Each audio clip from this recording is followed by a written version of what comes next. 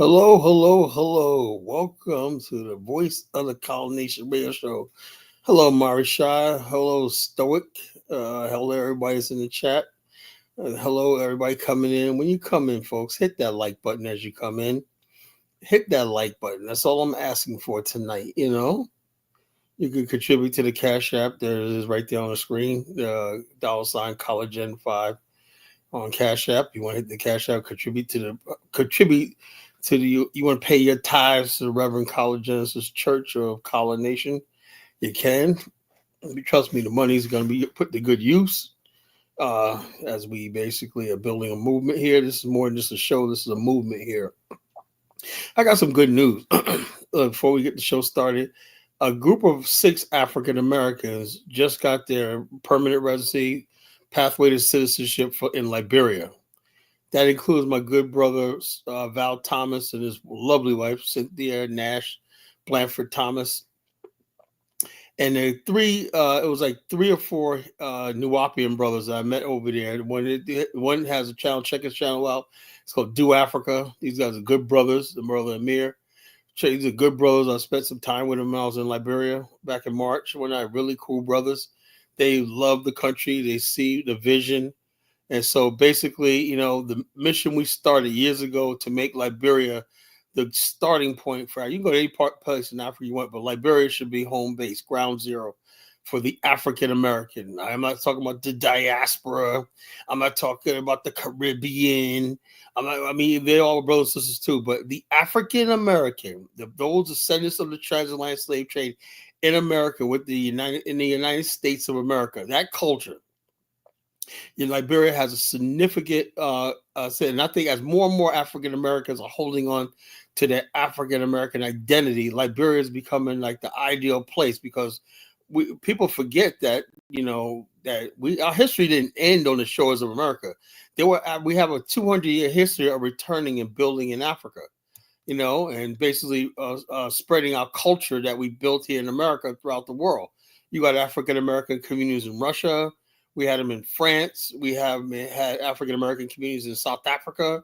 We had African American communities in Costa Rica, Dominican Republic, Canada. So the African American culture and diaspora is spreading. Liberia was the grandfather of them all. Was the largest African American concentration outside of America in the world. So that history is basically being celebrated of Black people basically living on their own and taking our culture and being able to survive in another land, So therefore, these people are basically celebrating Liberia, and we're happy for my brother Val Thomas, his wife, and although they got their citizenship, their permanent residency on the pathway to citizenship. I think I'm cool with. Now I'm changing my views on dual citizenship because I'm saying, we got to do something, because just basically doing nothing is not acceptable. So if they're going to get dual citizenship, I'm all for it. I was against it. But now I'm basically like, yeah, why not? Why not? Why not have dual citizenship? Because the bottom reality is you cannot just cut ties with America. That's not realistic, Now, there's not one country in Africa besides South Africa and probably Namibia and Botswana is for Black people in America to live a good, healthy, safe life. Out by cutting off America. That's the only country, probably South Africa, All these other countries in Africa, third world, developing countries, underdeveloped countries, they simply don't have the what it takes to accommodate Black people from the industrialized world. So dual citizenship is probably necessary. I'm not for it. I'm not happy about it, but it is what it is. I'm just doing reality. It's better than nothing. Seeing Black Americans and African Americans in Liberia being happy, helping to build a country. This is going to basically, if large numbers of African Americans go to Liberia, that's going to be a game changer for that country and for us. That means we'll have a state to basically invest in, to build in, all the things we could never do in America. So I think we reached the pinnacle in America. We produce billionaires in America. Black America produce billionaires. Only minority group to ever produce a billionaire indigenous to this country is Black America, right? Everybody else came with money. We're the only group of people that could produce billionaires inside just simply being only from America. That's the only Black American that there's no Asian that could do that. No Arab or everybody else brought their money here, and they was able to have an advantage. But the only African Americans produced are Reginald Lewis and Robert Smith and all these other people who were true Americans. So imagine what we could do with a state like Liberia if we really put our minds to it, and that is growing. What we started years ago with the Association of African Americans of Liberia is now taking root. It's really growing. And who knows? I know for a fact this momentum of us building in Africa is going to spread to other countries. It's going to spread throughout the continent and whatnot. You're going to see millions of Black African Americans thriving and building on the continent in the coming generations. So our future, and we keep this up, is bright. But that being said, we have a serious topic tonight. Why do everyone dislike Black America, right? And we got a lot to talk about tonight, right?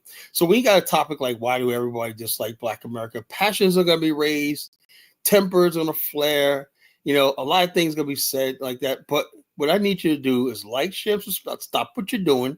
Like, share, subscribe. Tell a friend. Tell everybody. If you know somebody that hates Black people in America, please bring them here tonight. I want to hear from them, If you know somebody that loves Black America, bring them in here too, If you know somebody that loves the Collegians, bring them. You know somebody that hates the Collegians, you bring them here tonight, And so we're going to have a good time tonight, So I need you to like, share, subscribe. It's the right thing to do. The right thing to do is tell somebody. Don't keep this to yourself. Tell somebody that Collegians, the College Nation is on, This is a part of the Black African Infrastructure Organization, the College Nation, the flagship group in the Black African Infrastructure Global Pipeline. The flagship group is the College Nation, If you want to join the College Nation, you want to join the Black African Infrastructure and be part of, build your own group inside let me know. You could join the social network and you can incubate your own group. I have the College Nation. That's my contribute to this global Pan-African Black infrastructure and everything like that. So if you got something else you want to build to the table, let me know. Come on, let's build. I don't have all the answers. So yeah, so we're gonna have a good time tonight, Why do everyone dislike Black America? First of all, before we could talk about everybody else, I want to know, why is it that there's so many Black Americans, African Americans descent, hate Black America? I'm saying people like Jason Shitlock, Anton Dummels, Daniels, Kundus Owens, Tommy sort of more moronic, or why do these people hate their own race? I just don't get it. I don't get it. I just don't understand the stuff. Then you wonder why other people hate us, and then you got these interlopers like Myron. What a freaking clown. Like I said, I'm the ringmaster. This is a circus of deadly clowns. You got Myron, a Sudanese who shouldn't even be here and whatnot. I mean, look, if you're coming from a shithole country, you have nothing to say. Say very little. You have nothing to say. You got freaking people like Principe giving advice and shit like that.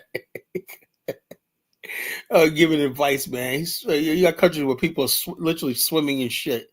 But I think Black people in America sure do this when you swim. They're paddling with their hand. Can't even afford a paddle or what. They're paddling up river with their hands in shit water or not. Talk about what Black America should be doing. Man, the fun never ends, man. In spite of the argument online, I believe relations are getting better. What relationships are getting better? I'll see getting worse. Social media has to be, if social media is any reflection on the real life, man, it's really bad, man. Everyone got something to say about Black America. Well, I think Black America, blah, blah, blah. 45 million. The problems of 45 million people, I don't know, but if she's from West Indian origin, why is she always in Black people in America's business? That's what I don't understand, I don't understand why these people are always in our damn face. Why are they in our business? Why do they go away? Leave us the fuck alone. We don't give a damn about you, Kundus Owens. You can go to hell for all we care. The white people don't even want Kundus Owens anymore. They don't need it anymore. Trump won, so they're kicking all these freaking fools to the curb, Jason Shitlock or whatnot, they don't need him no more. Whatever.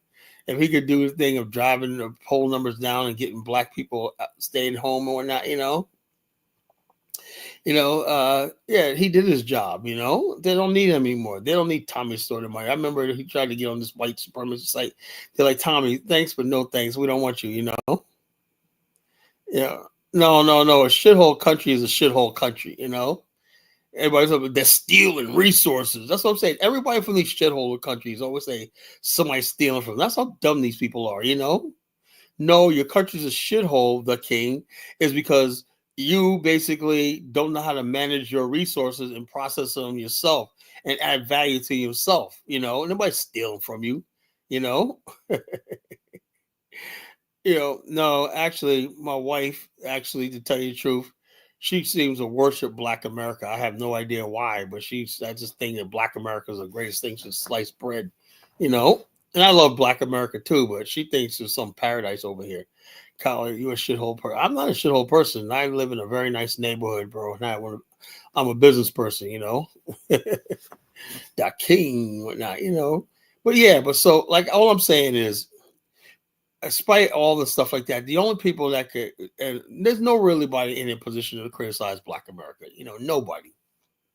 You know, Nobody's been through what we've been through. Nobody's in our position. You got a whole nation of people in captivity. We don't have our own space. We don't have our own land. You know, Basically, I call it where would America be without Africa?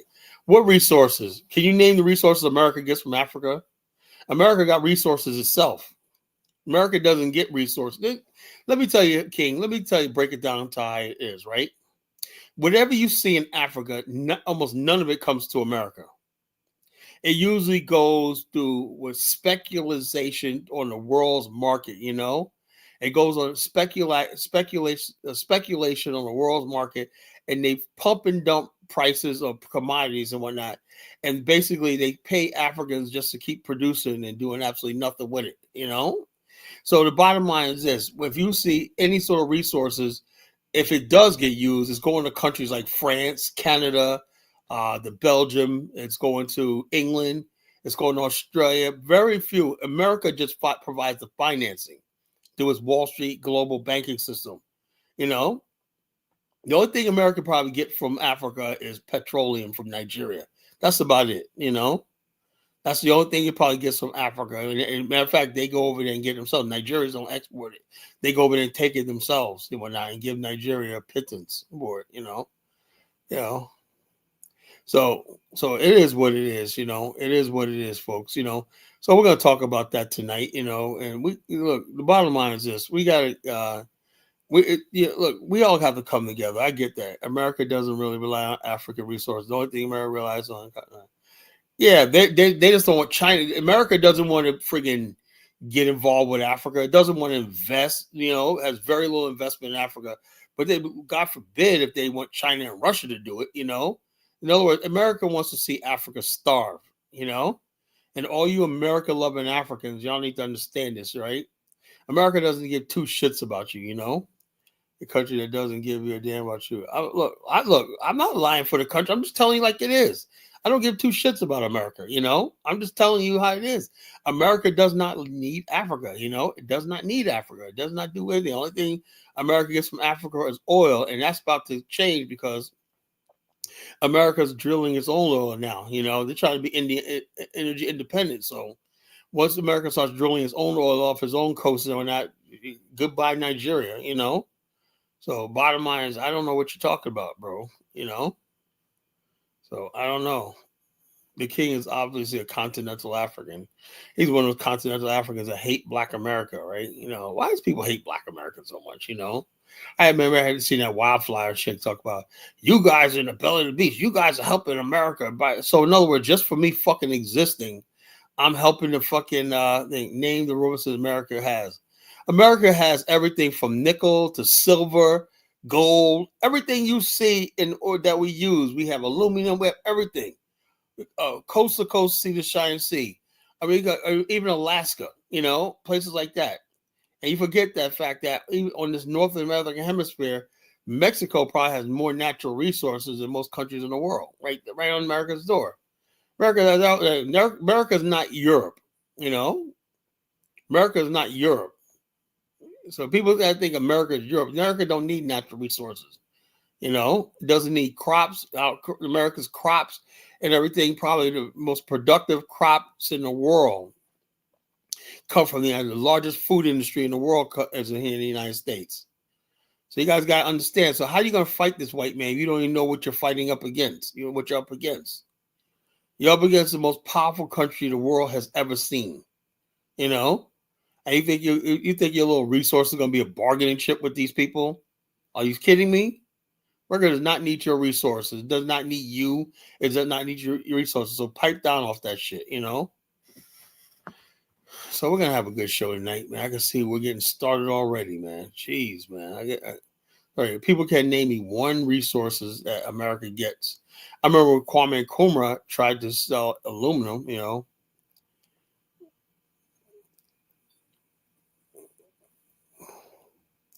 I don't know, shithole country. I don't know what that means. He says shithole comes me our black skin that says blacks look like feces. I don't like feces. I don't know what you look like, the Sandman.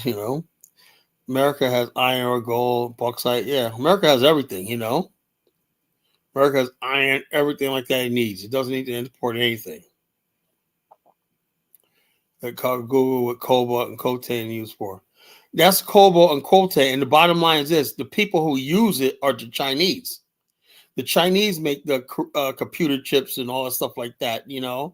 Electric vehicles. America doesn't do all that shit.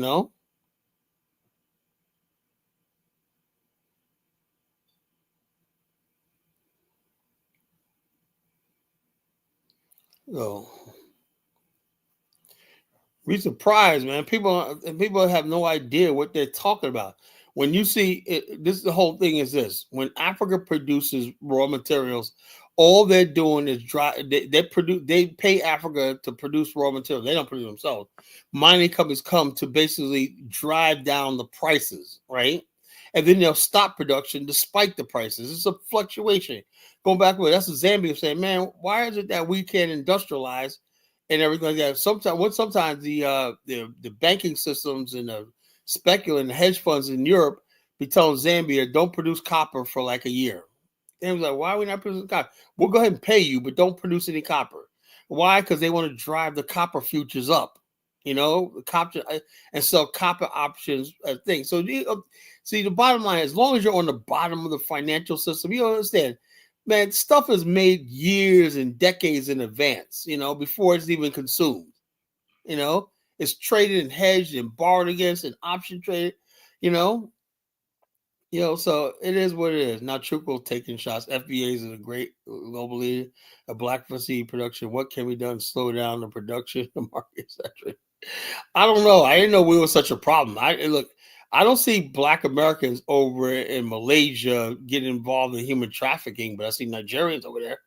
I don't know. You want me to play some evidence? I don't know all the black people that's on death row in Singapore, Malaysia, Indonesia. They're not black Americans, Truco. They're your people. The Spain has a problem with the Nigerian gangsters and whatnot engaged in human trafficking and stuff like that. Same thing with Italy. You want me to play some evidence? So bottom line is that's the whole thing. Like people like Chuco love spreading gossip about black America, right?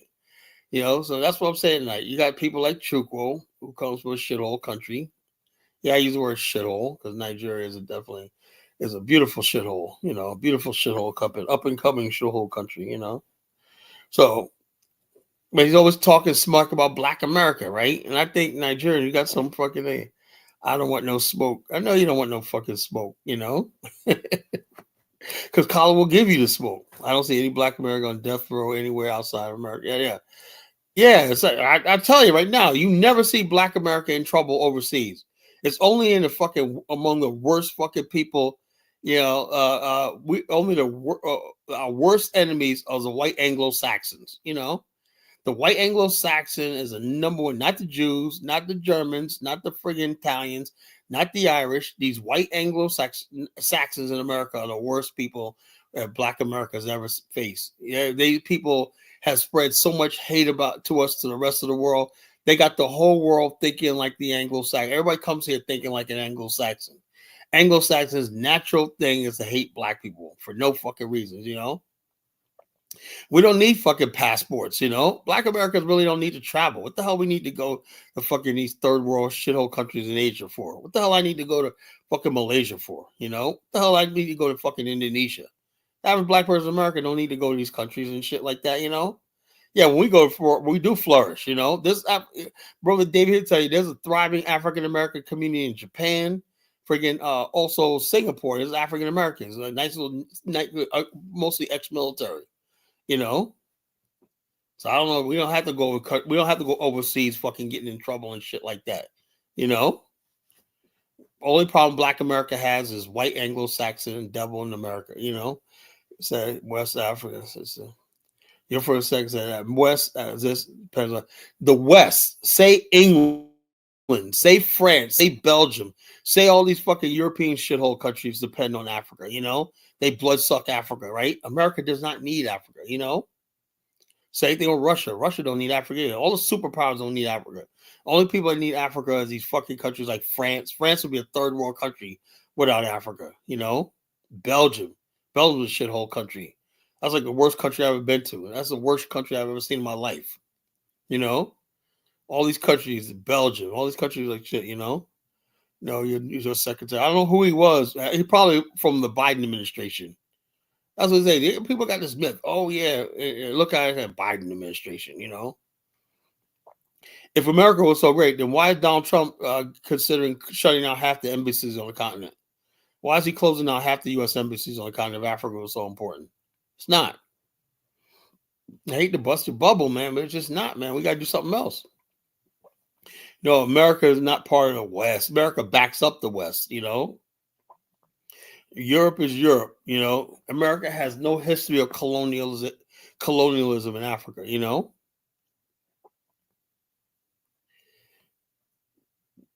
The same argument exists at African college. What the hell do Black Americans need to uproot? Yeah, I don't. Like I said, the bottom line is this: African's in the mind first. That's in the mind. I'm saying we need to be. We're becoming a global people.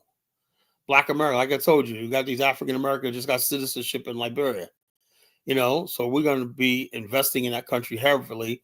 We want to build Liberia's infrastructure. We want to put our money into Liberia and help them build finances infrastructure. So the bottom line, yeah, we've always been a global people. Black America has been in South Africa for like 170 years. We've always been a global people. There's African Americans in France, community in France, in Russia, Moscow, in the rural part of Russia. People don't even know that. There's African Americans in Costa Rica. There's African Americans in Mexico. There's African Americans all over the damn world. Canada, all over the world. Brazil. We went to all these freaking places. We ain't just bound to the borders of America. What are you going to crack, Chuco? You don't know who we are, So the bottom line is this. It's like, if there's opportunity someplace in the world, we're going to be there. But we're not going there fucking getting in trouble and shit like that, getting on jail. We're not. I know many Black Americans who face less racism from white South Africans. Yeah, no, Black people, and to be honest with you, Black people in America, when they go to South Africa, they do not really, they get along with white South Africans, some strange. I don't understand it because I really don't care for white South Africans, but they get along with them, They don't have that thing, But when you leave America, when you're Black American overseas, you got privilege. Like people say, Colin, how did they treat you? Morocco, they were like, God, man, they were like in awe. I was like, man, I was treated like a god in Morocco, man. It was like all the women, everybody was like, what's going on? You from America? Blah, blah, blah. Yeah. Yeah, but the bottom line is they say, well, they treat Africa. Well, that's the way they treat Africans. They don't treat us.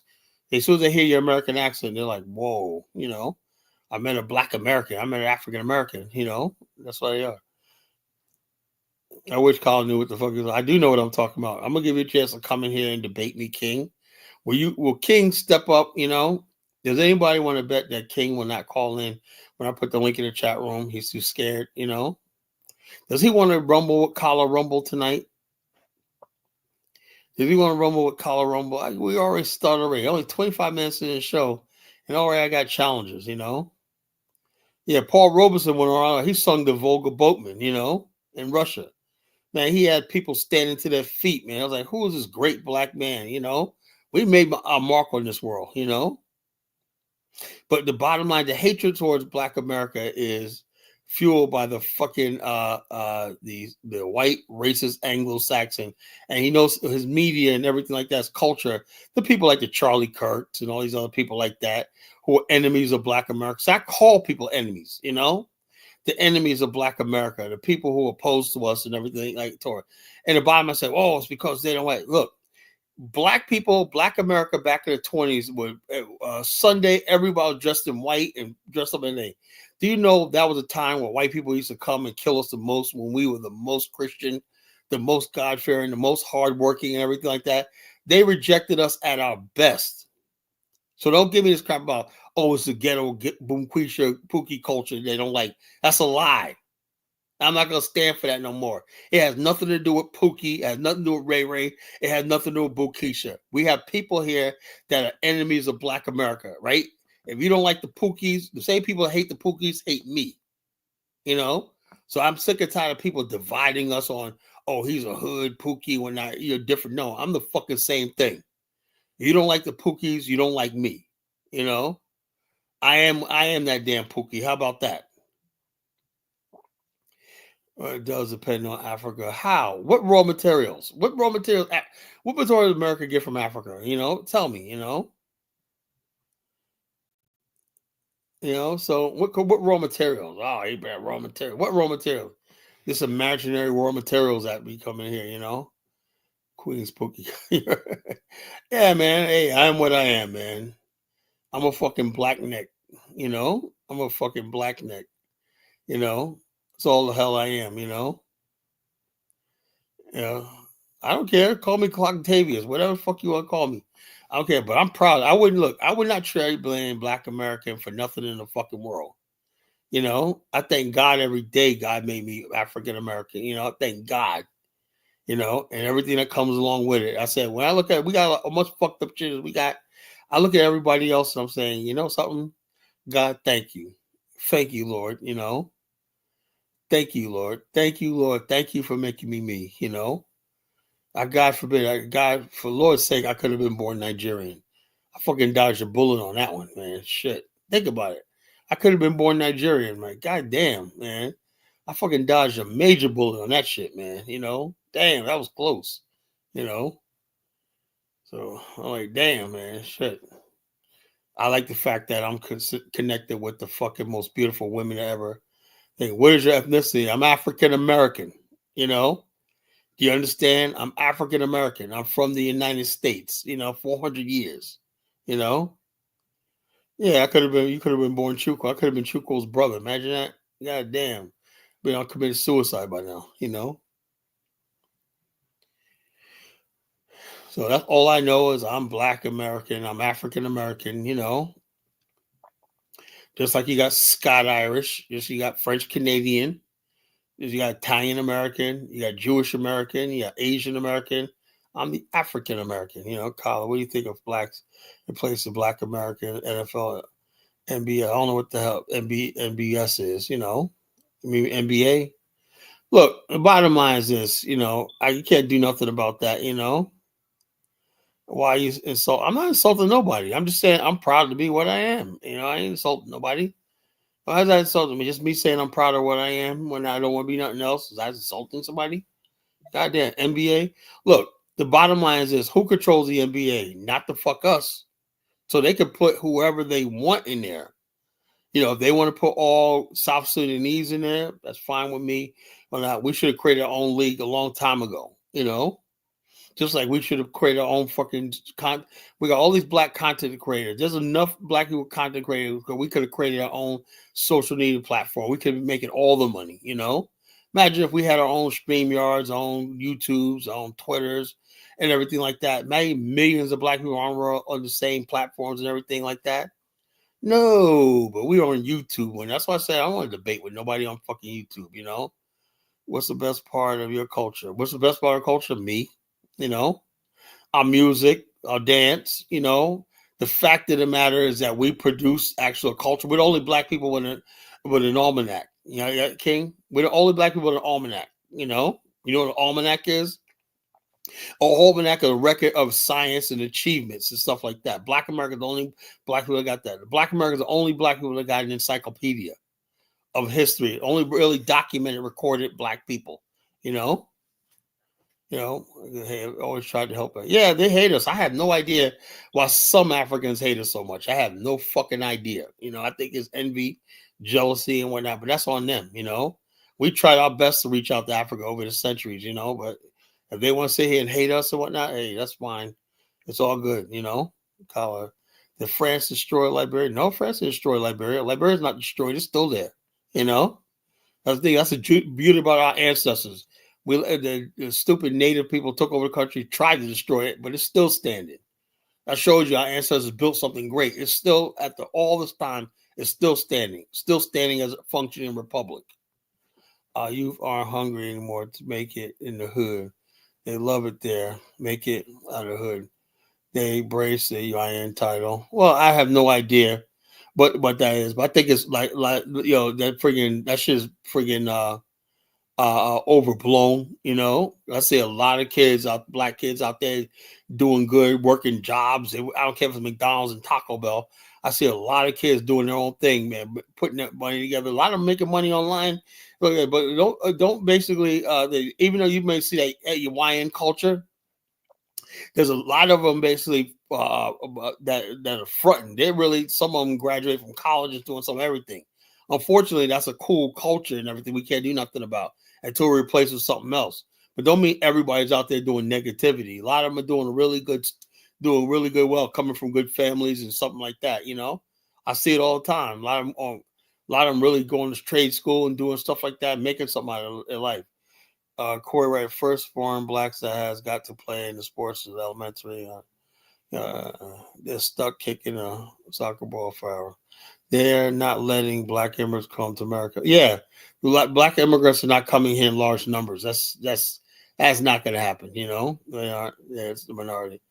I don't know what you call Starboy. You must be a fucking Oreo. Either you're one of these stupid African immigrants that are dumb, or you're fucking one of those white blacks and whatnot, man. I don't know what to. I'm doing by what I see and where I live at. I see a lot of black kids out here, growing up middle class, going nice, doing things like, out with their movies. Especially you go out to the movies when I see these kids out there, young kids out there with their little girlfriends, and teenagers going with their girlfriends and groups of people, But that's why I can't stand when people just sitting there talking about how, leave our kids alone. You want to fight with somebody, fight with me. Leave our kids alone. Our kids can't fight back. I can fight you back. All these people got a target on our kids' back like they're doing something bad just for existing. Yeah, you got some knuckleheads out there acting stupid, but that ain't the majority of them. I ain't gonna tolerate nobody saying that shit about my people. That's a lie. You're gonna have 45 million freaking black people in that. Like less than 1% is fucking up. 1% is creating like 90% of the problems. It ain't all black America. People basically, the people hated black America when there was no crime. There was no black crime in 1950, so why were they fucking hating us? So people just hate us. They find a reason to hate us, because you don't have those kids that go to school with these young niggas. Well, how about this? Why don't you teach your little bitch ass son how to fight? Teach him how to fight. Teach him how to fight, or teach him how to hold a gun. Actually, the school shootings are mostly white kids. 90% of shootings in schools are white kids. Yeah, these kids are shooting guns and whatnot, but the bottom line is, what about the white kids who are massacring? Go out there and kill 30 kids and whatnot. Ain't black kids doing that. So the bottom line is, so it's like every kid every day is shooting. You man, shut up, man. That's bullshit. Does it happen? Of course it does. I see it. I'm not stupid. Yeah, certain neighborhoods, some communities, yeah, there's gangs and whatnot, but that ain't all kids, and that's not every school, And they'll say, "We do. What kind of school are you going to? You can't afford to be in a better neighborhood. If that's your reality, man, you need to make a little bit more money and move your kids out of that situation. Probably teaching my son how to fight for something. We got so bottom line, your son's a little pussy then. Your son's a little fucking pussy. Everybody's with a fucking gun. That's an excuse because your son is soft, you're soft and whatnot, and you're scared of your own fucking race. People could sense fear. If you a fucking scary ass Negro, people are gonna play on that, because you walk around terrified of your own people and not. Soft ass niggas like you are the problem, You went, oh man, massa, please protect me from these Negroes. Black America's all we got. Damn, that's yeah. So the bottom line is this: people don't want to fucking take your kid to a boxing gym, Let them learn some taekwondo or some boxing, some MMA, Shit. Sick and tired of these little. See what I mean? You got one or two of these pussy ass black men who sit there and talk about always complain about Black America, man. Learn how to fucking fight, man. If someone's threatening you with a gun, fucking pull out a fucking bigger gun. How about that? Pussy ass nigga, Yeah, I'm talking I talk tough offline. I'm tough anywhere I go, and bottom line is this: if you want to meet me someplace or whatnot, you can get up here, put your name in the inbox, and we can meet someplace. I'll show you I'm tough in real life. I don't just talk tough. I live this life, bro. That's why you tough online. I don't need to talk. That's why I say you see my face right there. You can see me any place. I'm not hiding. If you want to find me, you can find me. I'm right here in Virginia. So I tell you, like I said, all we have is these little pussy motherfuckers. Oh, you black people out here, man. What the fuck, man? Yeah, we got problems and whatnot in Black America, whatnot. Nothing that can't be fucking solved, Ain't no excuse for fucking people to hate our entire race. So in other words, basically because a couple of young YNs is the reason why people hate the fucking whole entire black race, No. There's no black on black crime. There's white on white crime. There's no such look. The bottom line is this: crime is about proximity. If you basically, the scary ass Negroes, the scary ass niggas, they're a fucking problem. These people hate Africans so much yet they keep Africa. I don't talk about Africans. I don't hate Africans. I have nothing against Africans. I wish you all the best of luck in life. We wish you all the best of luck in life, people hate Africa. Why do people, the majority, I would say 90% of black people in America don't even know what the fuck Africa is, Never heard of Nigeria, never heard of the king. What shithole country do you come from? I guarantee you no one in Black America ever even heard of your country. No one don't even know who you are. Don't know nothing about your fucking language and everything like that. Don't know anything is this. Most Black America could not fucking point to fucking your country on a fucking map. Yeah, black crime is gradually disappearing. Crime has been going down for like the last few decades in Black America. Nigeria is not popular. Nigeria is only known for people like me. The average Black American don't know who the fuck Nigeria is.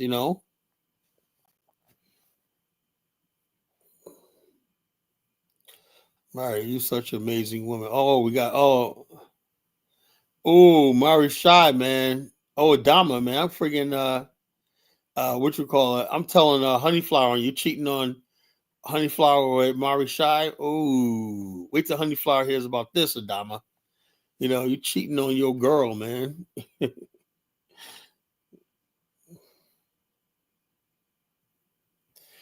Yeah, so it is what it is, folks. This is what I'm talking about tonight, man. Yeah, most Black Americans are more concerned with the NBA play. Yeah. What the fuck? Yeah, everybody's talking about the fucking game. Everybody's talking about, hey, go to my house. Hey, you want to talk about Nigeria? Well, man, shut the fuck up. I'd be like, shut the fuck up, man. Put the game on, man. We're in game stuff. By the way, whoever happened, did the Knicks clinch it?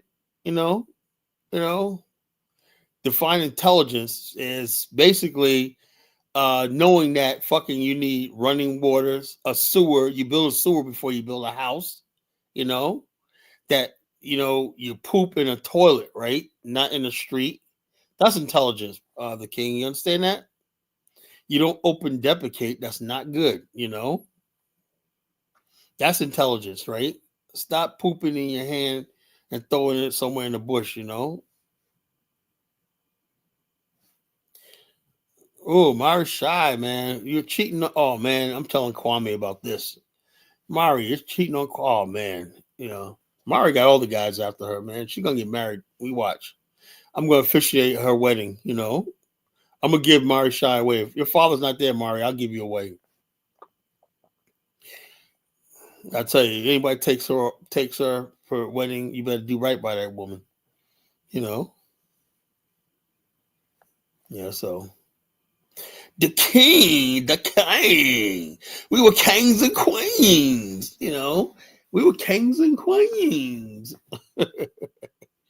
We were kings and queens. Oh Lord, you know, intelligence really to achieve goals. You know, kings and queens, man. You know, the king. Where's the queen? Where's your queen at? You know, we help solid advocate. Only thing disrespect shit on. Yo, Principe, I would do something, but you gotta fix Haiti first, man. Come on, Principe. Like I said, you can't be fucking swimming up Shit's Creek with no paddle. I'm here to fucking rescue Black America, man. You can't do that, you know. You know, you can't be doing that. I can't be listening to somebody's coming. You know, Black Americans have a war. Have a warrior, even if they are civilian, you will still get respect unless you know how to get down. So don't ruin weaklings in our culture. I heard about that. But yeah, man, Principe, man. I mean, I love you, Principe, man. But you know, we gotta do something about Haiti, bro. Man, we gotta do something about Haiti, bro. We gotta get that shit popping. Black and white are like Donald Trump. We look at the whole Africa like, yeah, Lesotho. He goes, Lesotho. Donald Trump's an asshole. He goes, no one ever heard of this country. And Lesotho was mad. Man, we mad because he didn't know who we were. A little speck on the map, they were mad because Donald Trump didn't know who the fuck we were. Yeah, like, was that required learn? Am I missing something? Was this country somebody important? It's a little speck on the map on that. Were we required to learn that in school? Lesotho. Lord have mercy, man. The Kang, he's probably from Lesotho, you know. How dare you not know what my country is, you know? All your kind of Black Americans, all they talk about the great African history, African greatness, and to make you, oh really, yeah, African history, the history we came from, but I'm talking about you present day Africans. That's another story, man. So Trump is not very cultured. Yeah, he don't have to be. He's a billionaire and he's the president of the United States. What the hell he has to be cultured for? He's in power, you know. Black rate crime rate is nowhere. Jamaica, Trinidad, South Africa. You can't marry an African sister and then be out talking shit. Look. Let me tell you something. Chucky. You know, my wife is of African American descent. You know. She lives in Africa, Liberia also, but Liberia is an extension of Black America, you know. So gives me the right to say what I want, you know. I say Stokes, it doesn't matter. Trump is the most powerful man on the planet. He's the most powerful being in the universe, man. Trump is the most powerful thing from the stars to the earth to the sun, wherever. That's a powerful single being in the whole entire galaxy, you know. Please show the documentary on Haiti's gangs in Haiti. No, I don't want to do that. You know, I don't want to upset my Haitian counterparts tonight, compares tonight. You know, okay, compare your Black to African president. You see what's going on. Yo, I don't know. Let's see. The invention of the refrigerator, Black America. The first car, Black America. The socket wrench, Black America. The incandescent light bulb, Black America. Let's see, can we go on? You know, present day African. Yeah. Oh, please, the king is funny. You know, all these people do is sit around and compare themselves. I hate doing this, man, but you guys be asking for it. You know, the world's first Black billionaire, Black America. You know, So look, so no, the indoor look, the man who invented cooling for transport. Let's play some videos. Who invented cooling? Black inventors. Let's. I hate to do this, so man, make these black inventors. Okay, African American inventors. Let's do this. And then basically, we could put something up that he shows about African inventors. And I hate doing this, folks. I hate dividing our people. I hate dividing our people, but I have to put some of these Africans in their freaking place, because my good African American people won't like me if I don't. American.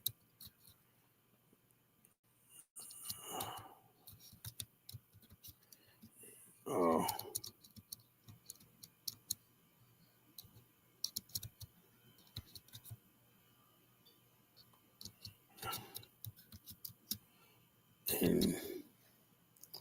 Inventors. All right, let's start with here. All right. Now we're going to talk about African American inventors that changed the world. Let's see. While we got a lot of people watching the show tonight, like, share, and subscribe, folks. Tell the people we're on tonight. This is Call a Rumble tonight, Let's talk about this. African American inventors, That's an hour long one. I don't want to go the whole hour long. This is basically 16 minutes. Okay.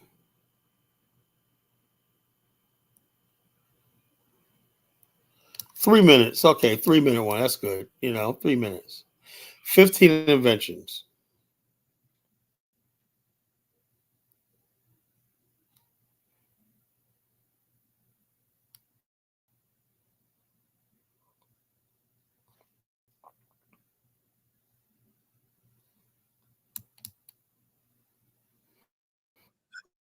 Before Black History Month is over, I wanted to take a moment to give thanks to the POC, Pioneers of Color, that came before us. During my research, I was blown away by just how many African American inventions we use on the day-to-day.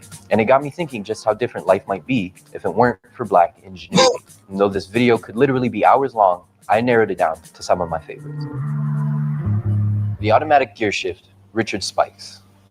For those of us who hate driving clutch, we have this guy to thank. Though he spent most of his time as a barber, Richard went on to patent a whole bunch of other stuff that we use in modern automobiles. America's first clock, Benjamin Banneker. Rumor has it that Ben built his clock after studying a friend's pocket watch. His family even reported that it ticked until the day he died. Ooh. Automatic elevator doors, Alexander Miles. Without this, we'd have a lot more awkward encounters at work. You know what I'm talking about. The carbon filament and the electric lamp, Lewis Latimer. Do you know how many times I heard about Edison as a kid? Without our boy Lewis here, that idea-stealing hack would have no light bulb. Folding chair, John Purdy. Without this, professional wrestling would be an entirely different sport. Give him the chair, John! The ice cream scooper, Alfred L. Crowell. Need I say more? The modern lock, Washington Martin. Locks, dude. For 4,000 years, locks hadn't changed. This dude rolls along, makes some changes, then we're locking everything up. The refrigerator, Thomas Elkins. You see how people in the chat room, somebody was light-skinned. Somebody was half this. See how these people come here and try to steal our history? No, these are African American. These are people in our column, It doesn't matter if they had biracial. They were brought up as Black America. They were brought up in the Black community, So the bottom line, let's continue, So trying to say, Benjamin Banneker was born in. No, he was. He was African American. He was one of us. He came from our culture. For dinner last night. Well, don't forget to thank your boy Thomas, because without his improvement to the refrigerator, that meal wouldn't have been possible. The modern toilet, also Thomas Elkins. Ooh, baby, a double. My man Tommy making home and work more comfy, one amenity at a time. The mop, Thomas W. Stewart. What? Were you going to keep using your good towels to clean up spills? Portable pencil sharpener. John Lee Love. Never a dull. I don't know, man. This guy's a clown. I'm gonna get somebody to show real black inventions. It might have to be a little longer, but I'm gonna show somebody the 15 crazy black men. I have no idea what this guy's talking about. Let me get some real inventors up here. Debunk here.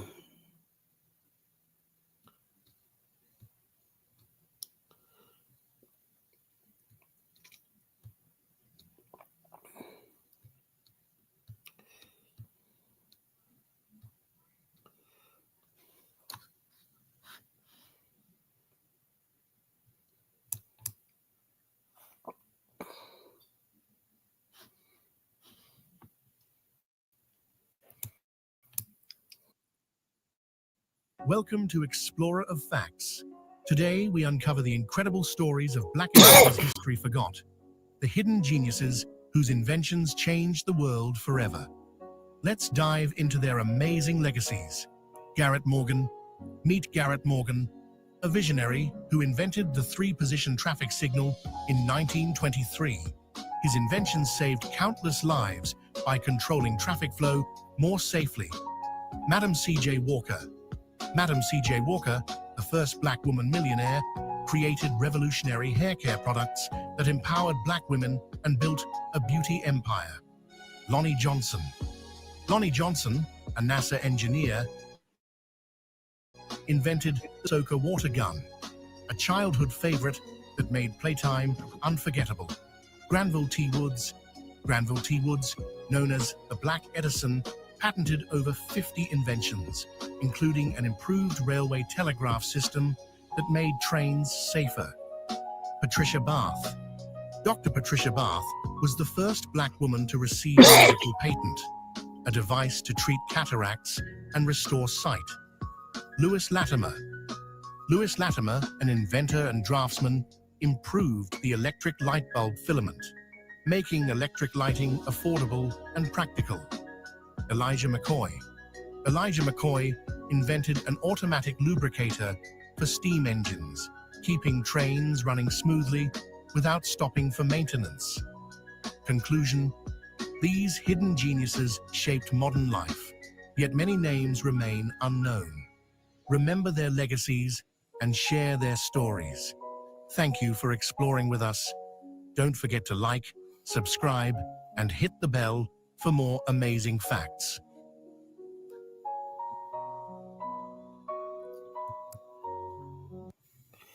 All I know is I tried to look for like Nigerian inventors or Nigerian. Can't find them, man. Can't find them. So yeah, who invented the mud? Yeah, who invented the mud and cow dung? The Nigerians. Chukwu's people. So like I said, man, it is what it is. So when you hate Black America, man, you gotta understand the greatness that comes, but that goes along with it. So let's see. Also, inventions by African Americans. Another one. Let's see what this is about.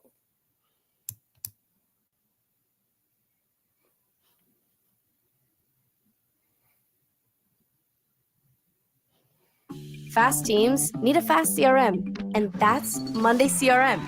It all started with the quickest onboarding I've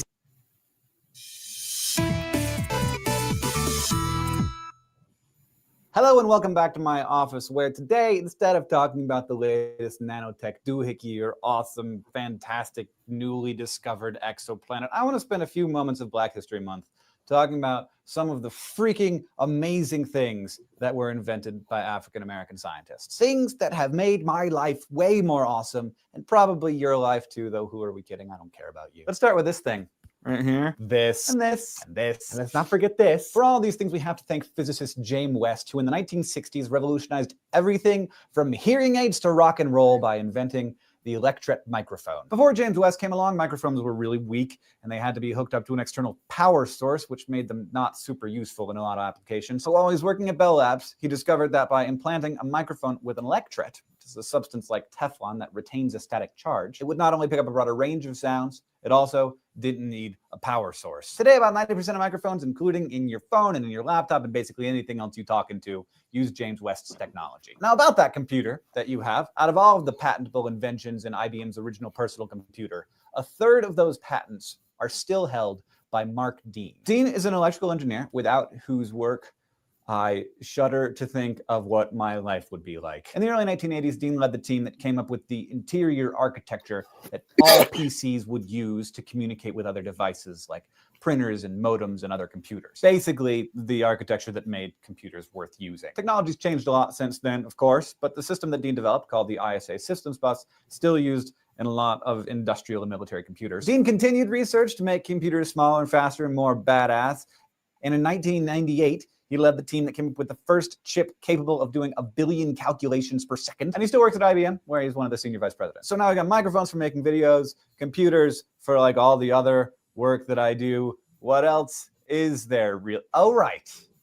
There's video games. Gamers everywhere should probably have a picture of Jerry Lawson taped to their console because he's our patron saint. In the 1970s, Lawson was head engineer at a company called Fairfield Semiconductor, which is a pretty big semiconductor company. And while he was there, he developed the very first video game console. Back then, video games were pretty much exclusively either like big stand-up things that you played at the arcade or like one game that you took home and plugged into your TV and it just had the one game in it. Lawson thought that it was kind of dumb to have the hardware and the software bundled together and not be able to use the hardware for other games that could perfectly easily use the same game. So he came up with a system of cartridges. Each of the cartridges had codes for different games on them, and he also developed a console that basically like that. You guys show the person's picture and then play a variety of games.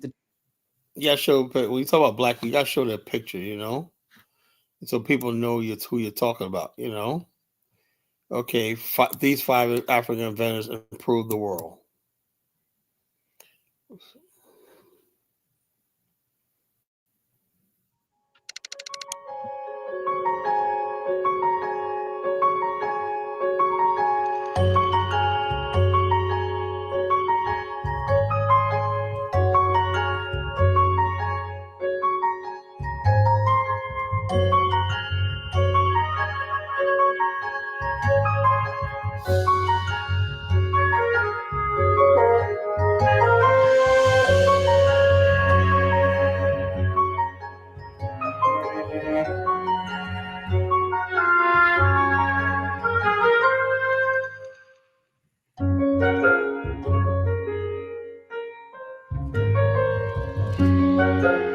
No, true call. These aren't no goddamn tethers. There are no immigrants, nothing like that. No, there's no Caribbeans. These are all African Americans. You know, that's what the people want to do. They come here, they want to steal our history, steal our achievement and whatnot. These are Caribbeans, like top 20 black businesses in America. Oh, those must be African. Yeah, names like Bryant and Howard and Johnson. Oh, yeah, those are fucking Nigerians. Okay. You know, that's what people want to do. They want to come in, steal our heritage. It's all because they want to hate us and whatnot because they're all fucking jealous. That's all that fucking is. You know, hold up, Marcus.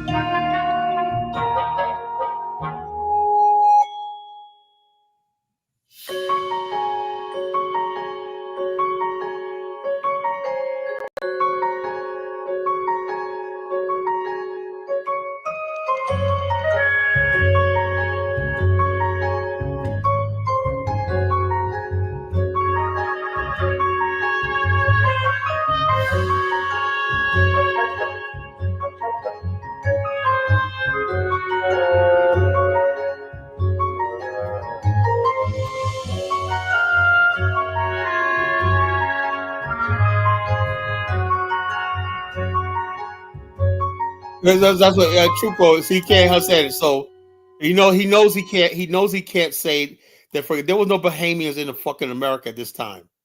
You know, there's no goddamn freaking like this. All these people are products of HBCUs. We didn't have no fucking Bahamians and Caribbeans in our institutions. What are you talking about, you stupid idiot? You know, they look at their face. Chuko, I'm about to kick Chuko out of here. Get out of here. So put user in timeout, and next time, Chuko, where you going? So the bottom line is this: you people, all you people want to do is, yeah, anything. You just want to basically make it seem like Black America's ghetto, trash, hood, whatever like that, you know. But anything good, it got to be somebody from somebody else. You know, you can't. He would love to. Chuko would love to say these were Nigerians, but he can't. You know, so he says they're fucking Caribbeans. You know. So the dumbest thing ever. So like we're just sitting here in America doing nothing, waiting for Caribbeans to come across and build something. Okay, if they were built, if these people were so great, if they were Caribbeans, they would actually you would see Caribbeans countries developed. None of these countries, people in the Caribbean are developed. You know, the only group of people that Black people that have come from the industrialized world is Black America. That's why we produce the only scientists and inventors. You know, so get in your place. You know. That's for my Black American family, you know. And we are great, you know. Kyle, wait till live so we can chat. Fact, you can check all you want, you know. Haitians, isolated region, only black talking. What the hell are you talking about? You know, I have no idea what Principe talk about. We don't need fucking Haitians, man. We don't need your advice. We don't need you helping us, Principe. You know, appreciate it. Well, you know. Nobody, we just tired of the dinner. Yeah. So if you don't like us, man, why are you here? Why are you listening to me? You know, I'm Black Americans, right? I know you guys hate us so much, but I could never understand that. You guys hate us so much. You can't stay out of our freaking spaces. You can't stay away from us. If I hate somebody, trust me, if I hate somebody, whatnot, you never see me on a fucking Nigerian site. Well, there is none, you know, no Nigerian could afford the fucking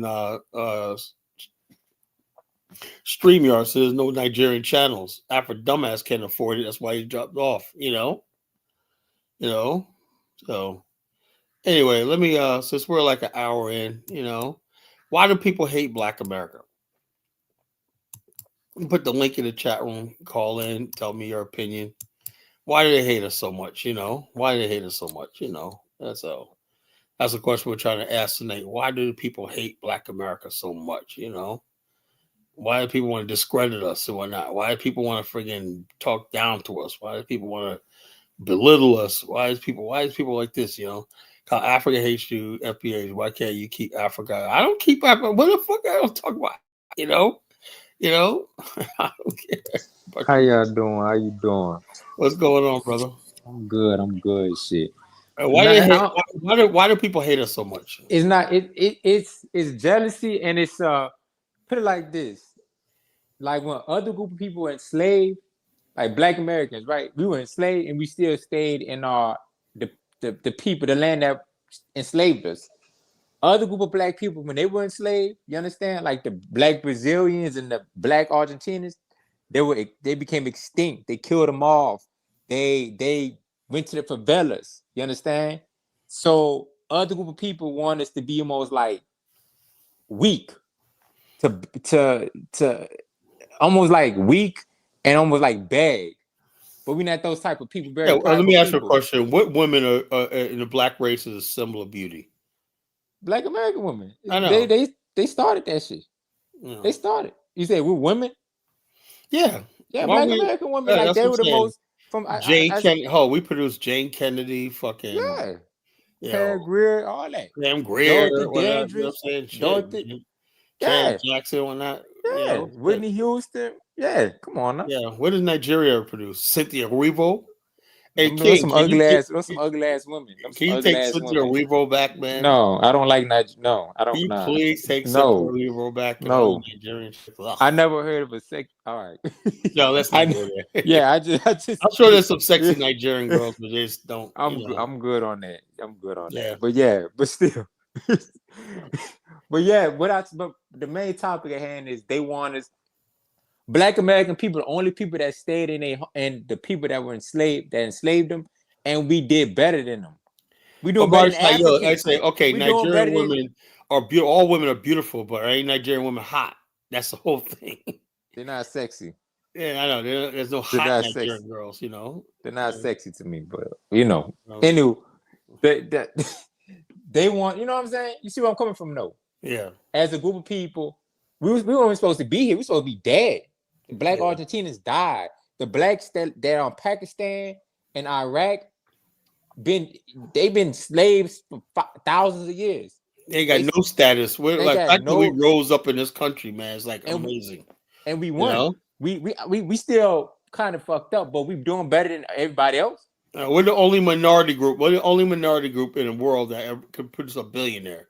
Yeah. You know, we could produce Form- billionaires as a minority group. God damn, that's amazing. You the know, former slaves are richer than the people that was sold, right, by by our relatives are doing better. We're doing better than our relatives, our cousins in Africa.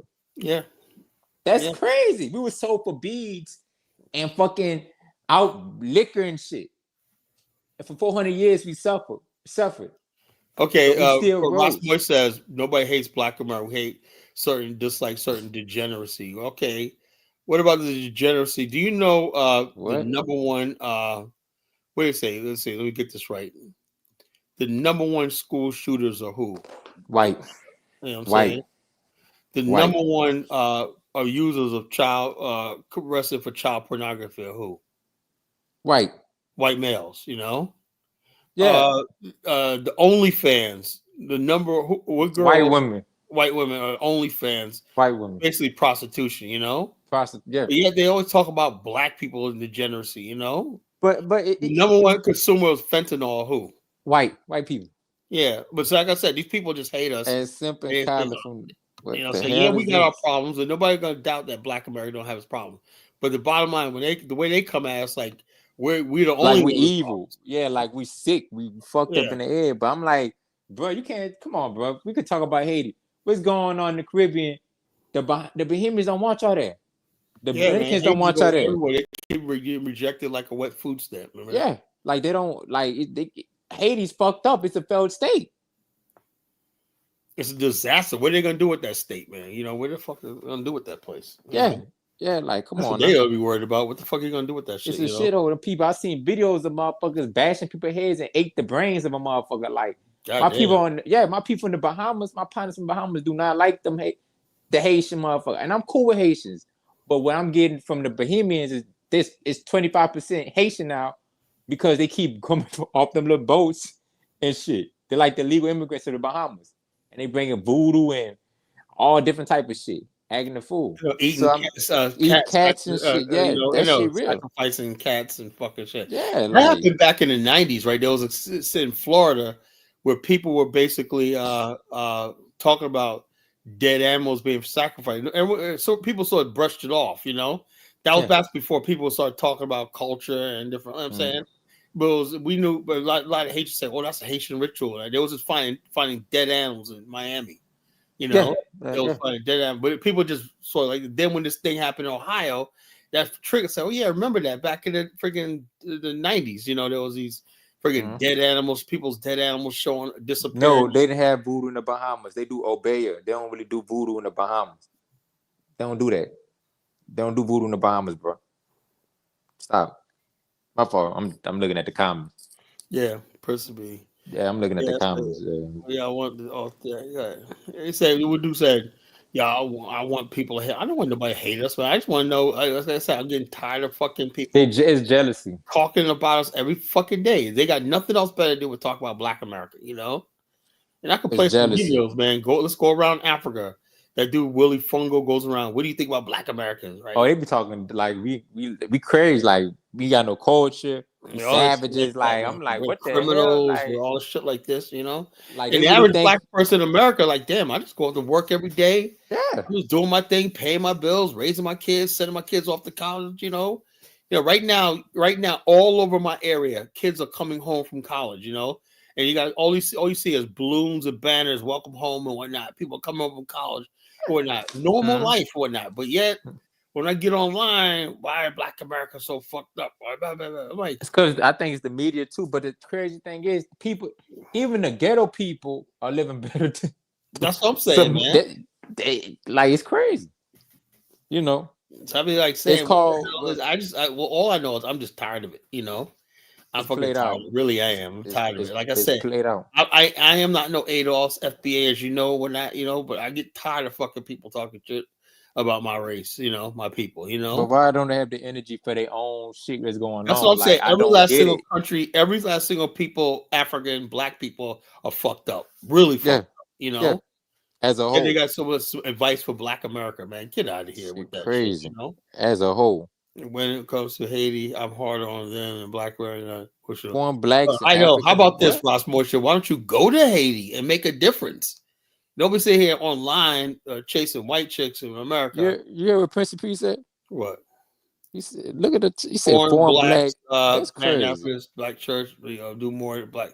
What the hell is he talking about? You know, You got some crazy people in your chat. I ain't gonna lie. foreign Blacks. Nobody knows. Do you know any foreign Blacks? You know. No, I mean I know some, but they don't do anything. Has They a foreign black They ever don't. done anything for you? No. Nah, they don't do anything. They like messing with Black American women. That's all they do is try to take our fucking women, you That's know. it. But I All up mean, in our women's face, you know. they don't really. Oh, keep African name out your mouth. Nigga, shut up. I'll talk about what I want to talk about. You know, ain't a damn thing you They can don't do really about do anything. They actually talk down crazy about us. Just the crazy thing, you know. I never seen them like this. Like the bottom line is this: you guys, all these people come over here. They want that smoke. You know, African help more than Haiti. What? Jesus Christ. African help. What? What the hell does Africans do for us? They don't really. What the hell does Africans do for African Americans? Are you fucking on crack? Africans are not in a position of power to do anything for Black. They ain't got no goddamn power. You see that video with African? Let me play a video. African immigrants to talk about how they're being discriminated in New York against even Black people. You know, they're getting discriminated by Black people in New York. You know, they say everybody discriminated against them. Let me see. Mm-hmm. Let me play the video. Let's say let me see. These are the people that's fucking helping us. Okay, let's watch it.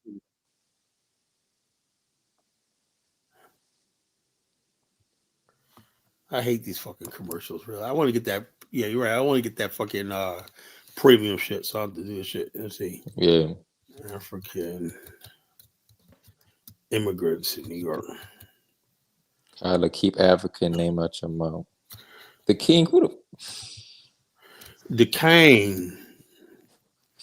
Your FBA is a benefit. America has its own resources, you crazy mother. That's America don't need no fucking goddamn. These motherfuckers don't know about geopolitics. Huh? Yeah, crazy, bro. America has some of the largest resource reserves in the world. Stop it. A simp and Kyler from the AA community. We add Uber driver, security guard. What are you talking? What? Wow. How did America became a super? I ain't got time, bro. Yeah, like I said, they just found rare earth resources like in every time you see Arizona. Africans, they're always all over. How many African Americans live in fucking Beijing, China? None. You know, Africans are all over the goddamn planet, man. It's like, damn, man. You know, they're in Siberia. So like, man, does anybody want to live on the damn continent? You know.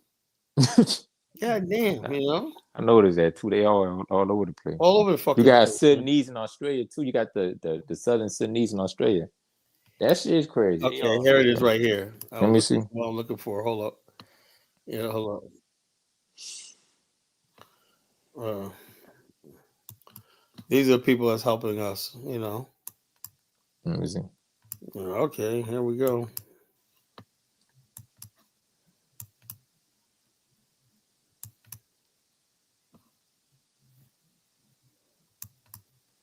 Migrants, many from African countries, showed up at City Hall demanding better treatment. They say they just want a job and basic shelter. And Chopper 2 was overhead this afternoon, showing the large group outside City Hall just how many people this issue is impacting. The steps of City Hall also packed. CBS 2's John Diaz reports now on the changes that they're calling for. Every migrant we spoke with has something in common. They want to work. Right now, they're trying to cut through all the red tape that's stopping them, asking local leaders to put pressure on Washington, D.C. to make a change.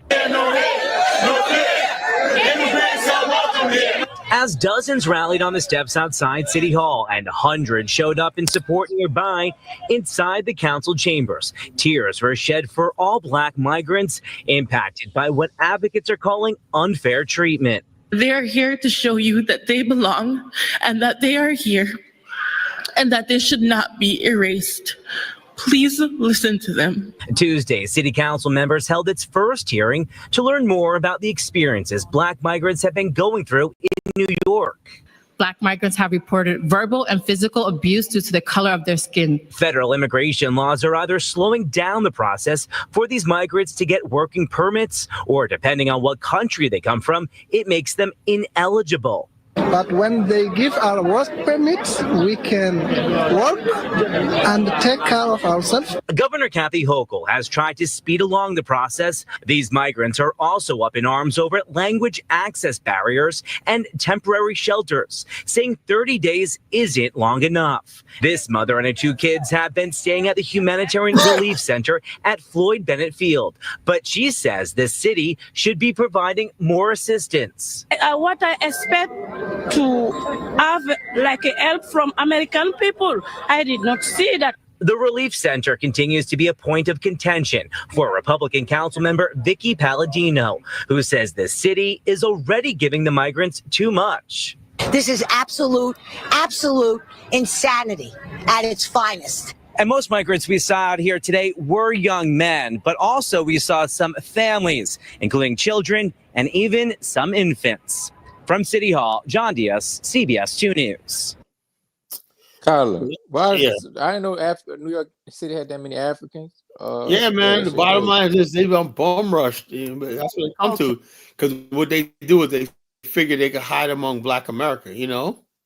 And it worked. Yeah, they can hide them because you can't really, you know, they could blend into Black society in America, you know? That's what I said. We don't even care about them, right? We don't care if they're here. Not, but you focus on white people. W2 spoke to reporters here on France 24.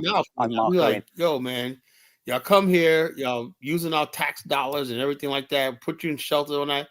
They get online talking about what's wrong with Black America. Like, well, are you fucking kidding me? Focus on the motherfuckers. You trying to combating white people. We not even focus on. Yeah, we're trying to get to the next level, man. These guys sitting there worried about us and shit. You know, we're trying to compete with you. We're trying to compete with white America. That's what we're trying to go. Yeah. We're going to head nose to nose, toe to toe white. That's America. our main rival. That's the main rival we had. We ain't got the only people we got to worry about is white America. That's it. That's it. Yeah, we've been fighting white motherfuckers. Problem to us, you know. We ain't trying to fight our people, our Black African brothers and sisters, and our Caribbean people. Like we not even. That's why I said it's disheartening when they come over here and they hate us so much, you know. America's falling apart. That's another thing. They go, America's falling apart. No, I don't think so, bro. But why do they want America to fall apart? If America fall apart, the whole world's gonna have a recession. Like, yeah, so I have no idea. Just the bottom line is it's just sad. And the bottom line is they hate America so much. So when they come over here and see us sort of comfortable a little bit, they hate that shit more than anything. How the hell y'all so well? The bottom line, because we fought in the Civil War. And we were because we fought in the Civil War, we saved this country. You know, we were granted citizenship. You know, we fought, we earned it. You know, yeah, black men. It was black men at that, anyways. Yeah, black men fought in those wars, and for the civil rights movement too. It was actually started because of World War II and all that. The civil rights actually started in the military. It's because they saw how black men were fighting. We earned that. Our civil rights. Yeah, so we changed this country. This country had no intentions of ever being integrated. We changed this country, you know. Yeah. That's why you stupid asses can come here. They don't understand it. They think it's more. They think America is it's great. No, and we still got problems. You know, we still got face racism. Yeah, and stuff we getting shot up. It still ain't over with. You know. Here judging us by what the fuck we haven't done or what we don't have. You know. It gets so old. You know. You know what messed me up though? Remember that? Because you from New York. Remember that stuff that happened in Buffalo? Oh yeah, a guy came in and shot up 8 people. I thought about that yesterday. You know, that fucked my head up. I was thinking about that. Dude, 18 years old, just say I'm going up there to kill Black people. You know, that's genocide. That's almost like genocide, and they just swept it under the damn rug. Yeah, it's all gone. 8 people dead. You know, and just like it's never happened. You know. That, But I I don't know talk about that was Obama. That happened under his watch, you know. That was And Obama? I Not think 2022. it That was was Biden. Obama. That was Biden. Biden, one of them, you know. Oh, Biden. And so, and God forbid if you talk about racism when the liberals in office, you know. Oh yeah, it looked like every time they in office, some crazy shit happened. Yeah, I noticed that. Yeah, like if it ain't white, it's not right for me. Like I personally, I mean, Ross Moisture, it ain't white, it ain't right for me. And like I said, these dumb niggas coming over here. Why does he always talk about Haiti and the house and whatnot? But then he says, if it ain't white, it ain't right. You know? Does he live in Nigeria? Where does he live? No, he lives in somewhere in America, talking this Then why the stupid fuck shit. he You know? talking? All right, that's crazy. That's why you can't listen to nothing. Why you think I don't respect anything these motherfuckers be saying? You know? I don't respect nothing these motherfuckers. I know they're all fucking a bunch of goofballs. You know? Look! I have never look. There is not one person that I would want to trade places with. No Haitian, no fucking African, no Nigerian. None of these motherfuckers. I would say, no. you know, as fucked up as Black America is, and I admit we fucked up. You know, Yeah, we are fucked. I would But not. we the only ones that admit that though. We'll admit when we fucked up. You know, but Yeah. compared to but when you look around, you know, I'm like, oh, I'm good. I'm good. I'm good. You know. God forbid if I was born in Nigeria. Imagine that. Shit. That's the shit. Yeah, it really messed up over there. Whoever made me, you know. It's really messed. Damas on. All right, Damas, man. Don't be long winded. What do you gotta say? Oh Lord. Hey, Carla. I'm gonna say, I think that we talk about like America falling apart. I don't think it's going to be like this race war. The topic is why do everybody dislike Black America? Well, I'm going to address what I was going to say first, and I'll address that too. But I don't think. I think the closest that you had to like a civil war scenario was like January 6th, but it didn't happen because the people like the MAGA people that was like storming the Capitol. I don't think the government was like a step ahead of them. I think they were just making a social program. They thought the election rigged and they were just acting up. Yo, no, it could have happened that day, Kala, because, and the reason I say that was because the day after I went to the gun store and everybody was there, all races. I went and bought me a pistol the day after. But what happened was on that day, because if it wasn't for the Secret Service, right? Like if it wasn't for the Secret Service, like being in position, like where you know, where they were, they would have overran that Capitol and they would have rounded up those politicians and they would have instituted they would have executed a lot of that. And then they would have instituted their own government. They were walking in there. Matter of fact, a couple of months later, right? Some liberals stormed the Capitol too. You remember that? You know? Who? I don't remember that. Yeah, remember that? So the bottom line is, you know how many times that's happened? People protest, come inside. So they over that whole thing. January was over the fuck blown. You know, it was over fucking blown and whatnot. You know, like this. It wasn't no fucking insurrection. Well, see, you can say that in hindsight. Hold on. When the people stormed the Capitol, did anyone have guns? No. Yes, they did have guns. A lot of people had guns. No guns. What happened was the people that they had a perimeter around the Capitol, so they couldn't bring. No. There was people that had assault rifles in their cars and all types of stuff. No, that's not what happened. I saw police basically take down the barricade and say, "Come on in." Remember that? But did somebody die? Oh, did somebody die over there though? Yeah, there was one chick that got killed. You know, shot by Capitol Police. They were telling people to come in. They put down the barricade and told people to come in and bum rush the Capitol. They opened the thing up for them. They could have said, if they would have stood there and said, Capitol said, "Don't come in," stood right there, they let them in. You know, because they want that chaos so they can have an excuse to friggin' clamp down. And then a week later, they had the friggin' whole Capitol Hill looking like a fortress with barbed wire all around it. You know, DC turned into a fortress. I'll say this, Kyla. When there was a picture of when they shot that girl, right? That was crawling into the window. She was shot by a Secret Service agent.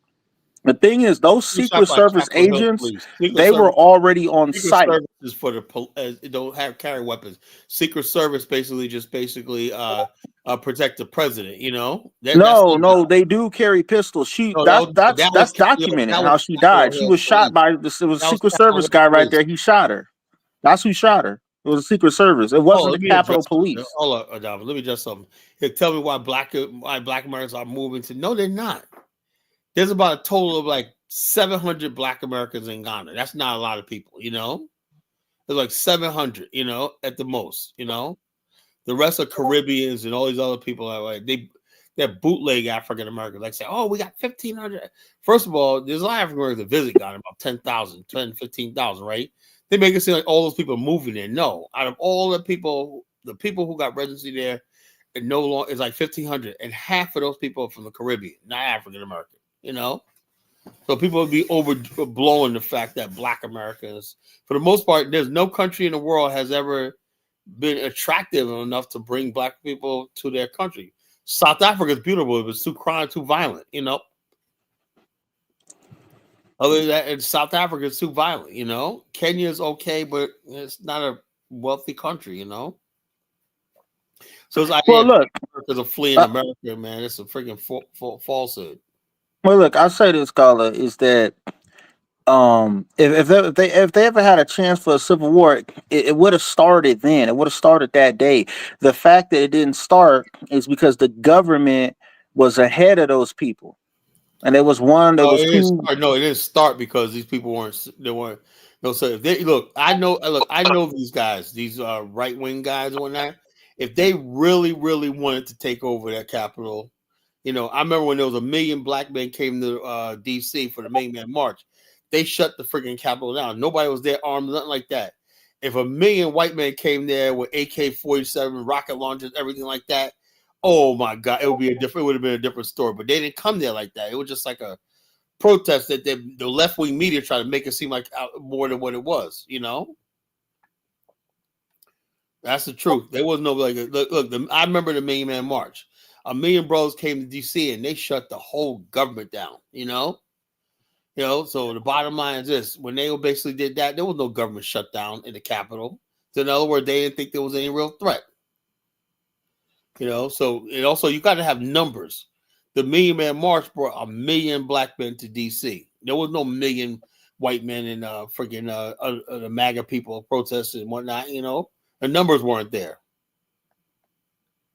Because one thing for sure, they could not have controlled 1 million people. If they wanted to bum rush, got 1 million people want to bum the Capitol, that would have been done, you know?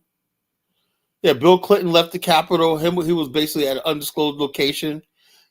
Congress shut down. And I remember Bill Clinton, at the time that was going on, he was speaking to Newt Gingrich. He had a conference he had Newt Gingrich there, Bill Maher there. And he was basically talking about divorce is not an option and all stuff like that, blah, blah, blah. We're one people and everything like that. But the bottom line, black people, for the most part, black men came to D.C. for war. You know, I remember that, you know. Motherfuckers were ready for a fucking war, a showdown, you know. And Bill Clinton sort of soothed everybody, you know. That was it. That was the only time in American history, in modern times, where America was under threat. Not that fucking march thing. It was a Million Man March, and they're gonna make sure that never happens again. You know. But explain why the Million Man March. First of all, the charge up for the Million Man March was, even though Farrakhan did a good job and basically turned it into like a thing, a good job. Yeah. Well, look, the undercurrent of the Million Man March was a lot of black men said this was our time. Remember something? You had the Rodney King incident, you know? Yeah, in the LA, right? So black men were coming there for a confrontation. You know, someone ready for war. They had sharpshooters and everything out there. For real? Yeah, they had police and helicopters with sharpshooters and everything ready if something breaks out, you know? And so, bottom line, it went off without a hitch. And Farrakhan did good because everybody went home. He said, "Everybody go home. We're just gonna build our communities, and whatnot." You know. The bottom line is, if I ever brought 1 million brothers to DC, I'm gonna tear shit up, man. You know, that's me. Facts. You know.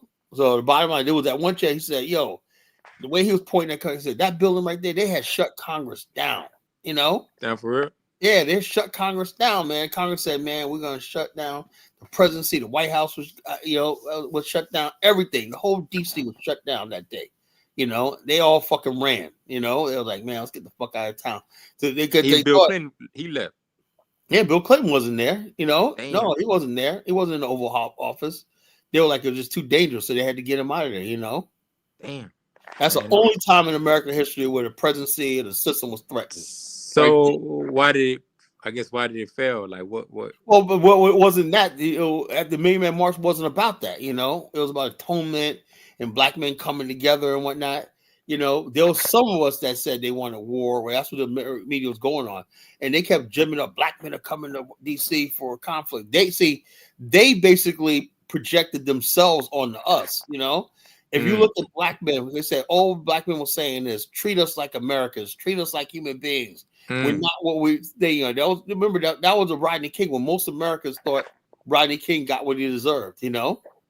Damn, for real. Yeah. So David Duke, the Klan David Duke was like really popular. He was polling high in white America at the time. What the fuck? So yeah, this was the 90s. This was the early 90s, bro. Dude, this time period. Black America was ready for war. You had the LA riots and stuff like that. Those are the time period. Black people were ready for fucking war. Black people, my generation, Gen X, is like we had Sister Soldier out there.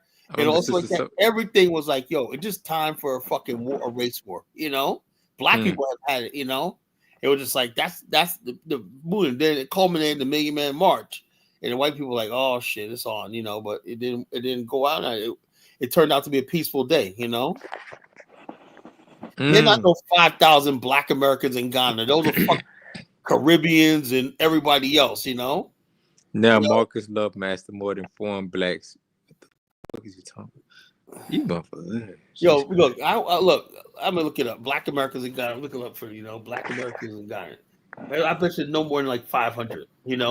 5,000. Man, get out of here with that shit. How many Black Americans in Ghana? FBA will lose. What the hell are you niggas talking about? Look it up, Ghana.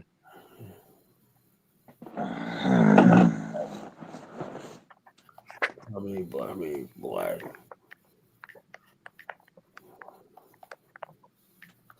American.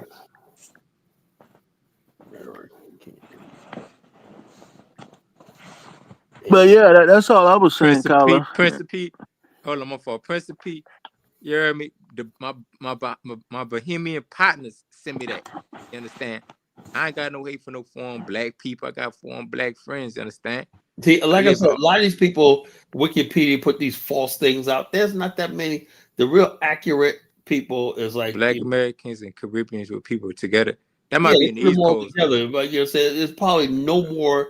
They said African American population is mostly Caribbeans in Africa, in Ghana. It's probably no more than I would say no more than 800 Black Americans in Ghana. The rest of no, there's no 15,000 Black or African Americans in Ghana. They don't do voodoo in the Bahamas. They do Obeah. Yes. Obeah, they don't do voodoo. There's no 15,000 Black Americans in Ghana. Where are they working at? Come on. Okay, what's your opinion? There's no 15,000 African Americans in Ghana. Those are fucking Caribbeans and everybody else. People come from Guyana, Jamaica, Barbados. They come from Cameroon. They come. People. They all list them as African American. I'm like, people. They ain't no African Americans. Motherfuckers clearly from fucking the DR Congo, the Cameroon, and they just list everybody foreigner as Black American. So Ghana does that to make it seem like they're the year of return. And a lot of them are also Ghanaians that lived abroad, like Lewis. They would count Lewis as a so-called African. Ghana is so hyped to be the center of Black Americans. Majority of Africa Black. That's a lie. Majority of not African Americans.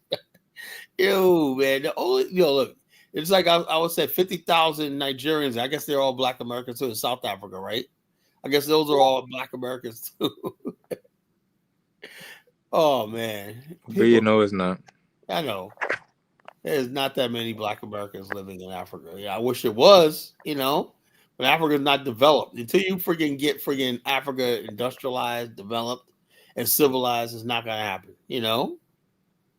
Yeah, they need infrastructure. You need infrastructure to build Black America, you know. One thing that was Liberia, like Ghana. I'm hearing Ghana had rolling powerhouses, some dumbass shit. Yeah, that's what I'm saying. Yeah, shit. You understand? I Like, think Liberia's power system is better than Ghana. To tell you the truth, because Yes, I sir. never went without days without power in Liberia. You may go for like an hour. That's about it. You know. You know. So. and with my 3 baby mamas, and you didn't make them wives, you dumb motherfucker. I swear to I know. God, That's what I'm our saying. women are so stupid. That's all they know. These dumb niggas come in here and add to the fucking problem. Oh So my what's goodness. wrong with Black America? He only made 3 women baby. Yeah, moms. you add to the fucking problem. Yeah, so they come here, they add to the problem. Jesus Christ. They bring their stupid culture, their fucking God. drugs, all that fucking foolishness from the islands and whatnot. But he said we degenerate. He has 3 baby mamas. They bring their degeneracy from the Niggas here. fucking islands and whatnot, you know? Lord, Man, please stop it, you know? he said 3 baby mamas. I heard it all. Not one. Flag Day hating, you know? You're back about the stream live because how it may behave within civilized society. I don't know, Frosty speak. I don't know, man. Frosty speak. You're a fucking cracker. Why are you on my platform? You know? Why I don't care. Oh, that's that white boy. Why? Yeah. Why the fuck do you come here? I don't get it. Your white ass off the thing. I don't care. We don't care about your fucking opinion. You know? What part of that don't you fucking understand? You can go to hell. I guess he's basically saying, well, why something's wrong with me. Granted, it's not all black. Who the fuck cares what you think? You know? God damn. If you want to watch the show, sit there and shut the fuck up, you know, before I ban your ass, you know? God damn. You know? I don't give a flying fuck. Why people think their opinion counts, you know? I don't know. They head big. I don't know. Outside perspective. Yeah, I don't want your fucking perspective, you know? Motherfuckers. The only one's perspective we want is our own, you know? Bottom line is people hate us. It is what it is. That, you know something? Like I said, the reason why people hate us because we're the children of God, you know? We're God's chosen people. That's why people hate us. People are going to envy God's chosen people, you know? I can see that. Why people die to be in America? They want to put their homeland with pride. Well, I don't know. My homeland's Black America. I don't claim all of America. I just claim Black America, you know? I know that, right? God, it is true. We people say make America great again. Black America say we. But what the hell you talk about, you know? But the king crazy. I care about Black America, and I want to make Black America great. That's all. You know, that's all. Make Black America great again. Make Black America civilized and great again. You know, like I said, God. You bring us back to the time when we were basically we were so beautiful. We went to we had people going to church. We were Sunday dinners, college, whatnot. You know, we were together. People were marrying. We used to be a beautiful culture. Yes, indeed. Man. And what gets me is when we were at our most beautiful, that's when they hated us the most. But now we the most fucked up. Everybody, they like it. So let's not talk about how. I hate when they come in here and act like, well, you guys did it. Okay. Then tell me why they burned down Black Wall Street. You know, if it was all about our behavior now, our behavior now is a result of all the hell we went through. We just basically just lost it, you know. They don't understand our history. Like they don't understand. Bro. They put highways through our neighborhoods. You know, they put highways. The Highway Act. They messed up our economic base, bro. Look at this jackass. Black America cannot become great without learning the way white. Get the fuck out of here. Actually, you know, our community is way more civilized. What the fuck could not become great without first learning the way white works. What? You know? In fact, do you know the first real organized community, Black Wall Street didn't exist? That's why Frosty, are you fucking Frosty? They had various Black Wall Streets around the country. That's why they had Highway Act. North Carolina, we had Black Wall Streets all over the country. Places where we pulled our money. Y'all call it white. I call it American culture. American culture is Black shit. Everything. Homegrown American culture is Black American shit. Must, you know. Yeah, from the food to everything. Soul food, Louisiana Creole, all that. The dance, everything comes from fucking us, you know. Jazz, blues, everything. Yeah, they tried to take over the block. Yeah, the Jamaicans tried to take over some shit. They ran them out. It was bloody. They killed the Jamaicans, killed a little girl back in the day. That's why they went to war with the black Where was people. this at? In Dallas, the Jamaicans were in Dallas, and they were selling they were selling drugs and shit. It was like in the 90s, and they killed a little girl, like chopped their head off, and the black Americans, they united and kicked out the Jamaicans. It was like a bloody ass war. I never knew that. It was fucked up. It was bad. It was doing the Back crack in the epidemic. 90s? Huh? It was in the 90s. Yeah, the Jamaicans were selling something. They were selling drugs in Dallas and shit. Yeah, they killed them little girls and shit in the bathtub and them women. The black Americans united. Check this out. Let's talk about. He says Black Wall Street didn't exist. Okay. Why do black people not worship God now the way they did? What do you fucking? This Frosty dude crazy, man. You guys come in here, all want but you know something. They come into the wrong. These motherfuckers. They wanted I to had the black father all disappeared. I had my dad. I had a dad. Yeah, I had a dad. I had everything. I had many generations. I had a father, grandfather. I had uncles. I come from a strong patriarchal culture. So miss me with that shit. I got a dad. Yeah, my father was the greatest man that ever lived. He was an honorable man. He was the greatest man I ever knew in my life. Strongest, greatest man, best father I could ever ask. Not all of us come from one single parent households, bro. Then he goes like stereotype because it's important for people American to remember because there are so many people who have no idea that there were vital, dynamic places where African Americans were living out their vision of the American dream, aiding opportunity and hope and progress for their communities.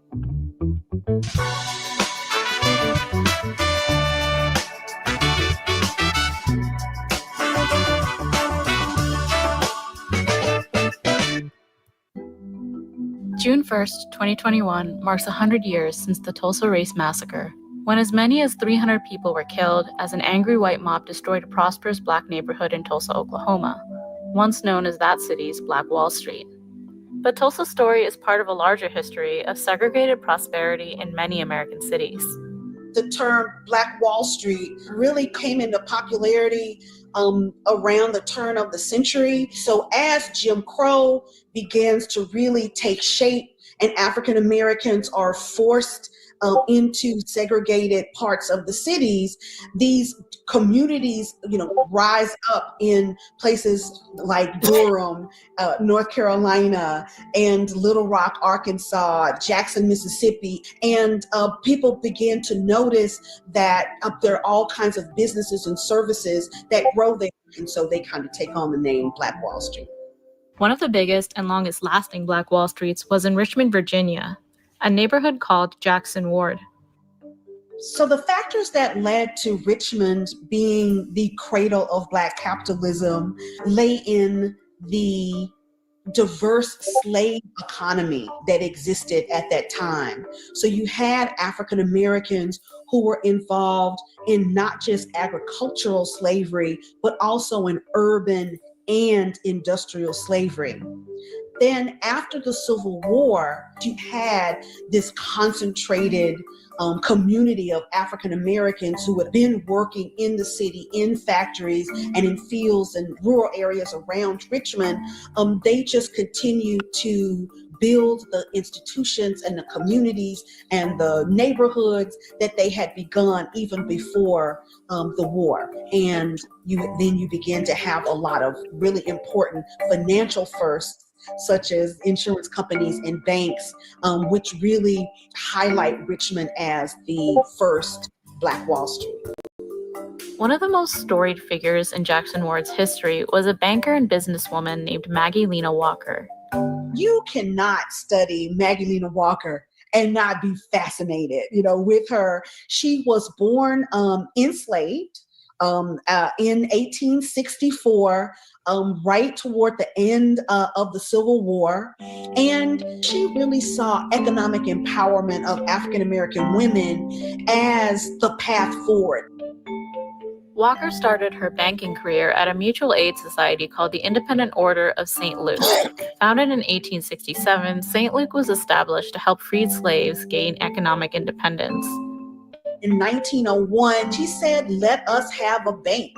And she said, I'm specifically talking to the women here, the good women here whose money is in this organization. And she was able to bring that vision to fruition in 1903 when she became the first Black woman bank president.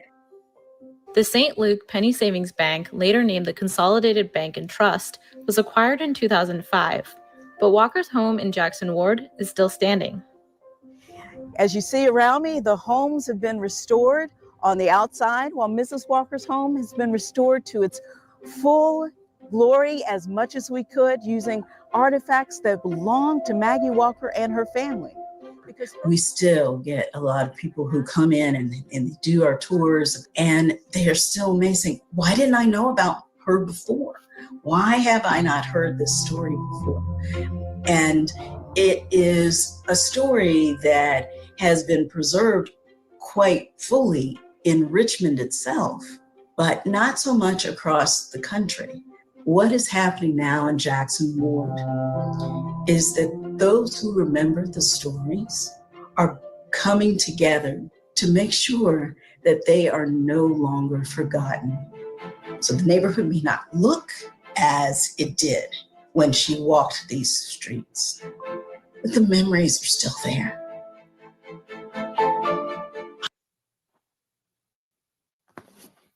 In 2025, you're not just competing against other traders, you're now competing against the bots. It's time to use one. Stop trying to compete against AI.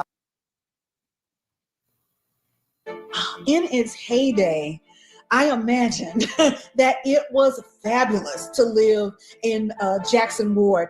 Any kind of service that you needed, you could get, in Jackson Ward. And I would just say, walking into the St. Luke Bank, I think had to be a treat.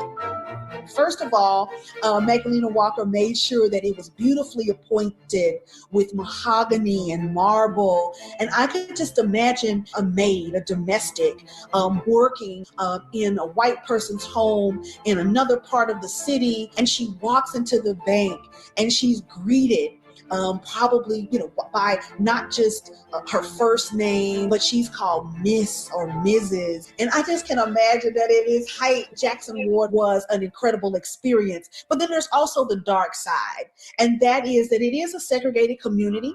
Magdalena Walker accommodates segregation by really lending mostly in these segregated areas. So there, I think in the midst of this affluence and this dynamism, there's always that dark cloud of racism and Jim Crow that kind of just outside, there is a world that wants to continue to treat them as second-class citizens. Jackson Ward was a haven for Black business for many years, but like Tulsa's Black Wall Street, it too came to an end. The difference between the end of Jackson Ward and the end of Tulsa is really a difference in degree. And so for Jackson Ward, it was more of a slow death.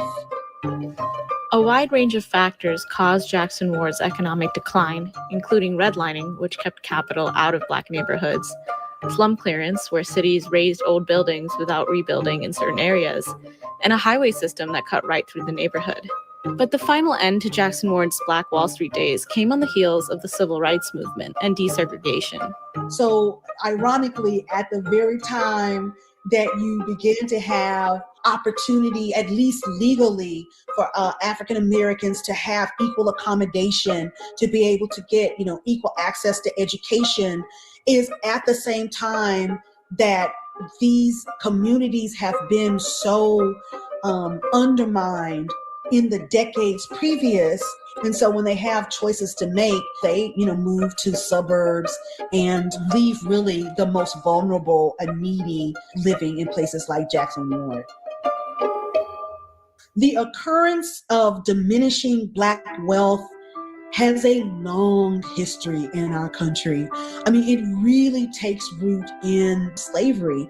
There you have hundreds and hundreds of years of unpaid Black labor and then be disenfranchised and their wealth being undermined in other ways. I think that we just really have to deal with this long-standing American exploitation of African Americans.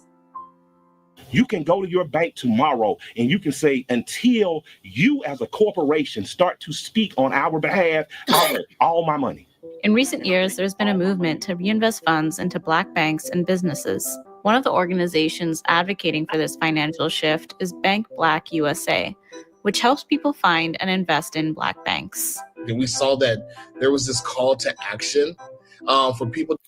Well, basically, you get the idea. I don't have to finish doing that, but you get the idea. Black Wall Street definitely existed. We had a black community. Like she said, key thing is they'll undermine by integration, Yeah, we chose, instead of building these communities, somehow people like Martin Luther King convinced us that there was something wrong with living in an all-black world. We bought the idea that success, we weren't successful until we can go to that white school, in a white neighborhood and live among white people. That was, even though Black people had some communities, right? Like you always had these Black communities that were always really up there. Like, wow, man, Mr. Such and Such, man, Mr. Brickman, Mr. Plumber, look at that nice house they got over there, You can go to Elizabeth City, North Carolina. You can see that, right? You can see where at one time the friggin' Black people had money, maybe had some land in the country that were prosperous farmers. They had rows of brick houses and whatnot. That's what it like. Then you have people who didn't have that much. They still got nice houses, but you know what I'm saying? You can still see that. But the thing is, though, what competing with that was, you're trying to get into that. Dom, I got mute with Dom. He's making noise. Instead of you trying to get into that house, that neighborhood, new subdivisions popped up where, you know what I'm saying? That's what destroyed Black America, Instead, we stayed on that path of trying to move into these Black neighborhoods that were prosperous or whatnot, white people came in and started building these little subdivisions. You can see that. In the 60s and 70s, they started building these single-family home neighborhoods and whatnot, which they sold to everybody, Let me ask you this, though. Yeah. You think white America would let Black people, I guess, have a country within a country? No. So that's not part of the deal, They have to always have control over us, no matter what, So we had to integrate them. Yeah, that's true. We had really no choice, because even when we were segregated, they still control the police. And we figured if we were in their schools and in their faces, we could change things. They were right. They were right about that. We couldn't do much. Even no matter how prosperous you get, a Black man was still. He could be a nice suit and tie on. He could be a prominent, but in the white man's world, he was still a boy. That was powerful about that. So they did. So the integration did have a good argument. A good argument that we have to basically change America. Well, unfortunately, we're tasked with changing America. Right? Everybody else just benefits for all that sacrifice we did. We sacrificed our communities to change America. Think about that. That's some real shit. Had we spent the last 80 years building Black America, and connect with Africa how we want to, and just building Black America, right? Instead of building America or making and America, helping out other people. Helping out changing the country, the Mexican, the gays, and all these motherfuckers, and all this kind of nonsense and everything. It's like change America. Yeah, right, Mr. Cat. We changed America at the cost of our community. So now we're dealing with a friggin' broken community. Everybody wants to sit here and fucking judge us. Yeah. It's like we're the work meal of America. Like they use us. Yeah, everybody comes over here like Ross Moish and Principe. They're able to come into American society after we fucking integrated this thing. Now they want to judge us by what we don't have. No, we don't have because we fucking sacrifice. It's like your father going out there working every time, and he's working all his job when I put food on your table and do all stuff for you, right? And you complain that, we don't have a nice car like such and such. No, you can't go on a vacation because I'm working these extra jobs to pay these fucking bills for you, We sacrifice the whole community. We sacrifice a lot to make America good for everybody, We sacrificed building. We could have been just building our own community when I say fuck America, fuck an integrated society. We could have stayed in our own segregated society. We would have been fine, you know. But we chose to fucking be this. And every time we did it, every time we did some shit helping our other group of people, it bit us back in the ass. It bit us, Enslaved every Africans. time. So there's another thing they will try. They want to basically distance themselves. They want to separate us from our ancestors. He goes, enslaved Africans sacrifice FBA. So in other words, basically saying my ancestors aren't us. Is he crazy? Yeah, that's the way they think. I'm trying to tell you, that's the way they think. Our grandparents were alive during Jim Crow, like my parents were alive during Jim Crow. So what are you talking? Oh, this motherfucker crazy, bro. Yeah. He's crazy. I don't get it. So that's what you deal with. You deal with people that basically don't know shit about us, don't care about us, and fucking all they know, they get the benefit for our hard work and sacrifice. Does he not know the people that sacrificed the community were like alive during Jim Crow? That was like, but they were 70 Africans, years. not FBA. They were Africans, not they FBA. were not enslaved, but they were not enslaved. Black America, Black America. He said they were enslaved though. Like these people weren't enslaved. They lived in the American apartheid system. Yeah, these motherfuckers crazy. This motherfucker. So what they want to do is take credit. They want to identify with our ancestors. He never said he was FBA. I never said FBA. He's black. He's African American, Black American, bro. No, I say African American. African So when American, someone says FBA, they talk about. See, they don't understand FBA is something that Tariq created. That's a hate cult, right? You got these Africans calling all of us FBA. Why are they so mad? Why don't they go to Tariq though? Why they coming on my platform calling me a fucking FBA? I hate that shit. Yeah, like, I'm only responding to that shit. I don't consider myself an FBA. That means I don't consider myself in Florida. Mostly them and the other Caribbeans and Haitians who came here. What? The Haitians came in the 90s, my brother. The 80s and 90s. That came after the fact. We come here. They come here after they sacrifice shit. They ain't sacrifice nothing. Florida was a hellhole for Black Americans. Oh yeah, all these people fucking never contribute shit to the Black struggle. Yeah, I already know. All they just come here and fucking just suck off what we did. They don't know the history though. That's my thing. Yeah, they're fucking ignorant. They were led to believe that Black people have just always been gangsters, thugs, whatnot, and they're the dignified ones because they come from someplace else. Haitians fought in the Black America. Okay. Haitians fought in the Revolutionary War. No, they're not. They basically was people that there was a Haitian contingent that tried to back up George Washington, but nothing ever came of it, in the Caribbean, Y'all did not help us out.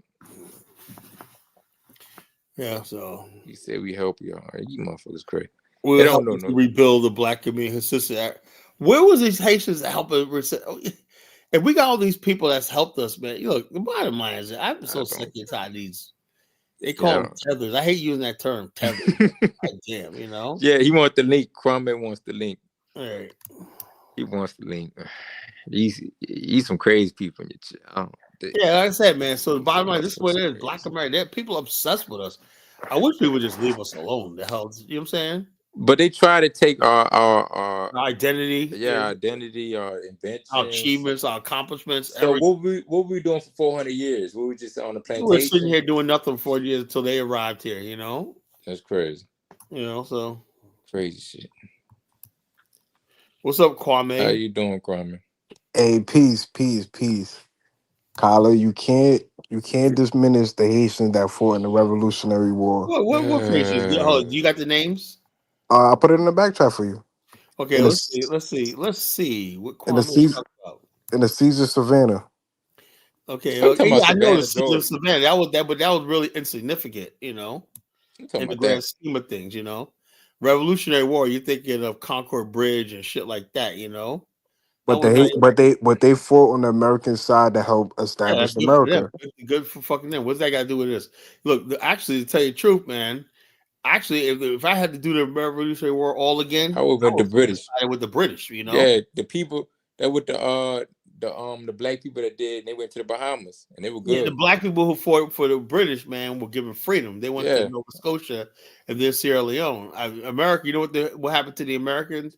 Black people Enslaved. fought for America, they were put back into slavery. Back in the plantations. It was similar. They had one celebration and they got drunk, they got drugged, and they were next thing you know they were in chains. They were getting ready sold. So what about the Haitian man that founded Chicago? He don't get That no. wasn't he was Hold up, there he was wasn't Haitian. hold up. There was He wasn't Haitian. a Haitian that basically made Chicago. He didn't find it.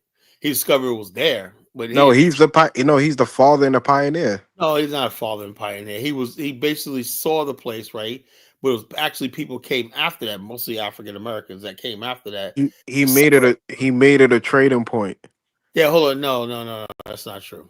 Find me the story. Find the story and I'll go over with you. All right, I'm gonna pull up the source. Do your research, Kwame. You don't say, I'm thorough, man. I'm gonna go through stuff, man. I've done my history, man, before, Like I said, a lot of urban myth. Haitians founded Chicago. A lot of urban myth that goes around, Kofi said, mod me up. Yeah, Kofi, you're not on enough to be a mod, You gotta, to be a mod, you gotta be on fucking at least 4 nights a week. I do shows 6 nights a week, man. You gotta be on at least 3 or 4 of them a night, consistently if I mod you up, so once written. So I put the Britannica in the bag. I don't know if that's just a quick synopsis. Let's say like this, okay. We'll see. Let's see. John Baptiste Dupont, Point du Sapo. I say something. Okay, died in August. It's not. St. Louis. I'm looking at it right now. Okay. Father, he's considered the father of Chicago. Okay, let's read some more. But little known DuPont, history believed that he was a freeborn son of a Frenchman. That means half, right? Who moved to Haiti and a black woman, so he was mixed. He wasn't a fucking real Haitian. He was mixed. And sometime in 1770s, Du Stable went to the Great Lakes area of North America, settling on the shores. Yeah, he was like a mulatto, so he could pass for white. If he was black, they would snatch his ass up, and sent to Mississippi. With his Potomac white, he had a Native American. But I didn't call him the founder of Chicago. The city of Chicago did, not me. Hold on. Let's finish, bro. Let me finish reading, right? His loyalty to the French and the American led to his arrest. French and America led to the arrest in 1779 by the British, who took him to Fort Mackinac. From 1780 to 1783, he managed for his captors a trading post, which he called Pinery, on the St. Clair of present-day Michigan. Okay, he managed a trading post. Okay, after which he returned to the site of Chicago by the established there had become an important link in the region's fur and grain trade. Okay, which is good. It's a trading post. That's not unusual. People establish trading posts. Like Las Vegas was a trading post. Then it became a city. About the people who actually built it. In 1800, DuSable sold out and moved to Missouri. So he sold and moved to Missouri. So how was he the father of Chicago? He didn't build anything. I didn't call him the father of Chicago. The city did, not me. Yeah, well, you They say came he up there founded a saying post. They got parks. They got parks and other things named after him. So we give him so we give a Haitian credit, a half Haitian credit for founding a post up there. So that's good. Okay, that's good, man. We give him credit. Yeah. So he established the shores a 20-year resident, but he spent 20 years there. So that's good. Established the title Father of Chicago, a site on Chicago was made a National Historic Landmark in 1976. Black people, we always want to big up something, man. And he's called. Why is he called an African American? He's Haitian, right? But Kwame, what else? What you about to say about Haiti, though? I guess. What else? I want to hear this. I mean, you can't diminish the contribution to America as far as for black people. Okay. What's the contribution? He found a trading post that he banned. What's the contribution? But how is that contributing to Black America? What's the controversy? Well, the Haitians fought in the Revolutionary War. They helped with the But they citizens of fought on the Savannah. wrong side. They fought on the wrong side. They didn't Which help us out. They fought on the side that wanted to preserve slavery. I mean they was free. They was free men though. So But they didn't help us out though. They didn't help us out. You It's know, like hold on. It's like the black people that fought in the British. They went to Trinidad and they became the Americans. They got land and shit. You understand? In Trinidad, yeah. So and the black people my fought for thing, British if also went if to we Nova gonna give credit Scotia. to the Black Americans that fought in the Civil War, we gotta at least give them credit for fighting the Oh yeah, hold Revolutionary on. War. Look, I give the black Americans Oh credit my because of goodness. why? Because the biggest enemy was the Confederacy, right? And then after black people fought in the Civil War, America's civilization couldn't have lasted if the justice was Lincoln said, since these people saved the republic and it kicked in, they're worthy of becoming Americans. Remember something. They didn't think we were worthy of becoming American. They thought America was a civilization only white men could be there. But after black people showed their valor in the Civil War, it was black African Americans, man, from Massachusetts, you know. I'm talking about Black Americans that fought or helped on both sides of the Civil War. No. There was no black. That's another myth they put out there now.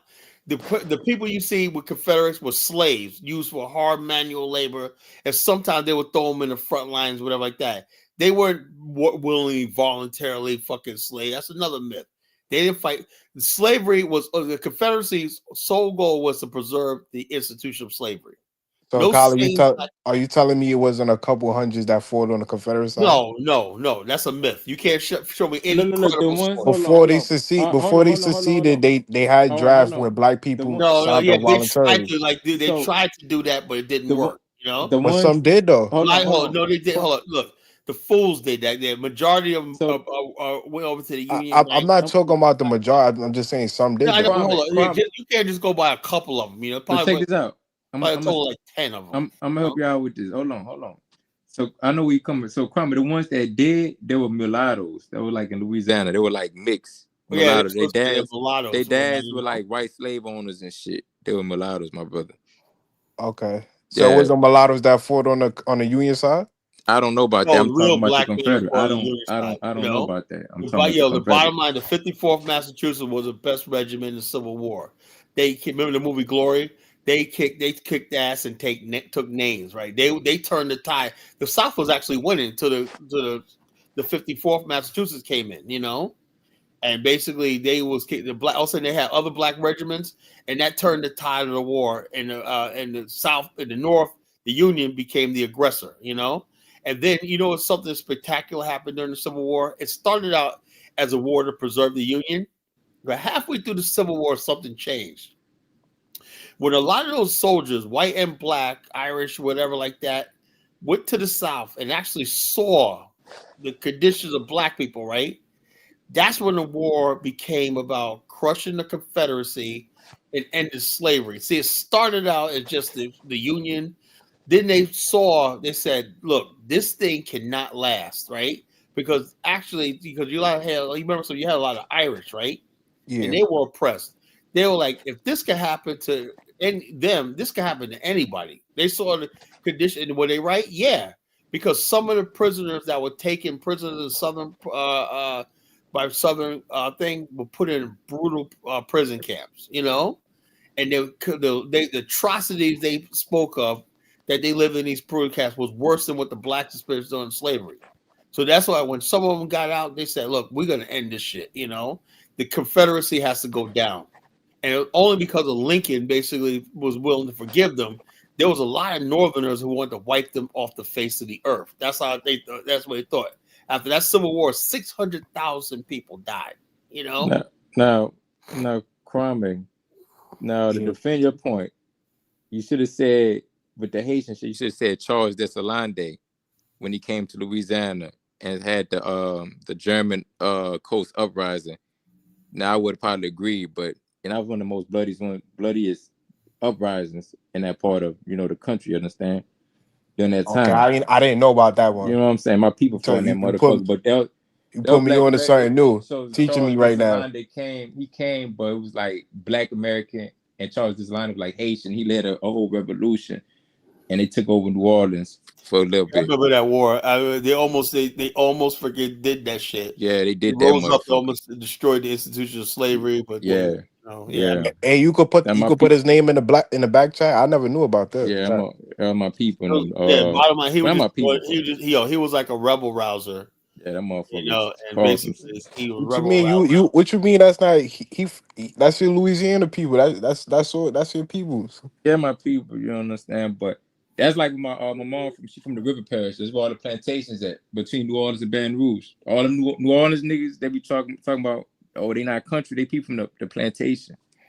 You understand? They caused all that shit. Took over New Orleans, but the white people came and chopped their heads off. You can see the posts and everything all Yeah, through they the beheaded all of them, man. shit crazy. So Yeah. so what about so you wouldn't give the Haitians prop for the Louisiana Purchase? We talking about with the Haitian but check this out though. With the Louisiana Purchase, America bought it. And Because slavery was the still French was slave. broke. The French was broke, busy fighting the Haitians. It expanded slavery in that It territory. expanded slavery though. Because America in Louisiana, motherfuckers owned by the Spanish, the French, and Americans. Yeah, that's true. You talk about. And they said, fuck all that, these niggas. Fuck all that one drop bullshit. What the fuck? These niggas, like we gonna treat these motherfuckers fucked up. We gonna pick sugar cane and work at the refinery, the sugar refinery. So nah, I mean I fuck with Haiti, but you give them too much credit. No, I'm not giving them too much credit. I'm just saying you can't just diminish some of the contributions. Oh no, But the whole thing I is never said that. everybody wants to basically look. The bottom line, Black America has been carrying and defending itself by itself for a long time. And I'm not Haitian, so I'm a lot of people always want to over exaggerate their contributions to Black American liberation. I do know that. I'm not going to diminish what somebody else did. Proud of that. That. But I did say this: the Haitians who did fight in the American Revolution did give Black people some sort of pride. I do believe that. And even though they were I wrong, never it's said that was the my people. wrong side, but they fought pride. Stupid. Because check us out, Frederick Douglass at one time, cool as he was talking about basically going to Haiti and basically bringing the Haitian army to invade the South. We don't know that. I think he was the first ambassador to Haiti for America. Also check us out. Then what happened was the Civil War broke out, and it never happened. So the Civil War broke out. But after John Brown's execution, Frederick Douglass, he wanted to go to Haiti and basically have an army invade the South. So so Haiti's always been strategically important. Like I said, fuck with Haiti. But you see, Ross Boyce. Didn't they offer citizenship to African Americans? No, they they rejected it. At first they did, but then they said no. Because remember something, Haitians were French. I said he was Haitian, dummy. I said Charles Dessalines was Haitian. You don't listen. Haitians were French, and Black Americans were English. Language and stuff like that was big back then. It really was. It was big. Now there was an African American community in Haiti that was established in Haiti. It's like there was an African American community established in the Dominican Republic, right? But the bottom line, then when the what's his name? Duvalier people came in, they put an end to that shit. It's like no, because they felt like the Black people from America was a threat to the ruling elite in Haiti. And so they stopped the migration of Black Americans in Haiti. Oh, I didn't know that. Oh yeah, Black Americans went to Dominican Republic though. They went to the Dominican Republic. Trinidad. A small amount went to Haiti too. Then they went to Trinidad. All right. And they went to Bahamas. Black Americans went to Trinidad. They went to Panama. They went to Mexico, Nova Scotia. They went to Sierra Leone. They went to Liberia. Bottom line, we were not basically in prison. Black people's mind back then was like any place was the idea of the promised land. Black America was searching for the promised land. That's Black. If you don't know about the promised land, you don't know African American culture. A lot of people talk about all this, like come here and talk about Black America's always been about the problem. So this idea that Black America will never leave America, that's a lie. I know my people. If given the right opportunity, if the right country comes along, when I have a real plan. Problem is these countries like Ghana, they don't have no real plan for Black America. That's why Black people don't go there in large numbers, you know. And they put out these exaggerated numbers as 10,000 African Americans living in Ghana. No. You know, you can count the number of African Americans in Ghana on your hand, you know. Because you ever notice you see like the same people all the time. Every time they do a video on that, the same African Americans. Like, goddamn, is anybody there? There's not a lot of people in Ghana, you know. It's not. It's not a lot of people in Ghana, you know. Till basically these countries develop for some. I don't know how it's going to take. I think they incorporate the whole North America, not just like I think they Yeah, but incorporate. when they say African Americans, you're talking about people from the industrialized world. And for basically, so if you got somebody from Canada, Black person from Haiti and Dominican Republic and all these third world countries, that's not the same thing as an African American, you know? That's a significant thing. Somebody from the industrialized world moving to a developing country. That's freaking very significant.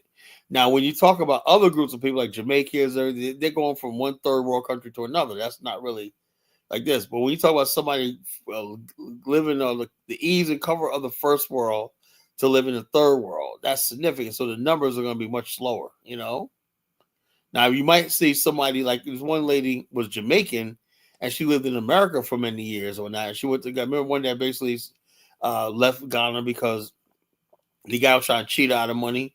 They said he won 30%. She's like, well, she went back to America. Said, we won't go back to America. They lost everything. They said, oh, it's African American, but actually she was a Jamaican, you know? So a lot of times when people like the one guy that got into the fight with built those houses over there in Ghana, that dude's from Guyana. So people tend to think everybody from America speak English.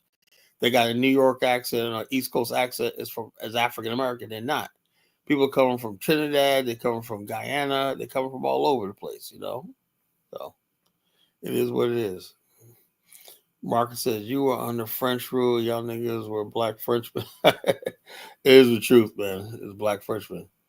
Ross Boy says, that's a lie, Colin. Why would I be lying, man? Come on, you know, Colin. Have you visited the Caribbean? No, I have never been to the Caribbean.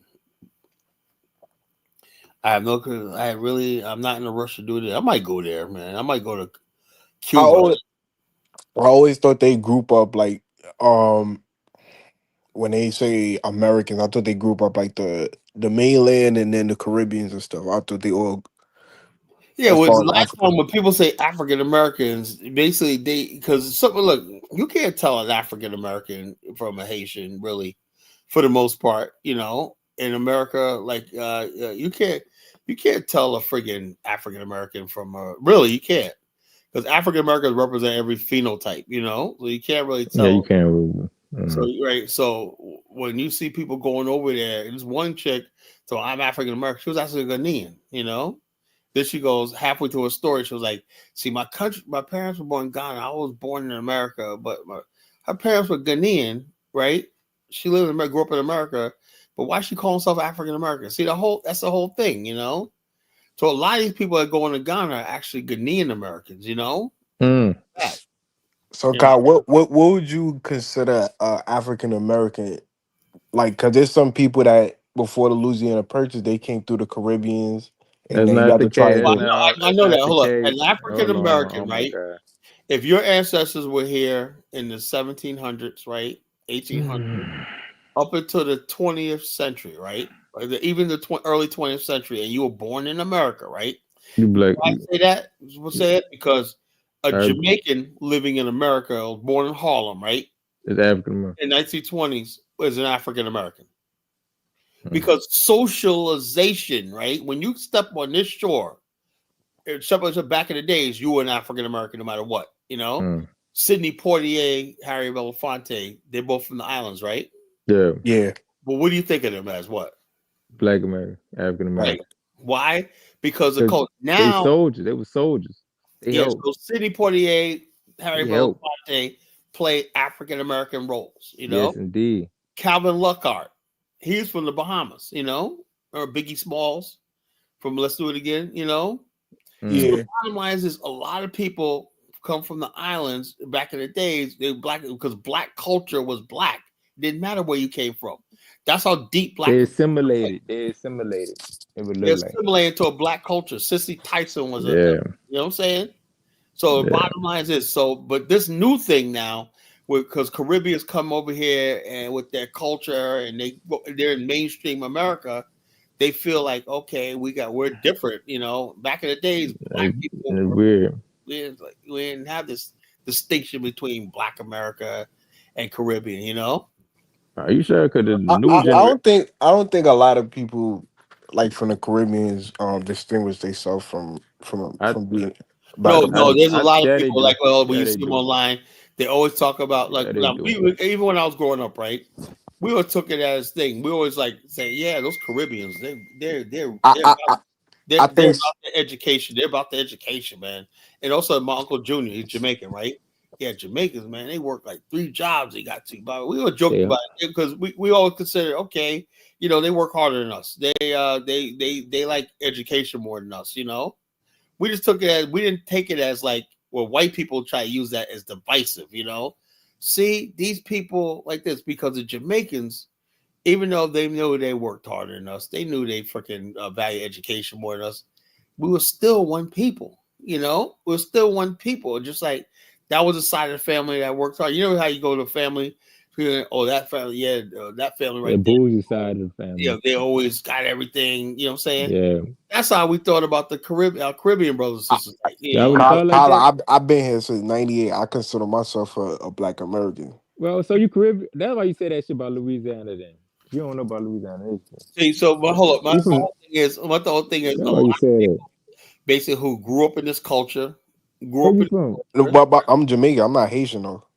But why you say all right? But why? All right. So I'm gonna give you a history lesson. A lot of people, the people that went to Louisiana who came straight from Africa, they already developed a Creole culture, Corvini, bro, in Louisiana. Yeah, you're muffled, bro. They already created a culture, a Creole culture in Louisiana on the Gulf Coast prior. Corvini, my brother. So Yeah, the culture. Yeah, like I said, they you got exceptions, they didn't come from the and Caribbean. everything like that. But for the most part, if you were born here and grew up here in Yeah. America, right, and you basically socialize like Biggie Smalls, what do you consider him? I consider him a Black American. American. Black America, Brooklyn nigga, right? Yeah. Yeah. But guess what he was? Jamaican. You know? Yeah, I know that. Same But thing he with Jay-Z. assimilated. Jay-Z is what? Jamaican, but Jay-Z not no Jamaican. yeah, he is. His mom, nah. He's part Jamaican, you know? He part Jamaican. Yeah. Bullshit. You know, Jay-Z is from Marcy Project, but if somebody's from Brooklyn, you know, for the most part, right? They got somebody in their family that's Caribbean, you know? Yeah, that's You like know? a 90. That's like a 90% chance. Yeah, I'm not like gonna lie. LL Cool J. LL Cool J, he has one grandfather that was from Barbados, you know? Y'all Yeah. motherfuckers really But he's 90% African American, but he has one grandparent that's from Barbados. His grandfather's from Barbados, you know? His mother still live on Dunkirk. And so That the shit bottom line is crazy. this. So they grew LL Cool J like me, like Run DMC. You know, Jam Master Jay was Caribbean, you know? I ain't know that. Yeah, I can Jay see it. himself, I think he was Jamaican, you know? And then Nah, Jay. what you call DMC, he was actually Afro-Dominican. He was adopted. His mother in What? America was Haitian, you know? Run that DMC? yeah. Now Run was all African American, you know, but DMC was Caribbean, you know. So people don't even know that because when you're born in America, you ain't think about that. Heavy D was Jamaican, you know. I think that might be a New York thing though, cause like down south they still Yeah, like, we're from New York. New York, we don't give yeah, y'all like know y'all about that pan stuff like that, man. So the down bottom line, south. Yeah, we New York is really like a Pan African like type. Yeah, y'all really that's are. what I Y'all said. really are. You know, hold up. You do not have to be you just have to be yourself in New York, and you automatically just being in New I York, being peeped that around out about y'all. people, you're naturally a Pan Africanist, you know. Down So that's why I south. tell people all the time. if you could, you don't have to have RBG Pan African. Like, yo, look, New York created a Pan African culture. That just I simply peeped means that about y'all. I peeped that about y'all though. yeah, New About that York is a Pan African natural shit. Pan African culture. You call it But RBG. y'all around them though. Y'all live with them. Y'all ate around them. Y'all. Yeah, so the bottom no, but That's why. there's no them. It's like when you go to spots and Yeah, whatnot, there's everyone's there, man. You don't know who the fuck. You ain't gonna be like, That's what I'm saying. yo, like But the even like culture the different. The culture different. No, that's what I'm saying. I'm from the South, bro. So I'm just yeah. So that I'm down peeping shit. south thing, like Tariq talk about. Yeah, That's why he's a Bama ass nigga. He don't know shit about well, that. it's New York, well, we don't yeah. we don't The fucking know thing, shit about no it's the fucking where you but from. that's the culture different. Like the yo South is more. that's why I be confused when he be talking about hip hop because I'm like, yo, bro, how you gonna Hip hop speak was on? everybody in New York. Yeah, But but I I can't just look. be I cannot confused that say all FBA or African Americans create hip hop because He's saying the foundation. He said the foundation. James I mean, Brown and look, them. hold on. Let me tell you He something. said James Yeah, Brown, James jazz. Brown was a rapper now. No, Hold he's on. the foundation. Yeah, No. but he didn't They was already understand. rapping down Hold south on. though. You Well, understand? hip hop was an offshoot They was of already black rhyming. culture. Hip hop was like a But mimic or offshoot of black culture. You know. but I understand. I first understand. the I main understand. dude that influenced was James Brown. Like Yeah, we soul, understand. funk, Yo, all we that. understand that. But what I'm saying is this though: if you look at hip hop, it was like devoid of really strict black culture. In other words, hip hop was a place where blacks, Puerto Ricans, all these other people, Dominicans could get together because you didn't take on your culture. You became, if your name was Melvin Wright, your name became Grandmaster Melly Mel. I ain't say his real name, but if your name was Tony Perez, you're Tony T. To the, you know what I'm saying? You took on a different personality, so you left your whatever your roots were and adopted this new culture called hip hop. That's what and he don't seem to understand. Even though you had people who are African American, right? You became a brother, somebody in your crew. So it was unified. It was unification. That's what you're trying to say. It was like a place where people of different backgrounds could unite, mingle under a culture. That's why we had these tag names and stuff like that. But he looking at it, but you got to come, boy. He from Cali. He looking at it as a totally He's from different. Alabama, not from Cali. He's from Alabama. But he claimed he LA, Alabama. He mixed. Whatever the fuck. He claimed both. Yeah, so he's from Bama. He don't understand that. You know what I'm saying? So it's like, that's what I could tell when people aren't from New York. Well, yeah, I mean, let me give you an example. Back in our whole hip hop crew back in the days, right? My hip hop crew back in the days, right? The funniest nigga on the planet was my fucking graffiti artist George. He was Puerto Rican, right? Yeah, that was a funny matter of fact. I saw him the other day on Facebook, man. I just looking at him, I just died laughing. Nigga's still funny. He's a little short, fat, chunky nigga, right? But this nigga will crack jokes on everybody, man. One day when we first met, right? When Chris mentions, I say, "Yeah, man, don't mind George. He likes when he jokes you. He means he like you, right?" One day he just took my name buckle, right? He said, "Let me see that, man." He took my name buckle. He was like, "Yo," because my name was Crazy Ace. He was like, "Give me a C." I was like, "Man, what the hell you take my name buckle apart?" He was clowning me and shit. I was like, he's a funny, he was a graffiti. That motherfucker was nice, man. He did all our bomber jackets and everything like that. So we had a real crew. I would say Toastin definitely come from Jamaica though. Toastin, like as far as the DJ speaking over the records but that the ska and all that shit was influenced by Fats Domino in New Orleans too. That shit too. You understand? Like a lot of that shit. Like you said what? Ska, the remnants of reggae and all that shit was actually came from like Fats Domino, New Orleans, and shit. It probably did. You know, it probably did. So yeah, reggae was like Jamaica's version of imitating Black American culture. They created their own shit. Reggae is Because unique. all of the I would agree with that. 'Cause most of the early reggae artists were definitely influenced by like like the African American musicians in America. So this. But I just don't like when Tariq try to take certain things away from us. Like, bro, I feel Toastin like, definitely come from Jamaica. but my thing is people try to do that with Black Americans though. That was the main topic of the show, and I feel like that's. I guess I don't know. I guess that's why he named the movie. Or like when somebody said something to undermine DJ Kool Herc and DJ Red Alert and when somebody say something stupid like, but I think Black Americans don't have no culture. But my thing is with the hip hop thing, they make it seem it's just all Jamaican, but he went deeper into that thing and said nobody's saying hip The hop only was started person by that said that Jamaican. was Busta Rhymes. Oh, that Busta He was Rhymes. responding to Busta Rhymes. Fat Busta Joe, Rhymes ignorant. Fat Joe bitch ass Busta too. Rhymes, Fat Joe, those motherfuckers are ignorant. The bottom line is this: if back in the days, right, and not all Puerto Ricans were into hip hop. You know, it was only those Afro Puerto Ricans and those real ghetto ass Puerto Ricans in the South Bronx, right? Yeah. They were definitely into hip hop. Puerto Ricans had their own little music, you know, like you ever I don't think you guys remember Stevie B, you know.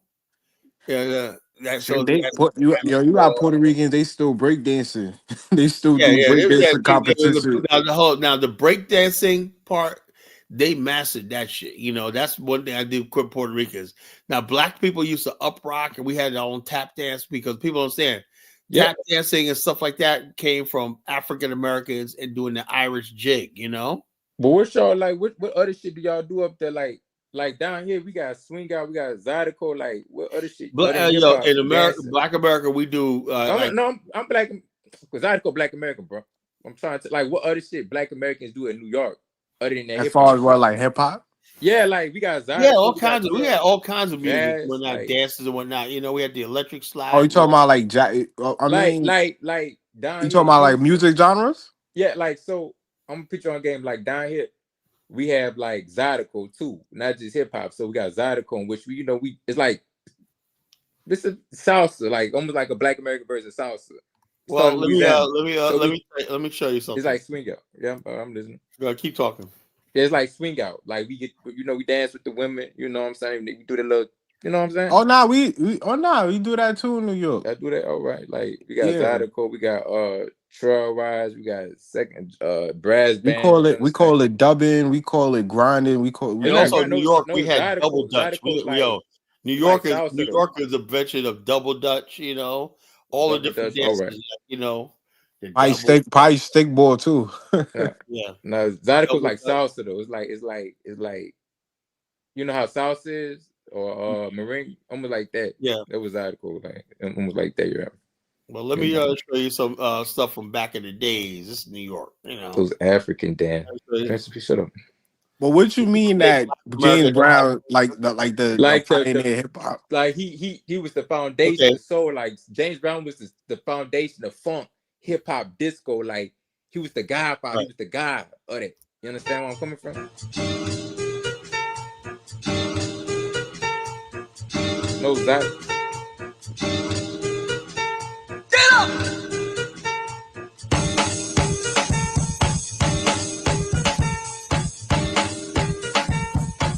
This is Harlem.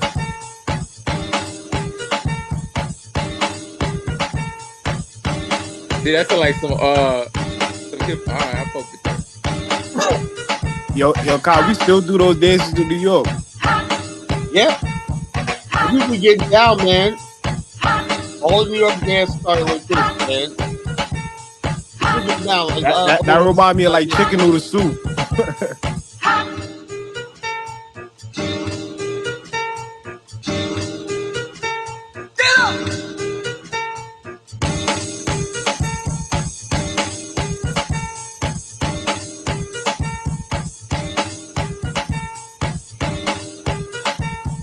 This is what breakdancing came from, you know. And Puerto Rico just took it to a different level.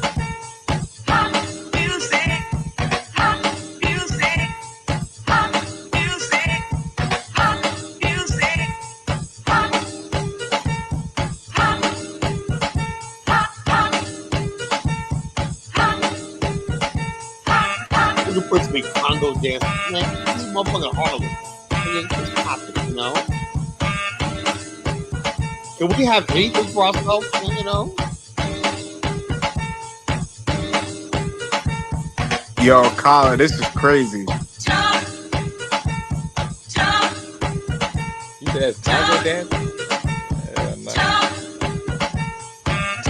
People just come from all over the world to see black people perform like this. Yes, indeed.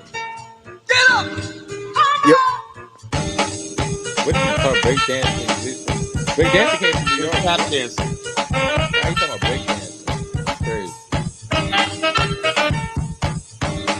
Nah, this is crazy. They do that. They still do that in Georgia.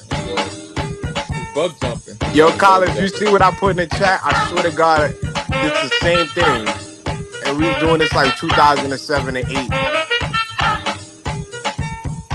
put stuff in the chat. Let me see how you do that.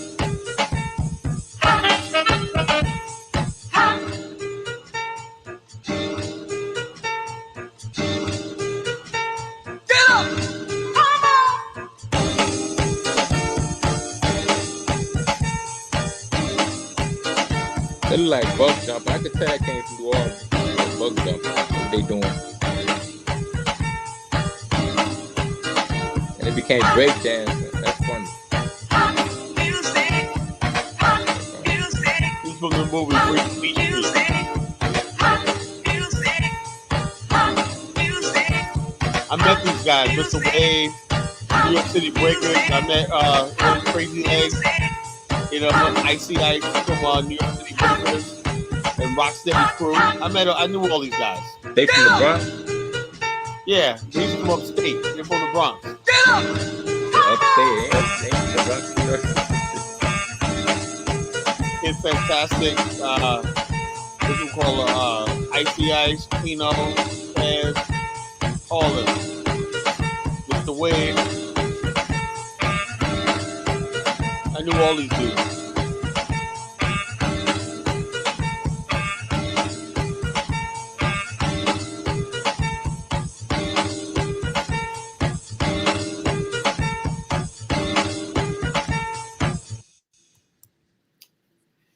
Okay. That's what it is, man. So what you go? Principal is Yo, like Colin, you see what I put in the back chat?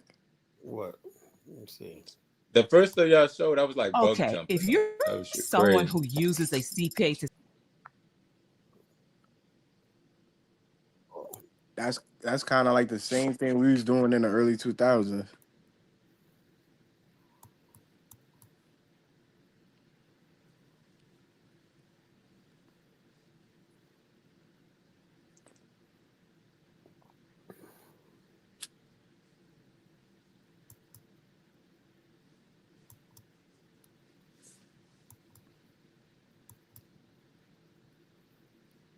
Yeah, this is popping breakdancing. What's this from?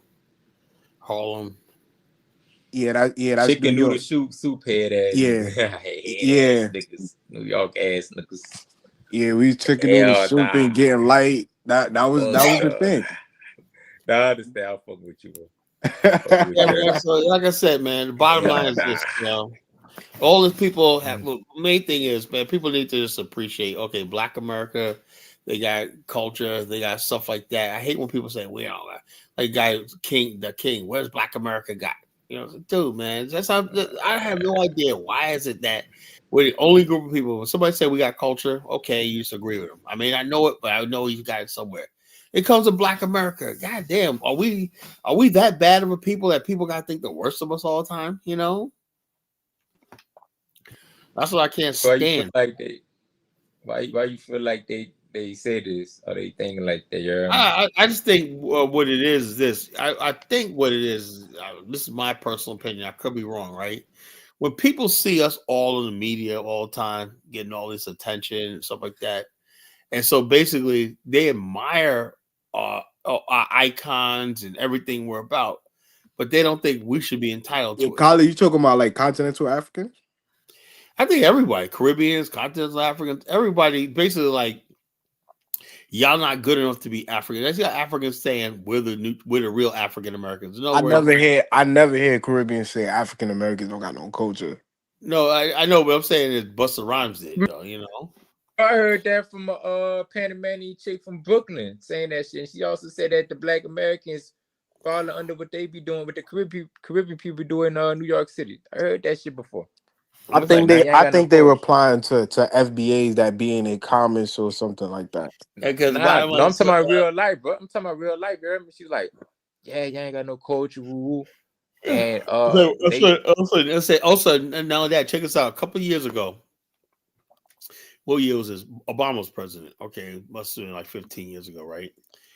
Now there was this Ghanaian guy who was in Harlem, right? New York or Harlem, one of those, somewhere up there, right? and he opened up a restaurant, right? He said, "Yeah, my food's being a big hit, especially among the African Americans. They like it now, spicy food, blah blah blah." It was in New Yorker magazine. Then he proceeded to say, "Give me a couple years. I told him, I said, y'all gonna give up that soul food." I said to myself, "Wait a minute, how come this is what I don't understand? Give up the soul. Why can't you just come here and basically sell your food, do like this? Why do you gotta be like, we have to change? Look, nobody's gonna fucking eat fufu. You know, I don't eat that shit. You know, I hate it. Nobody's gonna change food. And also, a lot of African food is fucking poverty food. You know, I get that. Come on, Kyla. Come on. No, I've been to Africa, bro. I'm like this. A lot of stuff with That shit really poverty food over there? Yeah, man. It's like some of the stuff I like eating in restaurants. My wife cooks me and whatever like that.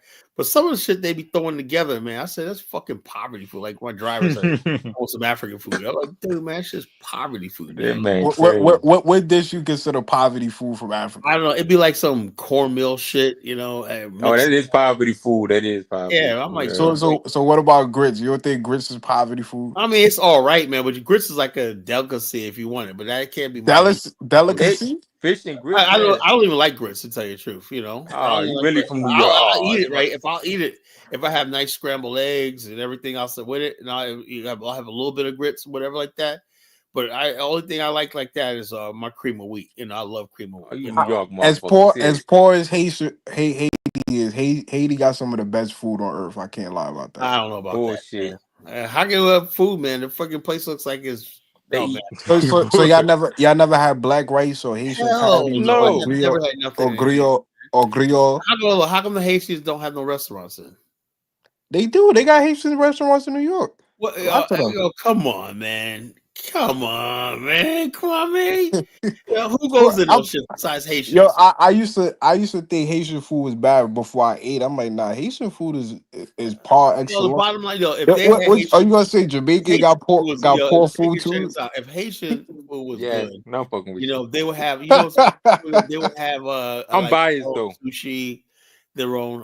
The least goddamn be like a takeout. Is there any takeout spots in New York, you know, Haitian. I mean, yo, Carla, I used to live in Cambridge Heights, and Cambridge Heights it got a large population of Haitians. I used to see only Haitians eat it, right? Only Haitians eat it, right? Nah, I keep it 100. Everybody eat Haitian food. African Americans eat Haitian food. Come on. Yeah. I want to lie to you. In large number? Yeah. I don't see that, bro. Carla, it's three Haitian. The next time you come to New York, it's 3 Haitian restaurants that's always packed. It's one on 227 is it in Linden and one on 222. Is it one of the restaurants I be seeing when the rats crawling around shit? Nah. It's a Haitian restaurant on 227 in Linden called Brazil that Wyclef and like other like people go to. They got a buffet on 230th in Linden. That's always packed, and they got a meat. Huh? It clean? Yeah. OD clean.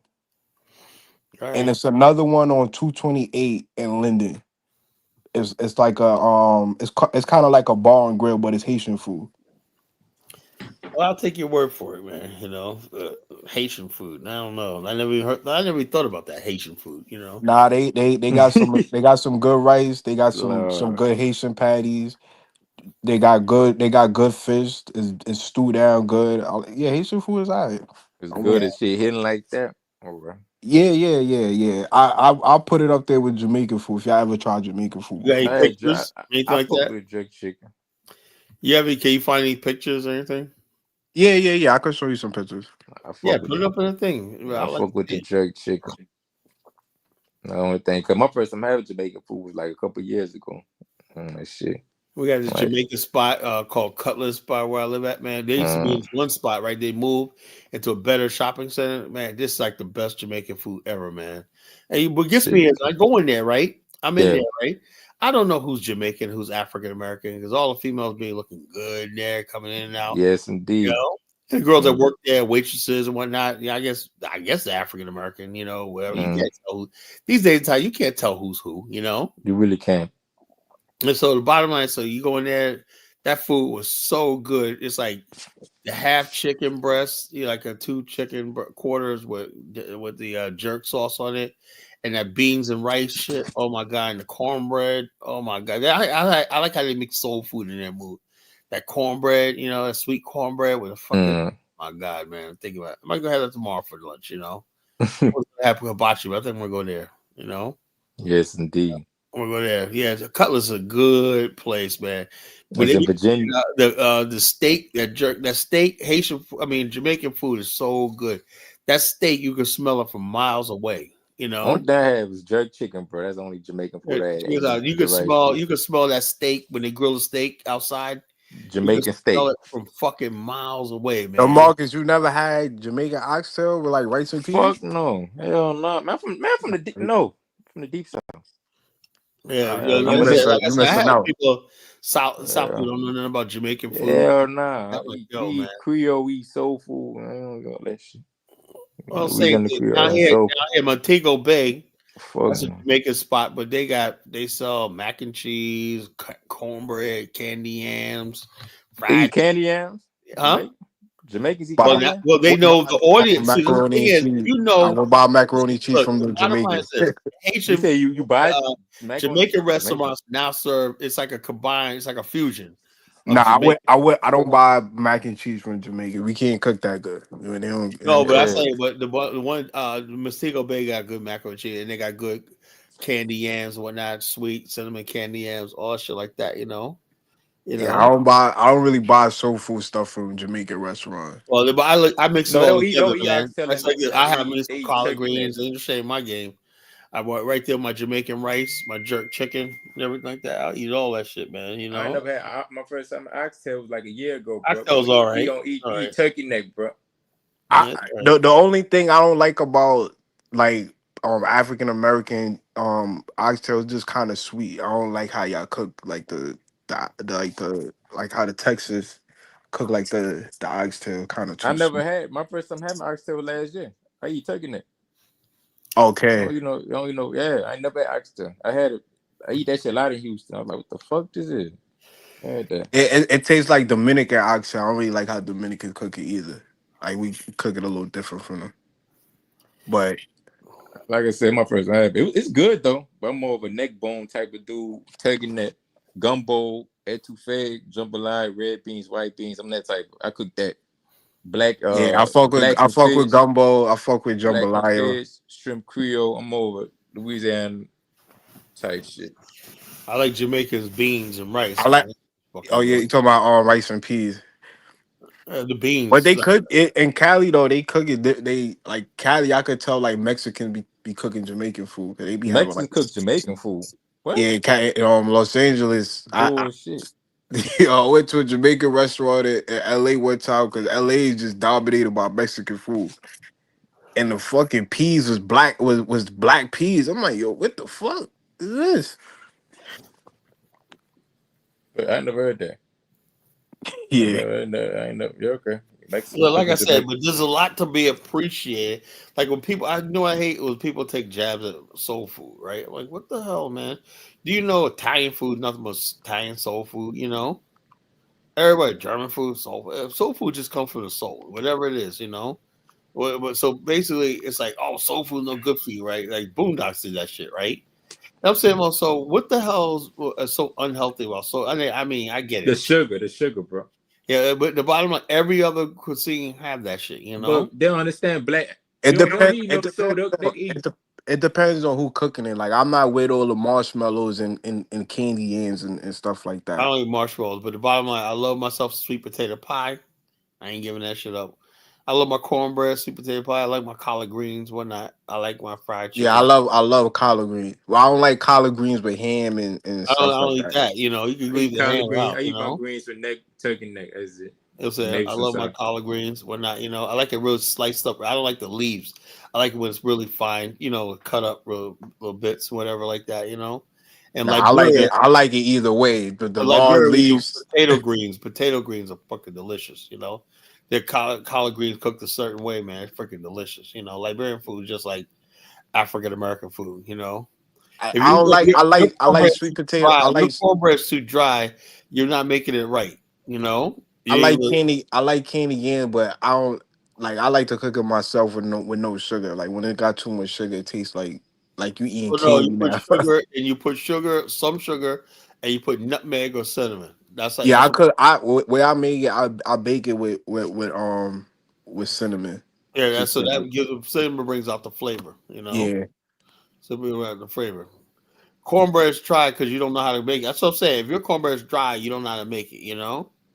Nah, Yeah. I like cornbread. Cornbread Yep. is fine. Make sure you put an egg in there. You know, milk, egg. You But know. now, but now I'm a vegan, so I don't like they do it. They got like a vegan soul food Man, restaurant in Harlem. I cannot beat them. I love my meat, man. Shit, you know. Yeah, I feel sorry for anybody that's a vegan. I feel for you. I'm gonna hit the Crazy. hibachi grill tomorrow, man. I'll be thinking about you. You know. I have my shrimps, my chicken, my seafood stirred up with beans. No, what I put in hibachi? I have lettuce, I have carrots. Let's see what else stir up in there. Rice, that's the base of it, you know. Stir all that bad boy up and put my 3 different types of hot sauce in there and a garlic sauce.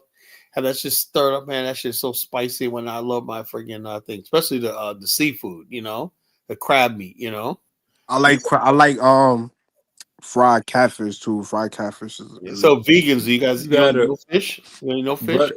Nah, I don't eat fish, but You like I'm just reminiscing on the past. I'm just you like black Hey, and give fish. that vegan stuff up, man. That's for white people, bro. You You like know. black and fish, bro. huh? You like black and fish. You black in your fish too. Yeah, I like black and fish too. Black and Black fish and is fish. alright. All Okay, right. Mari, you was the on Bottom and line, on vegan. yeah. Or you and Barry might be vegans together, man. You know, who knows, man? Yeah, Shit. I've been vegan for about 7 years now. That's good for Damn, you, what the man. I'm fuck? proud of you. You know, Oh, all well, I I know is appreciate it. I tell people all the time, man. Well, I don't give a damn, man. I dream about having every cooker. I dream about having a nice big fat ribeye steak when I can't. How y'all y'all I'm barbecue not over gonna there like lie. that? The why I went vegan because my weight was fluctuating. Like I used to go out eat lamb chops, fucking porterhouse. Um, Well, I I don't have mean a all weight type issue. of steak, all type I of don't have steak a and weight stuff. issue, so bottom line is I can eat what I want to He eat. funny. How My y'all barbecue over there? metabolism How is y'all good. My barbecue like over metabolism there? is good. How's y'all barbecue? Barbecue? Yeah, y'all Yeah, barbecue over yeah. there like We that. It's not yeah, good. You barbecue lying. good. Nah, Y'all lying. it's all New York. Oh, you talking about Yeah, Jamaican? in New York. Y'all barbecue. They barbecue in Jamaica. Yeah. We barbecue in Jamaica. Well, Barbecue. Yeah. We well, kind of I think we kind of stole that from Black Americans though. y'all barbecue in Jamaica. What the fuck? I heard of them. Yeah, This but because jerk chicken, you got a you got a fake barbecue because you got to meat check the chicken. Smell delicious, you know. uh, That jerk Nah, chicken. barbecue up north is not trash. Barbecue up north is I definitely could good. believe it's trash over there. Barbecue Nah, trash. nah, nah, nah, It's not like Texas barbecue, bro. Come on now. You been to Texas. nah. Texas on a whole nother level. You been to Texas. You had the brisket, the child, all that shit. Yeah, All that Yeah. brisket motherfucking takes like barbecue. 6 hours to cook, man. I love The brisket. Yeah. only thing I didn't like in Texas was I the ain't like oxtail, how they cook the oxtail. I didn't really like how they cook the no, oxtail. I ain't But like far, down south barbecue. Mr. but Kevin. far as ribs and shit like that, Texas got it on lock. Yeah. I fuck with Memphis barbecue too on some shit. And I never had Alabama barbecue. They say that shit good like a motherfucker. Alabama barbecue. Time for some new people. Put the link in the chat room. Kyle, you gotta try vegan food, man. You ain't missing No, you ain't missing nothing. absolutely not, man. Absolutely not. Absolutely not. I tried it one time. I said, hell no, you know. They figured out to make everything taste like anything, I man. don't look, bottom line, if I want turkey, I'll get a fucking turkey, right? I don't want nothing taste like turkey. You know, well, yeah, maybe have vegan bacon when I, you know, vegan. Vegan bacon is good. I like if I want. I don't eat bacon, but I don't eat pork. But if I want to eat some pork, I eat goddamn eat pork. You know, So vegan. you don't like turkey bacon? I don't like nothing that basically reminds me of pork. You know, I don't like nothing like that. You know, the only Oh thing I'll man. eat is I'll eat turkey sausage patties. That's it. You know, that's So all. you don't even eat ham for turkey. I mean, for Thanksgiving. Every time I hate that when I invite somebody's house, they cook a ham for me, and I gotta fucking pretend I'm eating it. Nah, I'm not gonna lie. I'm not gonna lie. That was like I be molding up everything. You haven't ate your ham yet. Even my family cooked that pineapple ham. I'm like that. I be telling them, I do not eat fucking ham, right? I say, oh, we're not having turkey this year. We're having ham. Well, guess what? I'm not will be coming to your house this year. You know. I really do. I really hate ham. I hate when people invite me over the house and serve me ham. You know, I hate ham. I can't eat pork. I don't eat no pork. Pork chops don't even be in the same house as pork chop. Chitlins, forget about it. I'll shoot you. You know. So you never ate pig feet growing up or nothing like that? You know, when I was like real young. But yeah, my wife's mother-in-law, basically, when I was in Liberia, right? She said, "Oh, I know you guys came back from Cape Mount. So you're hungry, right?" And so we met her in Burrillville. She brought me a big pot. I said, "Oh, you have something to eat before we cook tonight." She had me a big thing of rice and some pig. I said, "What the fuck is this? You know, pig feet." I was like, "No, give me some." So, Kyle, you're not a rib guy either. What? You're not a rib guy. Like ribs? What you say? You don't like ribs either? No. You know what I'm saying? Nah. Beef ribs if it's beef. The bottom line is pig feet. I said we brought that shit all the way to Liberia, man. Pig's feet, man. You know. Our ancestors brought that to Liberia. That's crazy. I thought I was through with all that stuff over there. They eating that shit in Liberia, man. We brought that shit to Liberia, man. That's all. Pig's feet, you know. So shit, that's slave food, man. I can't eat that shit. I know that, right? We ate the pig's feet when I, you know but you gotta commend those. Soul food was like slave food. People turned it to a delicacy. Well, look, soul food has all different types, right? They got different types. Not, you know, they got gullah Follow type. He ate everything, man. I follow every goddamn thing. He's a Gullah food remind me of like Jamaican food. They cook like they cook okra stew and stuff like that. They eat okra stew. They eat okra and shrimp. You eat that over there in Jamaica? Not shrimp, but we cook it with beef and stuff like that. What we have to have is a civilized soul food record. Like it's got like you see the new age soul food restaurants. They're like really posh and nice and whatnot. You know, it ain't just anything up there. Motherfuckers like we eat possum. Man, motherfucker, get the fuck out of here. But I see more people eat like seafood boiled than like soul food now. Like I see a lot of people eat like. There's also soul food seafood too. You know what I'm saying? You know, crabs and whatnot. Yeah, you know, yeah. Because you got the blackened fish and fish, crawfish, catfish, gumbo, all that stuff like that. You know. So there's all types of food that's soul food. That's not just tilapia. So people like this. Also, our food's changed in New York. Soul food is also lasagna. All my aunts and mother, everybody else had their own lasagna recipes. Spaghetti, you feel like my dad. Spaghetti, lasagna. That's all now incorporated in soul food. Even Spanish. The soul food in New York is like way different from like soul food in like New York. I don't even know the stop they got lasagna. You go to a soul food restaurant, they got lasagna, jerk salmon, and jerk. Right? Yeah, jerk salmon is fire. I can't lie. Yeah, but everybody I think we're the only group of people that serve banana banana pie. Not banana pie. What's it called? Banana pudding. Banana pudding. Yeah, you know. That's a New York. Ain't that a New York thing? That's a New York. Well, yeah, it's a New York black thing. But the bottom line, this made with vanilla wafers. You know what? That's some East Coast shit. It's crazy. It's crazy because in the Caribbean we did a lot of like sugar plantation, but it seemed like y'all more like elite for like desserts. Yeah, so Caribbean don't really got desserts like that. Like like pies. In New York, when people say soul food New York also includes lasagna, and everybody is ziti. Everybody has their own family got their own way of making lasagna and ziti cheese, everything like that. You know, what Stowe is talking about? He said that the L is silent. I consider North Carolina East Coast, bro. No, my phone listening. Yeah. So what's silent? What's silent, Stoic? I don't know what you're talking about. The L is silent. So like I said, So when people say black food, our culture adapts. So some people say, "Oh, what's black food?" And so I had an argument like that. Even mac and cheese, baked macaroni and cheese is black. You know, Yeah, but everybody know macaroni that. and cheese been around for a long time. But baked macaroni and cheese is African American. You know, that's Yeah, African American. we know that. Everybody should know that. That's uniquely African American. You know. Yeah, we even got something that we created called roster pasta. I'm like, I No, we never. got Cajun pasta and from Scamping with Rasta pasta. Y'all got a lot of Jamaican shit. God damn. They Yeah, Rasta that's pasta. yeah, but it's big in New York though. Roster pasta is big in New York. Well, yeah. Now the Jamaican spots down here got their own pasta. You know. But Yeah. the roster pasta is not like lasagna. It's kind of like the what you call it? Like the fettuccine and Yeah, stuff like that. fettuccine. Yeah, I had that Yeah. before. It's delicious. You know. In Jamaican spots, you know, really good. I didn't know Jamaicans had pasta. See, people evolve, you know. Dishes Yeah, evolve, you know. pasta is more like Haitian. Haitian cook a lot of like pasta. They cook macaroni and cheese too. They cook like a lot of pasta and stuff like that. We don't cook Anywhere no that pasta in diet, Jamaica. people introduce pasta into your diet, and then we just adapted it. So there's nothing wrong with basically your culture adapting, you know, and adapting. Because a lot of stuff I know is not all African American. I know we didn't great Spanish rice, you know. We didn't get that. We learned that from living around Puerto Ricans and people from the islands, you know. You talking about like the yellow rice and stuff like that? Yeah, yeah. Yeah. Not us, you know. We were white rice or brown rice, but yellow rice and stuff like But that. that's big. That's big in soul food restaurants up here though. Yellow Yeah, rice.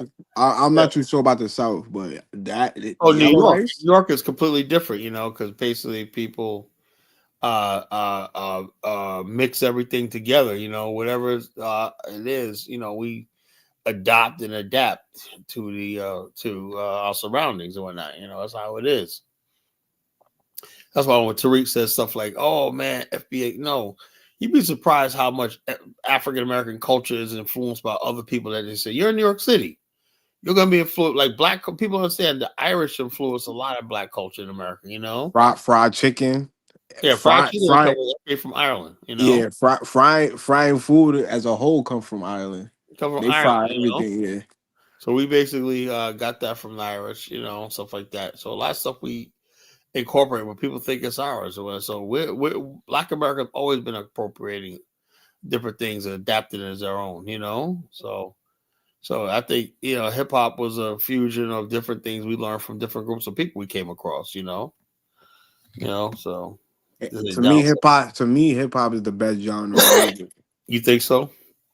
Yeah, I think hip hop and R&B, hip hop and R&B. I like hip hop and everything like that, but you know, I think back in the days, but I can't accept music that basically my whole thing is this, I'm not trying to sound racist, nothing like that.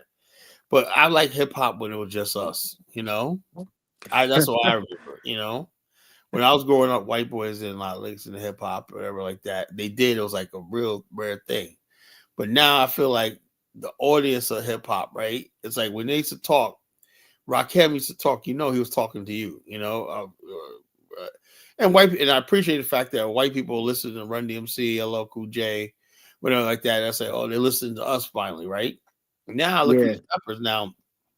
I can't relate to a Kendrick Lamar, you know. He's too mainstream, you know. I can't relate to a J. Cole, you know. I can't do it, you know. I'm not gonna lie. I stopped listening to Kendrick Lamar when he said he a Hebrew Israelite. I said, oh yeah, he off the rails. He off the And rails. so what I'm saying, my point I'm trying to make is is this something we get to keep? You know, like I said, when I say colonization just means circle of keepers, you know. It's something you give to the world, right? Like you and I, we go out there, we work every day, we give ourselves to the world, to the man, you know, to get along in society, right? Right. But there's something that you always got to keep for yourself. Like, let me give you an example. Like when the Jews, they get together, right? You know, have you ever had Jewish friends? Yeah. You know that at one time they'll say, yeah, we're gonna be busy this weekend, you know? In other words, you're not invited, you know? You know that talk, right? Yeah. Hey, we like you, Kwame, and you're a cool guy, but we're about to do a Jewish thing. Well, what is it? Can I get on? No, not for you, you know? Now tell me something black people do that we could say is not for not for anybody else. We don't gave them everything. I'm trying to think. Would you say There funk? is nothing. There is nothing. We have nothing for ourselves, man. Nothing. What about Juneteenth? White people. Let's look at it, man. Let me research before I talk. White people. Let me Google white people celebrating Juneteenth. Okay, white people celebrate Tuesday. I know it's gonna happen. White people. I saw that Huru movement that happened a couple of years ago in South Carolina. Remember they was fighting police, right? Yeah, white people out there with their Huru shirts on and whatnot. I'm like celebrating.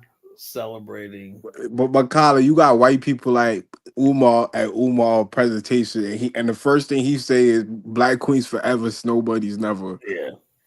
Yeah, why he takes their donations. White people can white people celebrate. But Kyler, black people wanted to make hip hop global. It wasn't like, all right, we just gonna keep this way. People wanted to make money. You got it. I mean, they wanted to tour, they wanted to sell records. Yeah, no, they want to sell out. I get it. You know what I'm saying? Is it wrong to do white people? I personally don't believe. I read it. Believe any white person should be celebrating that holiday, where we still live in a world that's bad on white supremacy. Okay. 6 ways white people can observe Juneteenth. It all starts. Nah, white people wouldn't celebrate June. They celebrate Independence Day. Hold on. Let's say this: 6 ways white people can celebrate and observe Juneteenth. Juneteenth offers an opportunity for white friends and family to learn more about the reality as African face to make them whatever. Okay. Wow, you remember? Remember Biden celebrating Juneteenth? You remember that? Nah, I don't remember that. I never even knew that. Well, I'm about to play it for you. Speaking of us not having anything, let me show you something. We can't have a goddamn thing. Everybody gotta be. Marisha said she was celebrating Juneteenth before it became a holiday. And so I knew about the time because it becomes a mainstream thing, and everybody. Look at Steve. Steve said hip hop should have stayed in the community. I mean, hip hop is a black genre of music. Yeah, but it belongs to everybody now.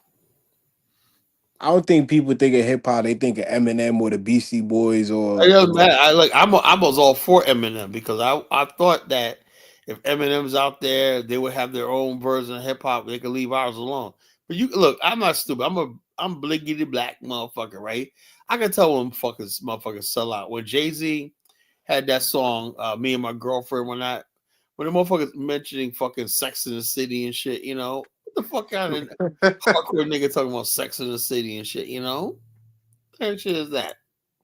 But Kylie, black people been trying to incorporate other people. They, you know what I mean, naming themselves after mafia bosses and look at Pop. Pop named himself Machiavelli. Machiavelli was a white guy. He wasn't sell black. out, look, selling out to sell more.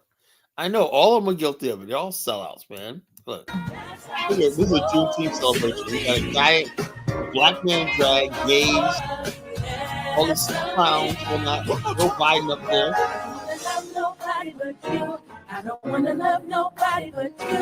A black man in a fucking dress. That's Bill Porter. This is what we come to. We can't have nothing for ourselves.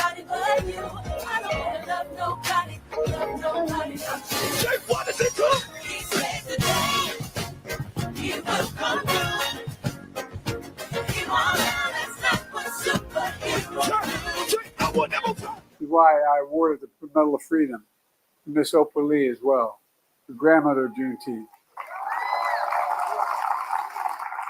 She knows so long as she's denied, our freedom can never be secured.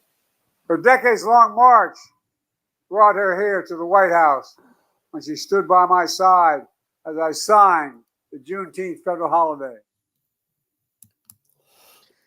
Yo, Kylie, do you think it was purposely done for them to put the dude in the dress in the front of the picture? Dude, man, there's no sort of respect, They put a black man in a fucking dress. Anything goes in Black America. We have nothing. Yo, you know who I blame though, and I don't really like to use the word hate, but I really hate Bayard Rustin because I feel like he made black people in America the poster child or the face of gayness.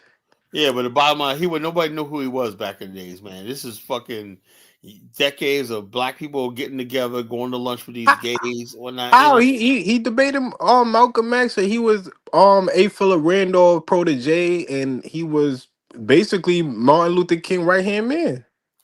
Yeah, I know that, but I'm saying is this: it's deeper than him, man. The bottom line, the gays have been after Black America for a long time right now, and they finally cracked. It's finally cracked because even though that was true, you didn't see that appearing in black magazines, and black culture, everything, But Kyla, he was adamant. He was like the leading I know that, figure. but the thing is, mainstream Black America was very Christian and conservative for years. Whatnot. This right here is something new. This is something new. So bottom line, this is something new. Even though, yeah, those people have tried for a long time, man. But this right here, see, once they got a hold to our magazine, once Ebony magazine fell, Essence magazine fell, and all these people, black institutions fell, HBCUs, our black churches, they invaded every institution in Black America. Our magazines, newspapers, everything like that. And so that's what happened. And so therefore we have no amusements. The only thing standing in between them and Black Americans is small platforms like this and the new black media. We're Yeah, the only thing that's I standing think in the way. people should have took a stand from the get. Like, yo, listen, Bayard Rustin, I Oh, yeah, I mean, understand. look. The bottom line is this: no matter what stand, at the bottom line, if we're not the ones controlling the friggin' media, we're not the ones paying nobody. The only thing we have right now, when I hear Phil Scott up there talking about let's have a tribute to get Rustin, or Bernard Rustin, now we're in trouble. When Tariq finally goes, when they pay Tariq off, and he's basically saying Bernard Rustin was a good brother, man. He was FBA, and he was like this. So, or Umar Johnson, be like, Nah, I never. I don't believe Umar Johnson. I don't believe that. with the right amount of money, man, they could flip anybody, Nah, Umar Johnson would never They can support flip Bayard everybody. They Rustin. can flip anybody with the right amount of money, except for college Genesis. I'll never flip. Yeah, that will never happen. But the bottom line is, it ain't. You're only one paycheck away from this motherfucker being. Next thing you know, you gonna turn on your favorite YouTuber and whatnot. He says, Then you got Yvette Carnell, lambasting Dr. Frances Cress Weldon because she didn't believe in her degenerate lifestyle and what she promoted. I was gonna say that's why Yvette did that, because you're so focused on the damn reparations check. You gonna say, wait a minute here.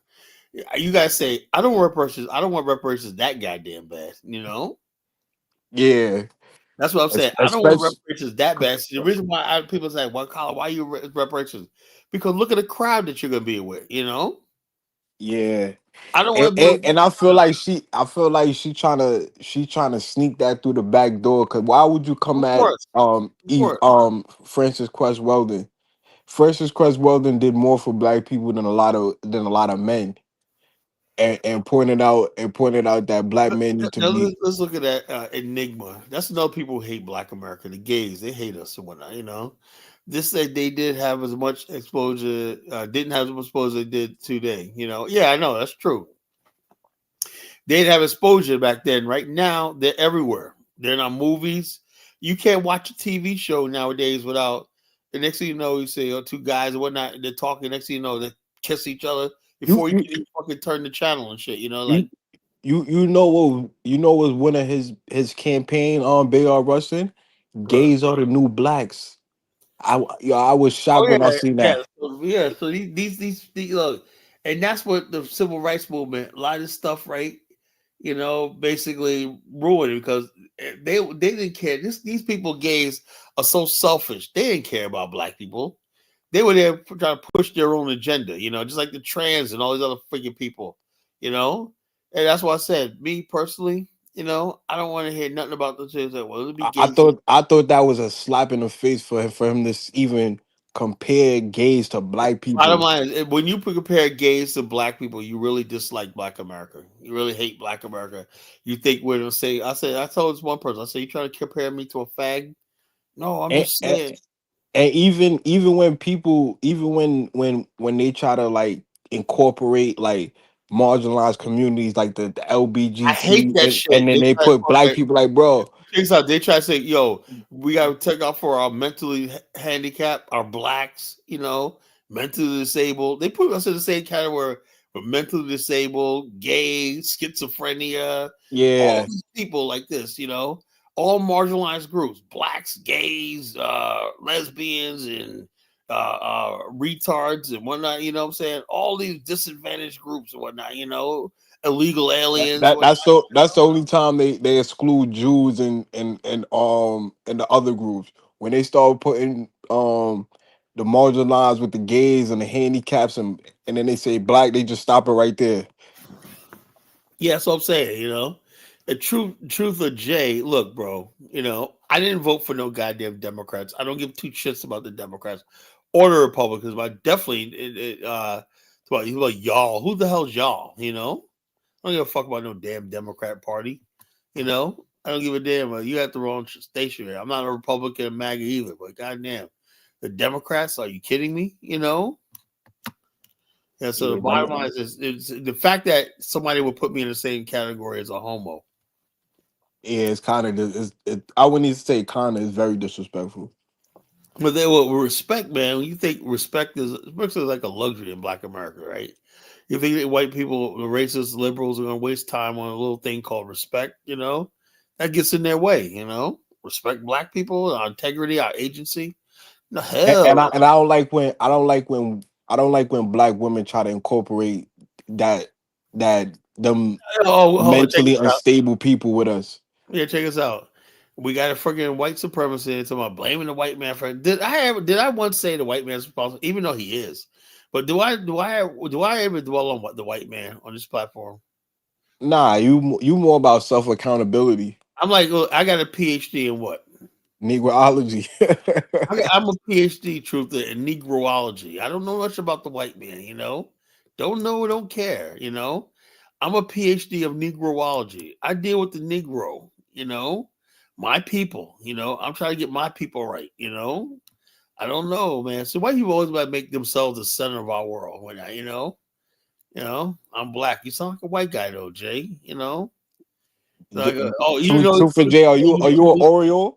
I tell you something, I think dude Jay must be Rifleman. He must be Rifleman's brother, either Rifleman or American Rifleman's brother. Right. You about to come up here? Come on up, bro. Step right up, man. Yo, the collar rumble. You want to rumble with the collar Genesis, man?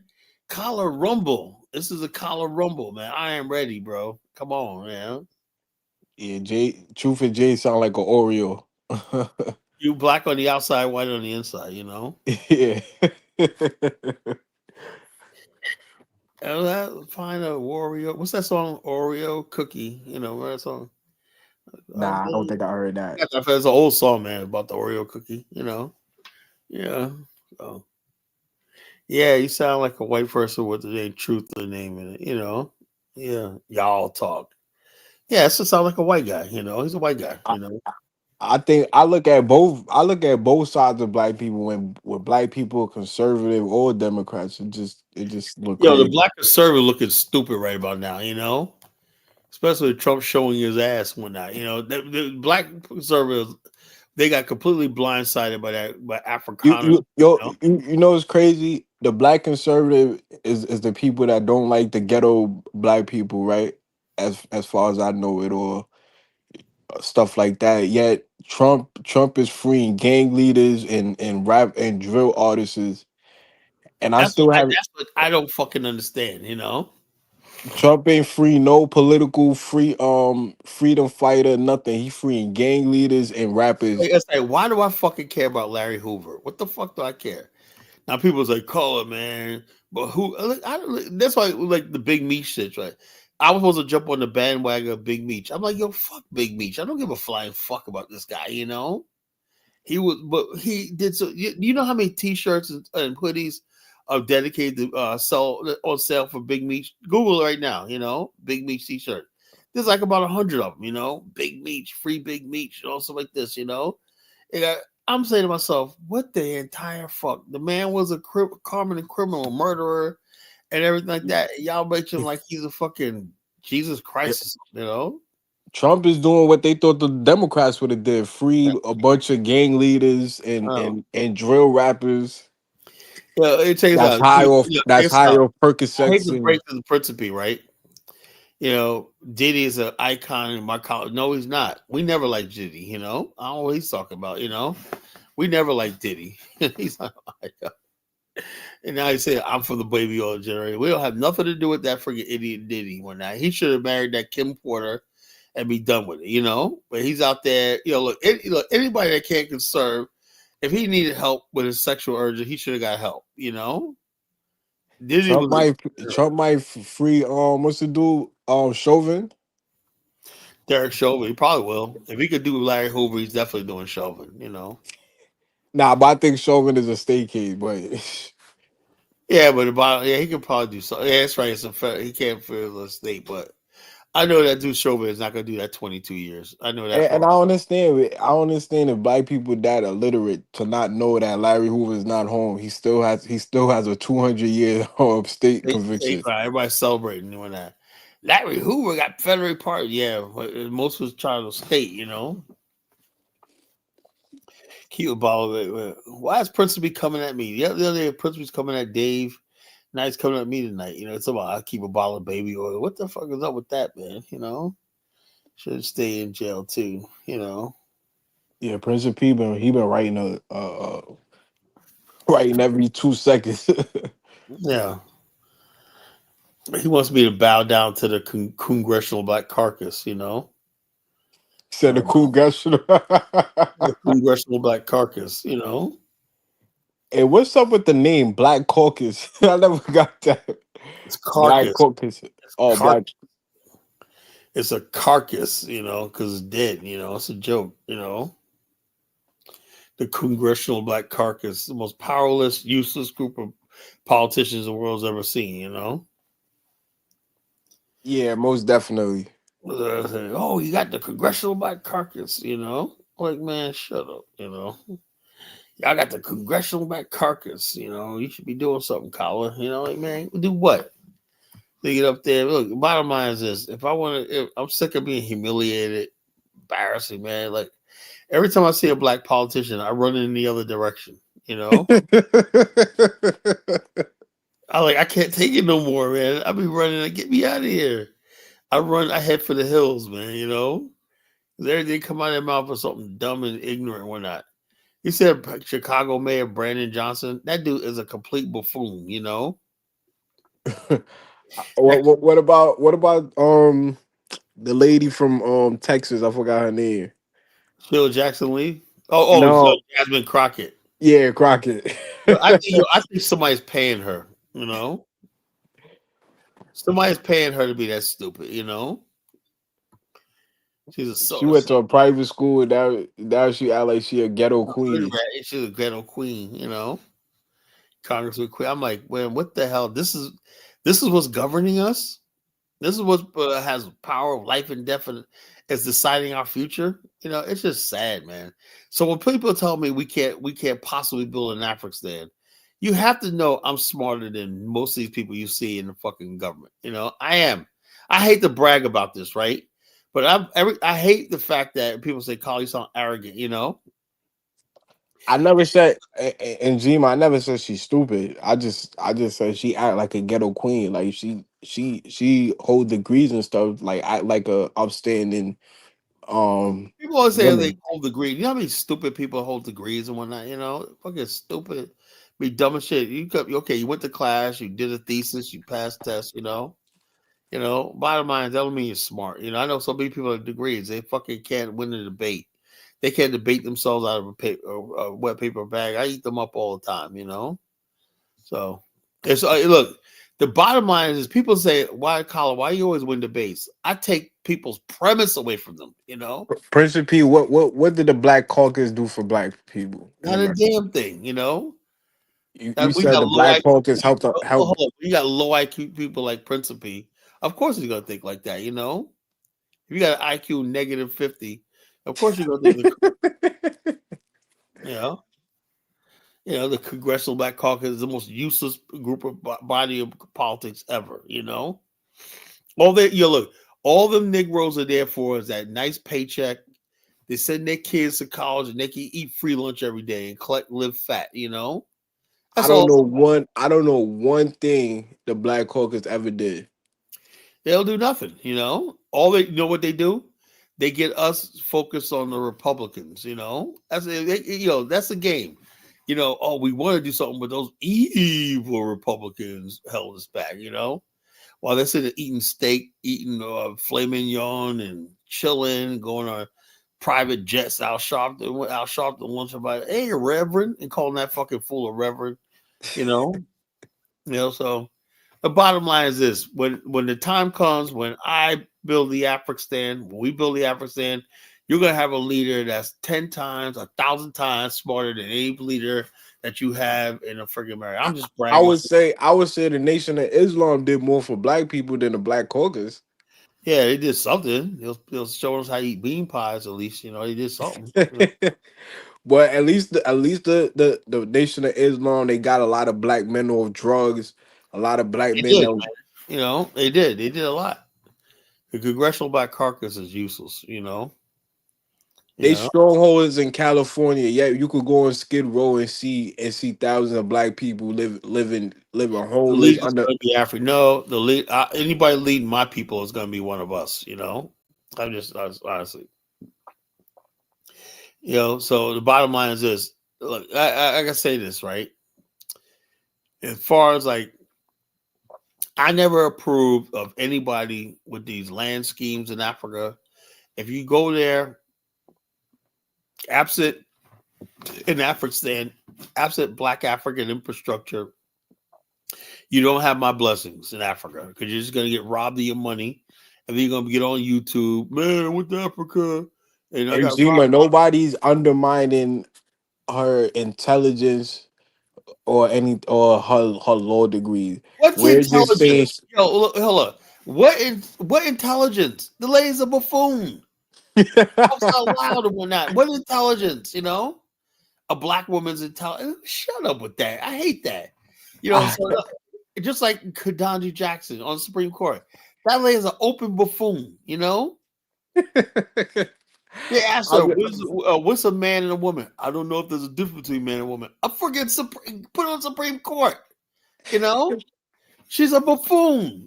Stacey Abrams. As a friggin', she's a hippopotamus and a buffoon. It's a hippopotamus and a buffoon. And Jimmy, I'm just saying that I don't like her acting ghetto and putting on this black ghetto act. She did this one thing. She said, she did this thing where she did a rundown about Trump. It was really cute, though. Jasmine Crocker's cute. She gets up there, she's sassy. I know Donald Trump and them are having a good laugh. They're all sitting there having a good laugh. Because she's incredible. When she goes off, she's incredibly cute. She's very, so. What do you have to measure intelligence? Look, if that's the case, why don't you set up a debate between me and her?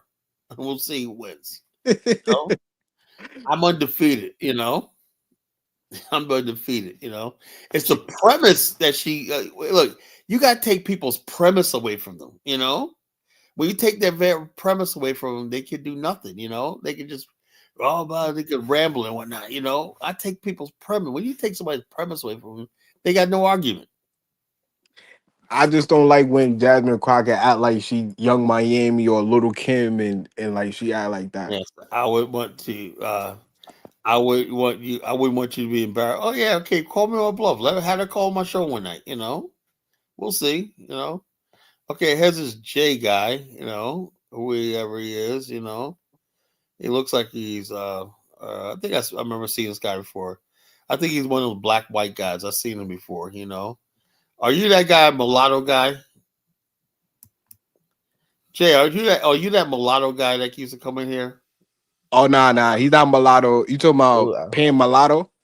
No, but there was another guy that used to come on Brandon's show. Oh no, Black American Conservative, some shit like that. Are you that guy? No, my name's Justin. So what's on your mind? I mean, I'm a listening man. I feel like, us as Black Americans, we got to take accountability and responsible for our Who now? mistakes. Who? Let me ask you a question, right? So I guess you're coming up here to rumble. I have no problem with that. I'm welcome to the show. First of all, let, let me ask you a question, right? This is Peace, Hmm. black man. huh? No, I was just saying peace, black man. To Jay. Yeah, yeah. Okay, look. Let me ask you a question. When you say we have to take responsibility, who exactly are you talking about? I mean, I'm talking about, all of us. I mean, as a whole, I'm Hold not on, talking hold on, about, hold on, hold on. Are you saying that I'm not taking responsibility?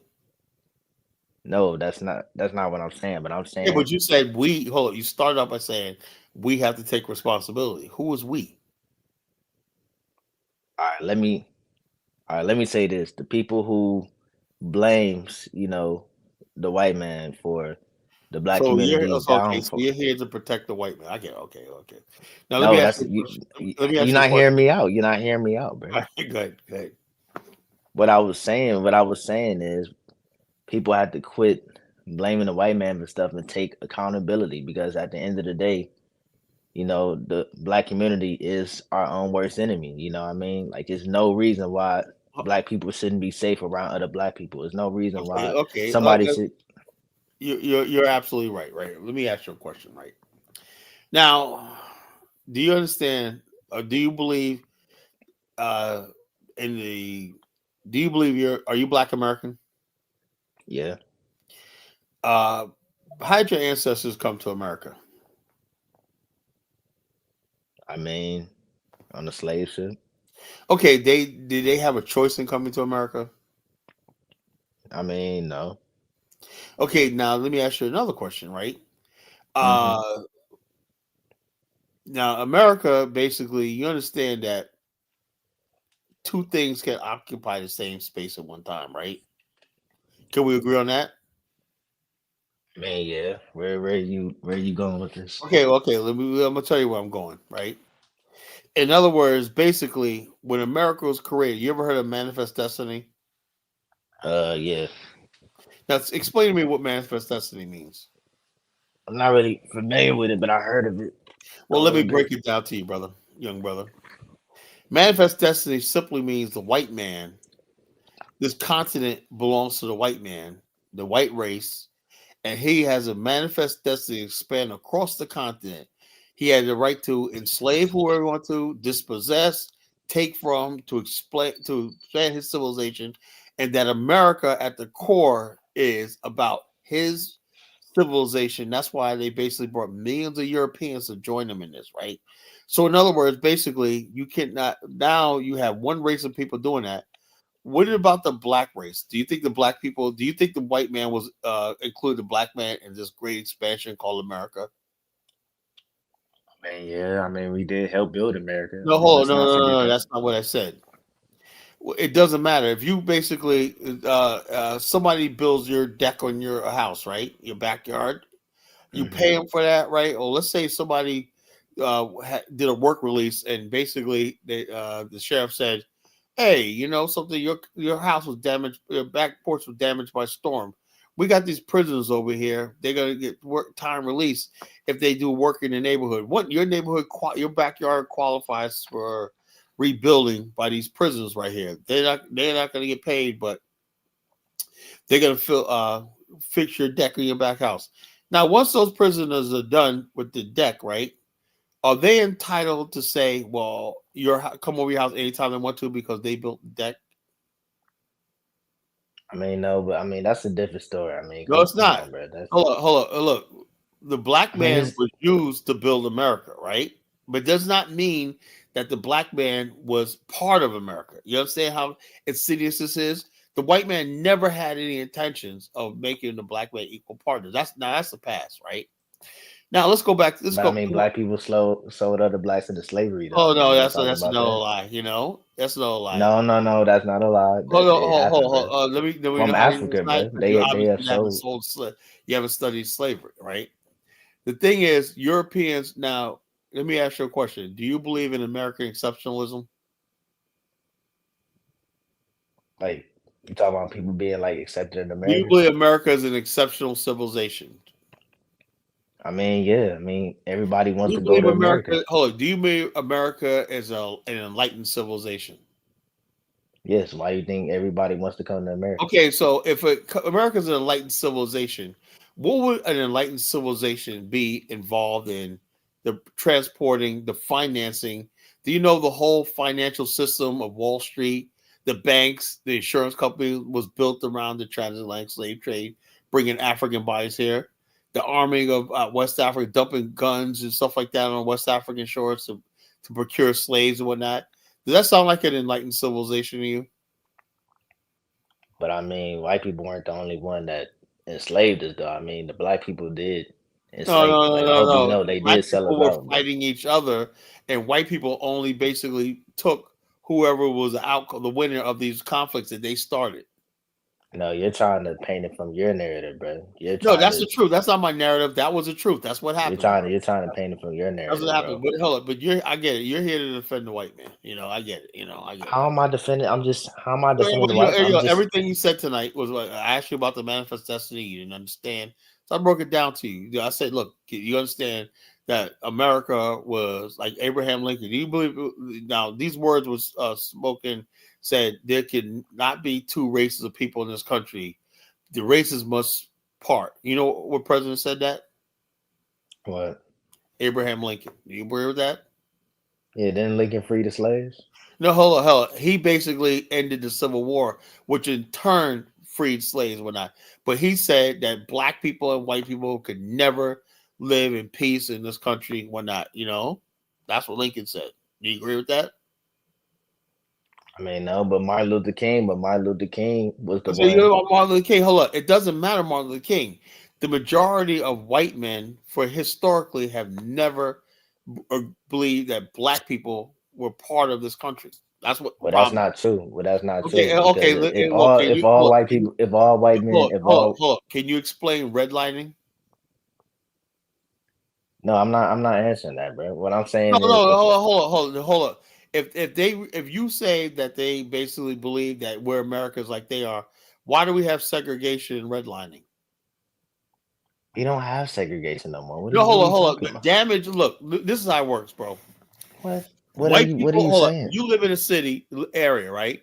In order for the black community to grow like the white community to grow, like you would say, like this, white people control all the capital, the wealth, the banks, everything. I And the literally bottom, went to a PWI for like 8 hold on. years. What do you? Hold up. They had a 250-year head start.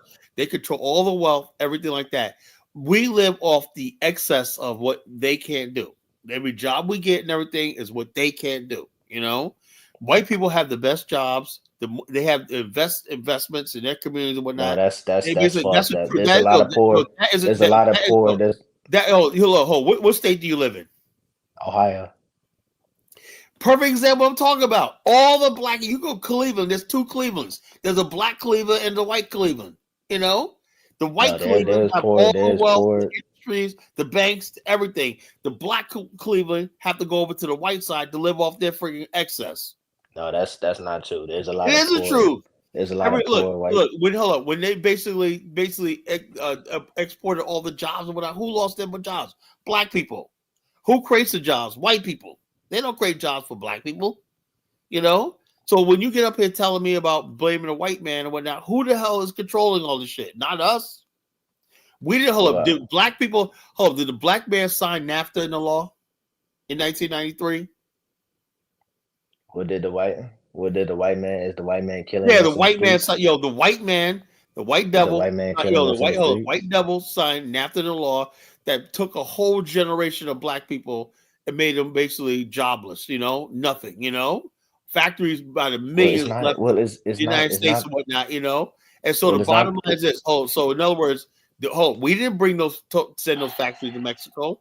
We didn't send them to China. When I left so many generation of black people destitute in places like Gary, Indiana, Pittsburgh, Detroit, whatnot. It wasn't us that did that. It was white people that did that. Well, who is it? Well, it's not their fault that people are out here No, it's not. not their fault. So in other words, basically, they Bro, let deliberately me come on, bro. Let jobs me. away from black communities, right, and set them south of the border deliberately. It's And not. so It's therefore, not. but white people bear no responsibility. You know, it's not. so It's in other not their words, fault. It's basically, not their fault that black people are lazy, bro, and they don't well, know how to find a how are job, black bro. people lazy? If black people, do you know there would be no Detroit if auto industry wasn't for black workers? So what are you talking about? No, I stand by what I said. Black people are lazy because they So stand on the, how are black people lazy? We do the hardest especially in my America. generation, bro. Hold on. Maybe the black people, maybe you're lazy, but I'm not lazy. I'm a successful business person. What are you talking about? I didn't I say come from everybody. successful business people in my family. So what are you talking about? Who's lazy? Yeah, black people in my So generation. hold on. So Robert Smith, a billionaire. Do you got more money than he does? I mean, obviously not. No. Okay, David Stewart. He's richer than Donald Trump, Warren Buffett, and Mike Cuban all But I'm combined. saying, look, No. You said black people lazy. They explain Robert Smith. Explain David Stewart. yes, black people are lazy because we have the Oh yeah, lowest if unemployment black rate. We people have the lowest lazy. unemployment rate. Hold on. If black people lazy, then how did black people generate $1.6 trillion a year in income? That's more than most countries in the world combined. I'm not saying we don't do that, but Black people hold pension funds. I did what I did for a living. Black people hold you literally don't let me trillions of talk, or dollars you worth just of gonna wealth keep in cutting me pension off. funds and whatnot. And we got my Are you 401ks, don't let me talk, retirement, or and you stuff just gonna like keep that. cutting me So off, if they're bro? lazy, how so many black people got pension funds and retirement? Because we have the lowest unemployment rate. What are you talking about? If black people are lazy, then why is it unemployment rate is only like 4%? What are you talking about? We have the lowest unemployment Could it rate. be, Jay? Could it be, with all due respect, you don't know what you're talking about? That you listen to a lot of right wing radio, you're watching too much Charlie Kirk and stuff like that. He said, "Let him talk." Well, I'm gonna let first him of all, talk. I don't listen to Charlie Kirk. All right, I don't listen to So Charlie you knew Kirk. who he was. You listened to him because I you already listen to knew who he I was. listen to Brandon Tatum, Anton Oh, Brandon Daniels. Tatum. Oh yeah, that's the worst. A man who fucking hates his own race and whatnot. And Brandon Tatum's just a fucking coon. Look, Brandon. Hold on, Brandon Tatum and Anton Daniels don't hate their own race. Anton Daniel. Look, Oh Tatum. Lord, I was just talking about these clowns before. All these Look, dudes who hate their own race and whatnot. These guys are freaking. and I'm not even. And I'm not even. They get played to friggin' act like a freaking couple of monkeys on the stage and monkeying and shucking and jiving for white people, scratching their head for white people, and they're fucking bunch of clowns, man. Just Look, like and I'm not even. just like I know you watch the Hodge twins. Let me tell you this, and you can take this. And you can take this back to them, right?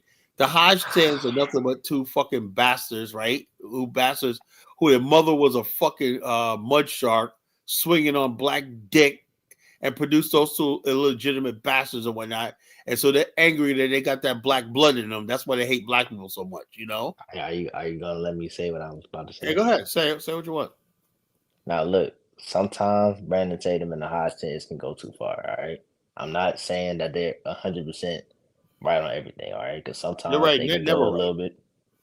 Well, that's your opinion, but I'm saying sometimes, they can go too far. But what I'm trying to say is that you can't call somebody that calls out the black community and that speaks facts, coons and hypocrites. Okay, let me ask you a question. Sellouts. Let me ask you a question, right? When's the last time Brandon Tatum ever called out the white community for anything? He's called out the white community. He's married to a white woman, right? Do you know? Hold up. The growing problem in white America is abortion, OnlyFans, fentanyl, stuff like that. All the stuff that's plaguing white America right now. The suicide. How come he don't talk about his beloved white people? But that's not really a race thing. That's just an American thing. No, it's a white thing. Aren't they human like you are? Yeah. So no, in other words, Brandon Tatum only cares about stoking racial stuff in front of white. He don't care about people, look, but he's called out white America before. He never called out anybody. All he does is talk about black people 24 hours a day, 7 days a week.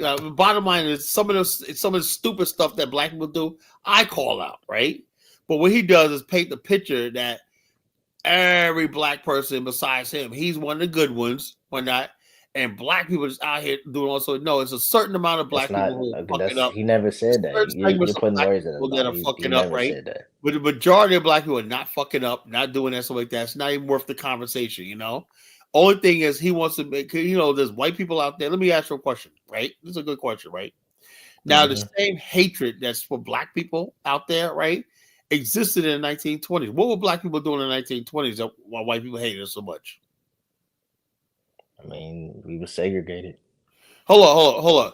Why do if America was a great country you say it is, and white people so just why did they burn down Black Wall Street? I mean, You can't I'm not answer. saying. See, you understand? Hold up. That's what it says when you come and debate the college Genesis unprepared. I'm going easy on you, Look, bro. I'm not saying. Look, I'm not saying this country didn't have moments where it was But racist. hold up, That's not what and there's consequences for that stuff. You're living with the consequences. You're living with the college Genesis now. I'm saying America made its bed when okay, so let me ask you a question. The Harlem Hellfighters, probably the most decorated fighting unit in American history. First of all, they went over there and the French picked them up because America wouldn't even let them serve their country. So they went up there, extinguished themselves in battle. we still talking about things from 200, 300 years Oh, ago. no. That's another thing. You guys want to talk about things. All this stuff is relevant today, because the same mentality that the hatred that you guys had for the white people had for the Harlem Hellfighters, they came back to this country and were lynched, marginalized, shunned after fighting for this country. One man died. Henry Johnson died of his injuries and whatnot. He couldn't even get help, right? So therefore, the same hatred that had for him, the same hatred Uncle Tom's and race traders like Antoine Daniels and Brandon Tatum, you and all these other racist No. white Don't. No. Hey, first off, I'm not even a conservative. I'm an independent, so I'll be in the middle. No. I just I said. don't care about conservative, whatnot. The bottom line, when people hate Black America, right? You're no different than the friggin' Uncle Toms and the race traders and the Klan who hated our ancestors. Same damn thing. You haven't changed, No, I don't hate anybody. What I'm saying is, Well, when you say black people are lazy, that's hatred, bro. That ain't love. That's hatred. Yes, yes, black people are lazy. We are Well, lazy. that's why I say you're full of hate, and that's a lie. The Bible says don't bear false witness against thy neighbor, and we were so fucking lazy. How did we produce the first black billionaire in the world, Reginald Lewis, 1987? How did that happen? I mean, do y'all even celebrate people like him? I mean, What the y'all hell we need to celebrated celebrate for? Yeah, everybody who's black knows who he is. Whatnot, he's always on black covers of magazines. Everything. If you knew something about Black American culture, yeah, we do celebrate him. But nobody in our community wants Hold on. to do Everybody's inspired by her. Look, if it wasn't for him, they would not have been Dr. Dre. They You would know not what, have bro? been. I'm out, bro. You He just not. inspired, he You keep inspired a whole interrupting me, bro. generation I'm out, to bro. I become can't get rich. a word in. He inspired Carl Kanai. See, he ran. See what I'm talking about? He fucking ran. That's what I'm talking about. You don't come up and debate the college Genesis unless you know what you're talking about. You don't do that. He thought it was gonna be like, oh, Brandon, oh man, it looks so good with Brandon Tatum. Fucking two fucking stupid ass coons and whatnot. It sounds so good. Yeah, see, that's what I said. When these people aren't challenged, Brandon Tatum has never been challenged. These people, like I say, I don't ever think it's talk. So the bottom line is, you gotta talk. You gotta say something. I let you talk. You ramble. You said 5 many times black people are lazy, so you forfeit your right to talk. You gotta give me an Now example. you gotta let him come back, man, because you doing some victim overload stuff, man. No, I don't think so, bro. I've been listening to your show for a few hours now. You have said worse about other groups. You said I said about worse about other groups. What did I say? I never called nobody lazy, And I like this black people are lazy. That's just self-hate, The man's full of self-hate, What do you think, Kwame?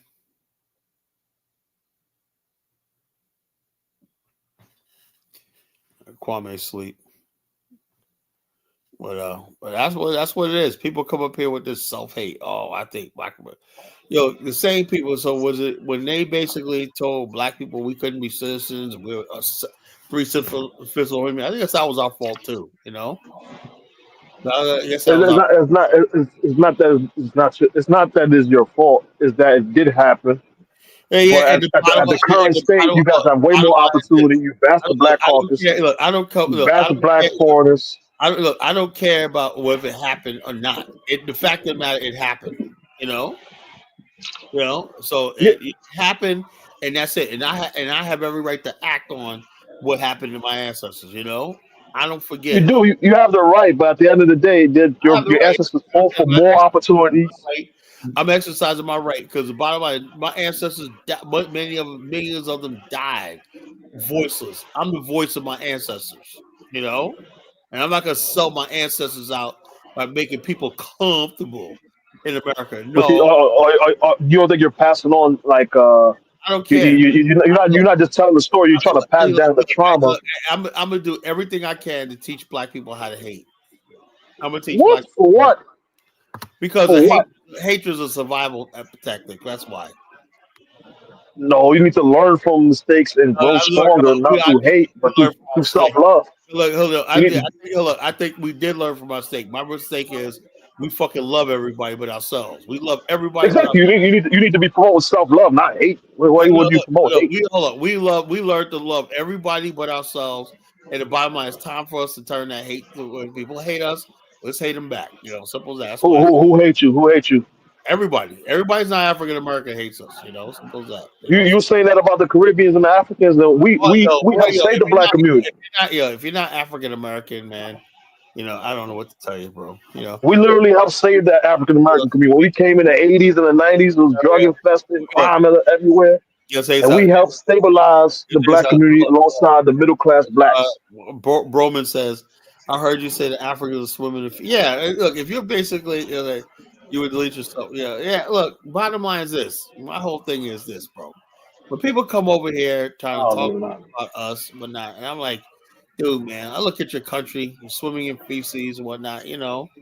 I wouldn't want to be you if God made me. I fucking hate myself. I kill No, myself. but I came up for my thank you, man. Haitians, Jamaicans, we helped the solid African Americans Yo, stabilize the hold black on. community. While Who you are you? fled, you live with the whites. I am so We sick and still, tired of people I do saying, security in the black American community. You live with the whites. bro, you did not help us out, bro. What are you talking You about? live with the whites, bro. What are you We talking help stabilize the black community. I do Look, security in the black American communities. you're living in a fucking ghetto, So, how's that statement like? The ghetto is not the black community, bro. Could help save Black America. What a damn joke. Yeah, I know. That's funny, isn't it? That's freaking hilarious, What are you talking, principally? Most of drugs infiltrated black community coming from, they come from the fucking Caribbean. We think they come from. Most of drugs, crime, and foolishness come from the Caribbeans. What are you talking about? Black America was civilized for a lot of you people came up here, What are you talking about? You say Black America, man. That's funny. Let me get this clown back on. Jay.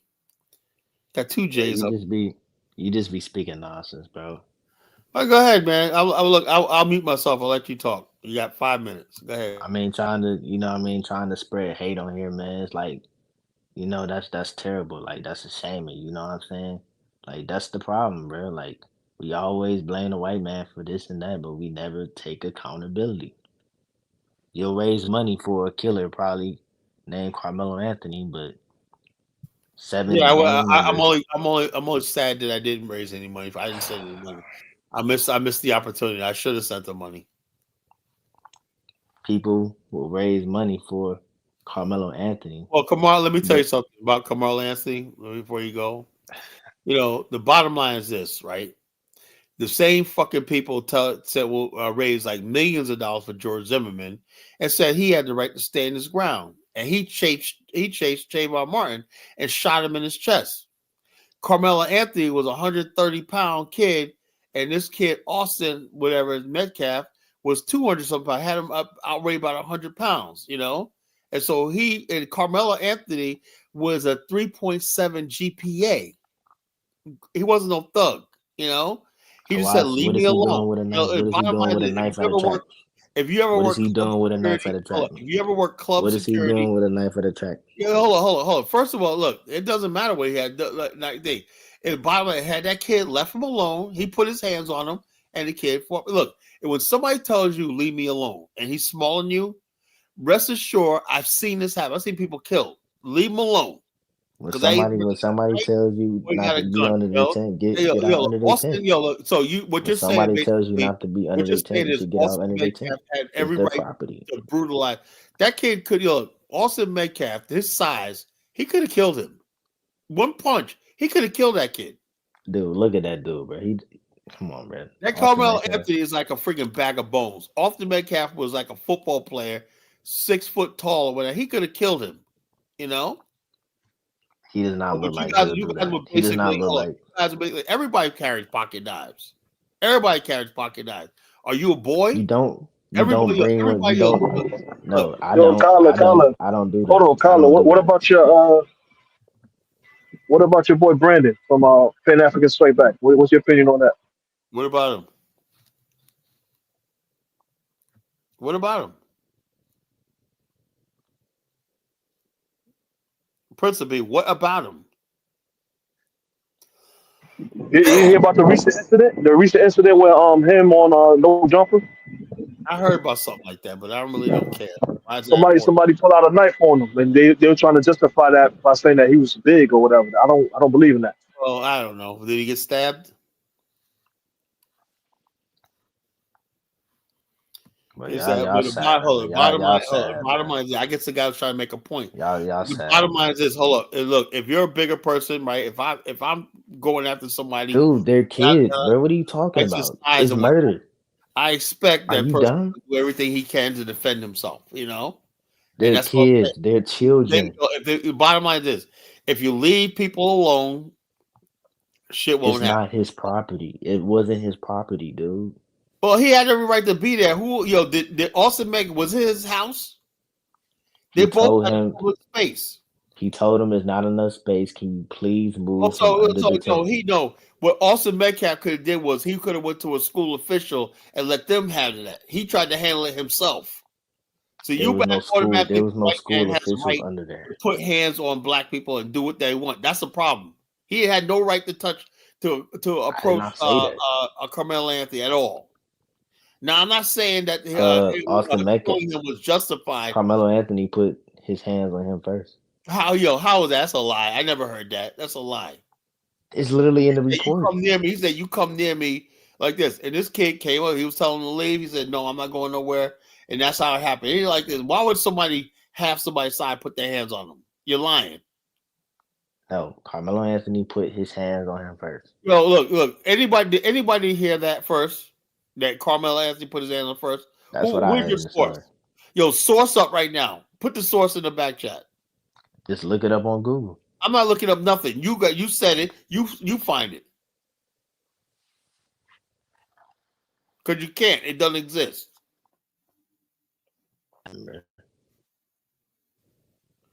So when you come up here, bro, all I ask regardless, dude shouldn't bring a knife to distract me anyway, bro. But look, how many people carry knives? I got a pocket knife. You know? They're kids, dude. They're children. So, it doesn't matter, you know? You can get killed anywhere, you know? Unfortunately, look, I don't say he should have stabbed him and like that, but you just never know. Sometimes I know for a fact, right? Sometimes you never know when somebody's at that breaking point, say, I'm not going to take it no more. And it could have been just the wrong time. Maybe it was just a wrong place, the wrong time. That kid probably was bullied, whatever like that. I got like that sometimes, I'm like, the next person who fucks with me, I'm going to fucking fuck him up, And it's like that. He just happened to be in the wrong situation, and he said, I'm not going to be pushed around. Some people basically are like that, You don't know who's on the edge. That's why I said the best thing to do is leave people alone. You don't know who's on the edge. You could be walking in a gas station, right? And somebody pulls into your spot and whatnot. Say, oh, motherfucker, you don't know that motherfucker, his wife just left him, whatever like that. Next thing you know, he's pulling out a gun and blowing your brains out, Leave people the fuck alone, That's what happens in the real world. Because I lived in the real world before. I learned one thing, leave people the fuck alone. If somebody said, don't bother me, don't fuck with me, but if you're going to be a badass and whatnot. If somebody tells you to leave their property, you should leave the property. Well, it wasn't his property. It was his tent. What are you talking about? We said no, there wasn't a bleachers or some shit like that, No, it was under the tent. Come on, man. Now you're lying. No. I heard it was the bleachers and whatnot. He was sitting on the wrong side whatever like that, you know. You So the lying, bottom bro. line is, You I don't lying. know You what can't the even heck get the it was. story I right. don't I know gotta what the go. hell it was. Hold on. If there was security there, he could have went and got security, you know. So, but Kyla, And, if it was the opposite, if the child, you know, if the child who did the stabbing this was, guy's about straight up bullshit. He was in a tent, you know. would you say the same if it was the opposite? If it was the opposite in terms of the black child I was the don't care. one. Look, I don't care about his fucking color. I don't give a shit about that. All I I know is think he that would sing a different no, song, let me man. tell you like this. Let me tell you like this. I don't care about the color, and I don't think. I think it's tragic that a young man lost his life, and everything like that. But I'm telling right now, we live in a world, right? We live in a world that's hyper angry, hyper thing. And the bottom line, the way this guy right here, Truth of Jay's talking, that's exactly the fucking problem. You know, that's the fucking problem. You know, when people basically act like that, they basically bullying and taunting people and stuff like that. You know, blah blah blah. That's what's gonna happen. Somebody like him is gonna say the wrong thing, and he's gonna end up dead. You know, that's a fair warning. You know. You know, there's the bottom line. Yeah, he did warn them, you know. And sometimes you gotta leave people the fuck alone, particularly black people. You know, you got these people out here that think black people are a joke. I tell people all the time, man, you better take these little motherfuckers seriously, you know? You don't know who's on the edge. Yo, you got 15-year-olds that pull out a gun and blow your fucking brains the fuck out, you know? You know, so you know, he didn't own that tent. That's what I'm saying. He's just talking a bunch of nonsense. People come up here and they want to debate the collagenesis, you know? You know, I'm not playing victim, you know.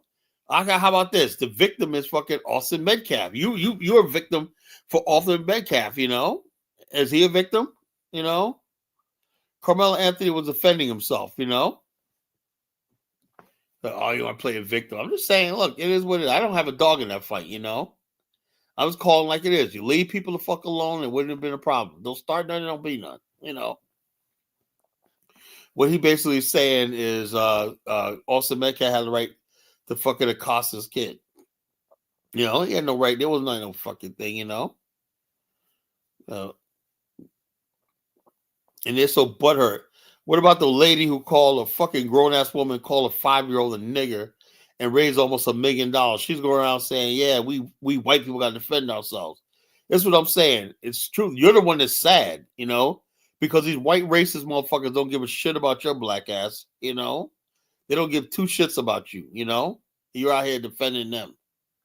I'm unapologetically. Yeah, I care about my people. You know, I love all people, but I think I love black people. I like Black America more. How about that? You know, I love Black America just a little more. You know, I love everybody. But the bottom line, but goddamn, I'm not gonna sit here and make it seem like our people's bad. You know, get the fuck out of here. Look, we're fucked up. I admit that we're fucked up. White people are fucked up too. You know. Yeah, they watch too much social media. You know, they have this idea that they could do whatever they want. The black people talk any kind of way they want the black people or not. And the real world is more of them are going to get killed. You know. Can you apologize? Lie you told about Black Americans inventing the what?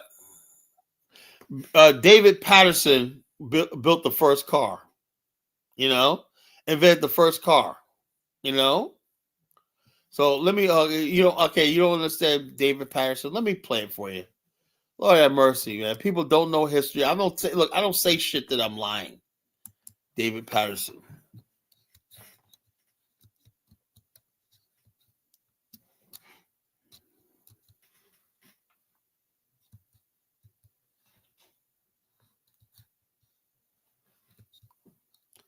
So horrible.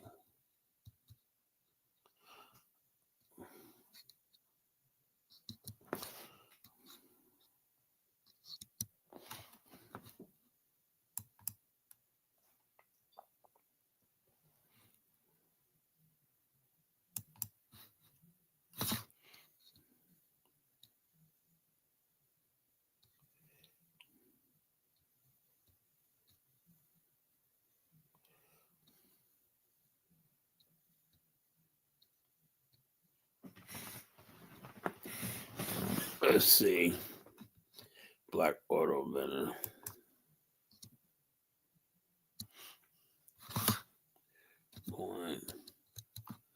Give me a second, folks.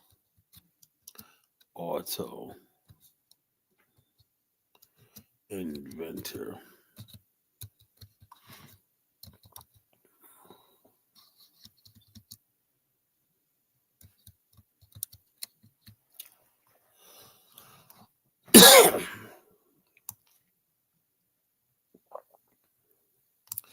All right.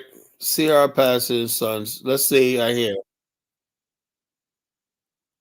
Now, when I show you this video, I'm going to be vindicated, you know.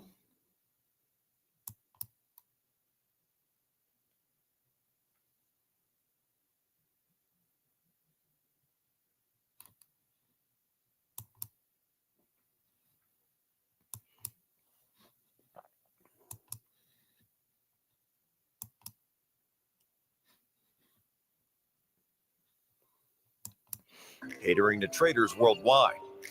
With the free Iron Beam platform and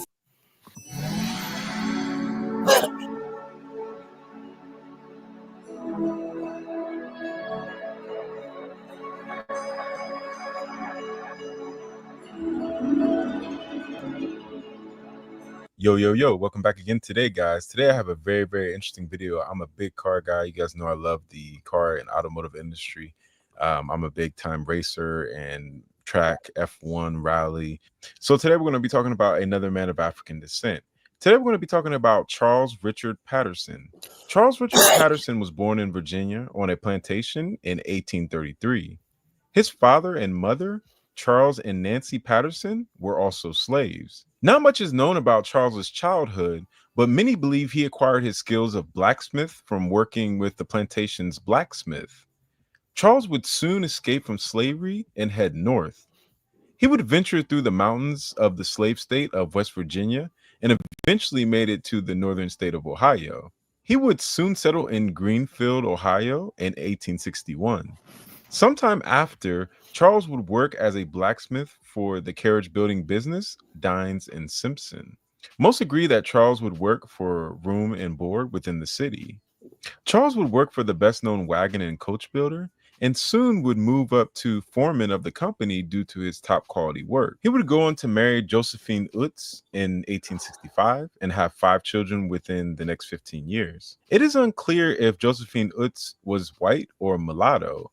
Mulatto was a racial term used to classify a person of black and white mixing. Some African Americans at the time were so light they would pass as white or be classified as such due to skin tone. Josephine and Charles would have 3 daughters and 2 sons. In 1873, Charles would go into partnership with a white man, J.P. Lowe, another Greenfield-based carriage manufacturer. Lowe would join Charles to produce a very successful carriage building business over the next 20 years. This business was called Lowe's and Patterson. In 1893, Charles would buy out Lowe's shares and became owner of the company. Charles would go on to reorganize the company and form C.R. Patterson and Sons Company. He would name it this to include his second son, named after the famous abolitionist and social reformer, Frederick Douglass. Charles' son, Frederick Douglass Patterson, would go on to graduate from high school and attend the Ohio State University. He would also become the first African American to ever play on the Ohio State football team. Charles' youngest son, Samuel, would stay with his father to run the family business, which he was a particularly important part of.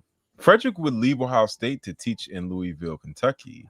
He would soon return to Ohio due to his brother's worsening sickness, leading to his brother Samuel passing in 1899. Frederick would move back to Ohio, leaving his teaching job to assist with the family business. The company would go on to build 28 types of horse-drawn vehicles and employed 35 to 50 employees, with 10 to 15 working on highly successful ranges of carriages. These carriages would sell from $120 to $150 each, and the doctor's buggy was the most popular. These vehicles were sold throughout the South and the Midwest. Charles Patterson would be awarded patents. A patent, for those who might not know, is an exclusive right granted for an invention, which also gives the owner legal right to exclude others from using the invention. The awarded patents are as follows: a trill coupling in 1887, a furniture caster in 1891, a vehicle dash in 1905, a combination ladder in 1910, and a buggy top in 1911. This successful business plan would not last long as the automobile was approaching quickly. In 1910, Charles would die, leaving the company to his son Frederick. Frederick was vice president and an early member of the National Negro Business League, started by Booker T. Washington. He was also well educated and had a good business sense. Frederick saw the change happening in the transportation world, and he was aware. You and I were both lied to since childhood. We were told since we were her age that we had to save up cash to get started into real estate. In fact, I was told I had to go to aware of the assembly line taking place north in Detroit, just a couple of hours from the company. Frederick would initiate the conversion from carriage vehicle business into an automotive manufacturer. He would first start by offering interior repairs for upholstery and paint. He would then offer engine services and electric repair services soon after. C.R. Patterson and Sons Company would soon develop and produce their own vehicles. Their first car debuted in 1915 and would be sold for $850 with a 4-cylinder Continental engine. The vehicle was offered in touring configuration and roadster configuration. The vehicle used custom parts and off-the-shelf parts, featuring demountable rims, electric lighting, split windshield, electric starter, floating rear axles, and cantilever springs. This vehicle cost more than the Ford Model T, and many customers even stated it was a more luxurious ride with every creature comfort the modern man could want. The Patterson Greenfield also cost less than more luxurious companies with almost the same features, such as Cadillac, a 40 horsepower motor, and a chassis that could top out at 50 miles per hour.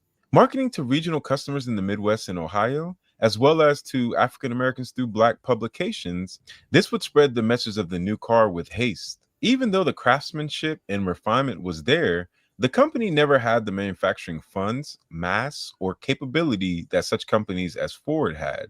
Making somewhere around 150 cars, competing against bigger companies, and producing a mid-class luxury vehicle would prove extremely hard. Scaling the company would be difficult, and in 1918, just 3 years later, the company would focus on repairing vehicles and halted producing vehicles. Soon after, Frederick would reorganize the company and named it Greenfield Bus Body Company. Essentially, Frederick would turn the company back into what his father produced, a carriage producer, one that did not build motors nor drivetrains, just bodies. These bodies would be placed over existing Ford, Dodge, and International chassis. The company would use $50,000 of investments, supplying school bus bodies throughout the Midwest and South. At this time, there was a huge demand for school buses, and Frederick would fill that niche for school boards in Kentucky and Southern Ohio. The company also built custom coaches for regional and local businesses. From 1922 to 1923, the company would produce 500 bodies of various types of vehicles.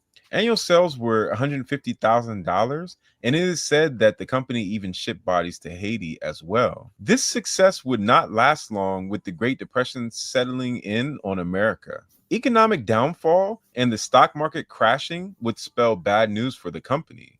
Sales would fall within this time period, and obtaining loans were near impossible. Frederick would go on to marry Betty Postal and have 2 kids. In 1901, they would marry in Hopkinsville, Kentucky, and have 2 children. In 1903, the oldest, Frederick Postal Patterson, was born in Greenfield, Ohio. He would go on to study at Ohio State and then join his father, Frederick, in the family business. Frederick supported many Black businesses and served as Greenfield's delegate to the annual Ohio Republican Party caucus. Being interested in politics, he was very eager to push the Ohio Black vote for the Republican presidential candidate, Warren G. Harding. Frederick was also a member of the Foraker Club and took interest in Booker T. Washington. He was also Episcopalian and served as master of Greenfield's Masonic Lodge number 17.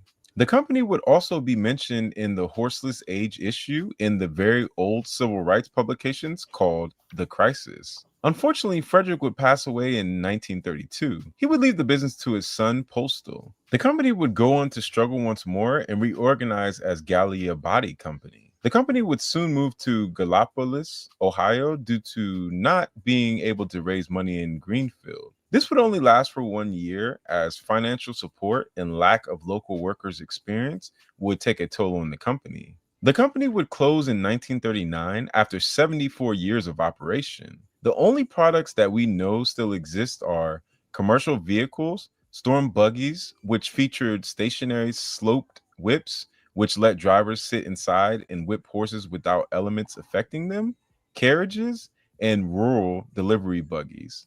These all exist in private collections as well as public collections. So, yo, guys, today we learned about another man of African descent. I really love this story, just like I love all stories of people of African descent in the automotive world. Like I've told you guys before, I really, really love cars. I'm a big car guy.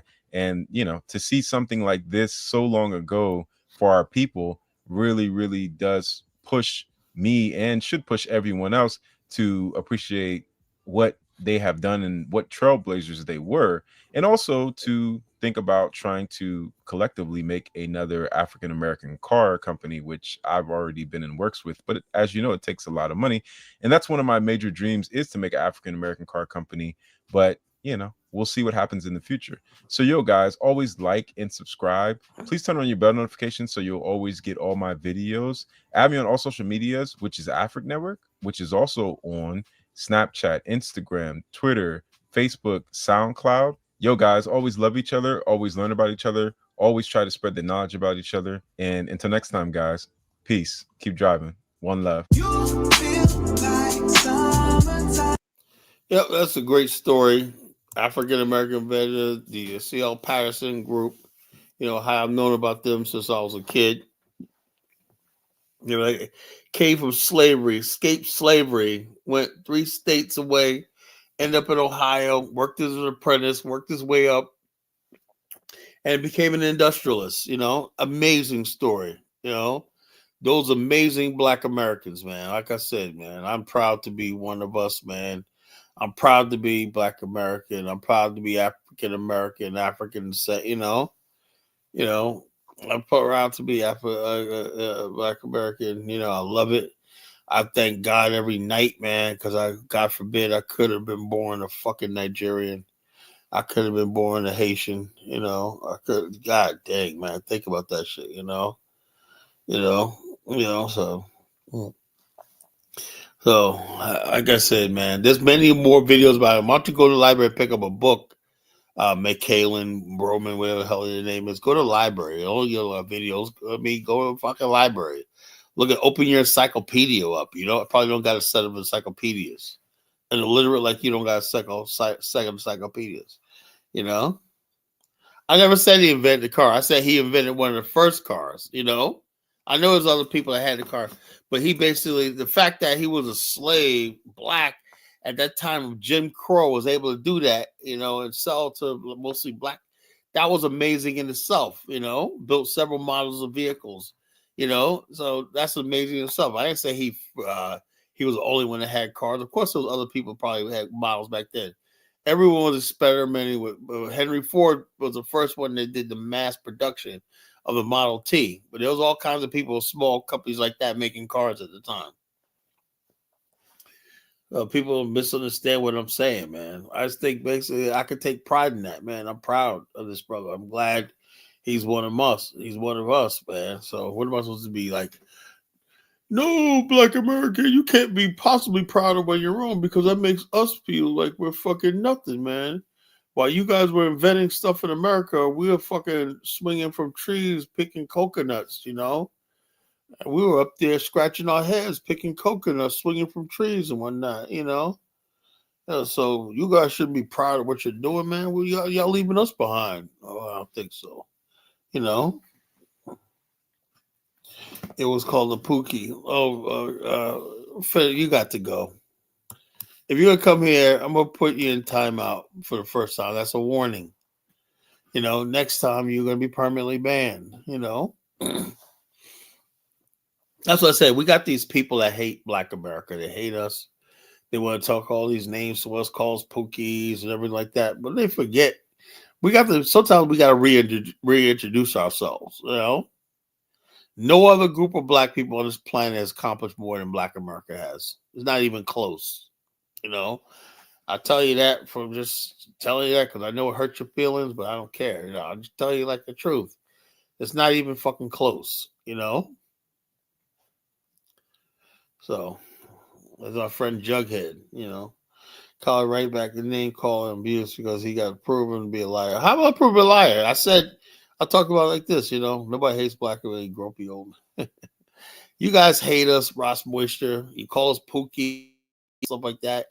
You hate us, you hate us. That's fine, man. I'm cool with that, man. You gotta hate us, man. Hey, look, people are gonna hate us, man. So that's why we all Black America. We gotta stick together because these people hate us. Everybody hates us. It is what it is, man. We get no love in this world, man. We get no love. We try to be nice, man. We sacrifice our community to build this fucking racist country, make this racist fucking country what it is by integrating America, changing it, whatnot. The thanks we get is everybody fucking hates us. We should have fucking basically stuck to building our own communities, building our own auto industries, and all stuff like that. We were stuck to that instead of forgot America. We would be somewhere right now.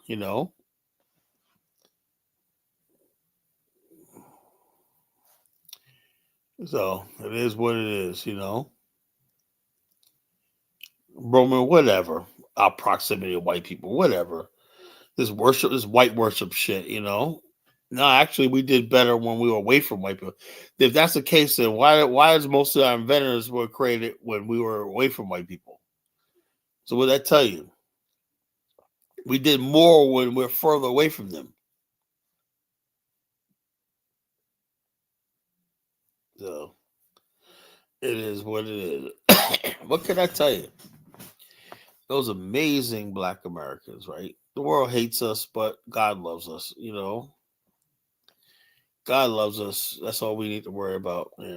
God's gonna have a place for us one day. And our people are gonna be delivered. Our people are gonna have salvation one day when the world stops hating us. And the world the world can go suck a dick, to tell you the truth. People hate us. You hate us, we hate you. Suppose that, But Trump, how does that benefit the Black community? Look, I was not voting for Trump. I was voting against the gays and all these other fucking illegal immigrants and all that. I wasn't voting for Trump. I was voting against the homosexuals, the transgenders, the fucking illegal immigrants and all stuff like that, And all these people, that's what I was voting. I was voting against that. I wasn't voting for Trump, but he was my best bet. Because you want negative attention, you disrespect. How am I disrespecting anybody? I am not disrespecting nobody.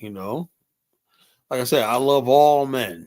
I love all men, no matter what you did and did not do in life or not. Like I said, you could be paddling up Shit's Creek or not. I still love you.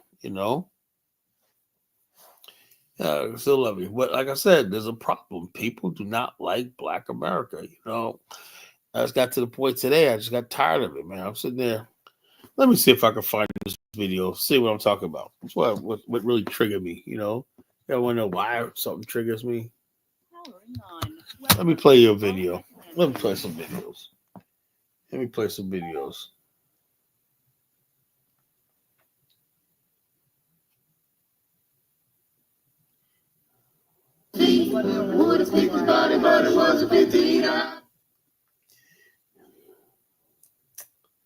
No. Let's see if I saved this video. I hope I did.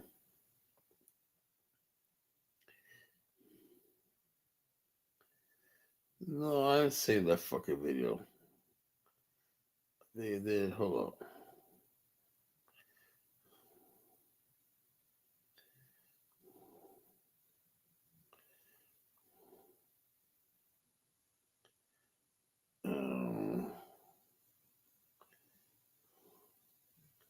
Can't find this damn video. Some Mexican piece of shit. I was gonna call it talking smack online on TikTok. I say, yo, I'm gonna call ICE, man. I'm start calling. I'm saying, yo, call ICE. What's ICE's number? Let's see. Let's put the number of ICE in there. ICE. Number to ICE. Number 4. ICE.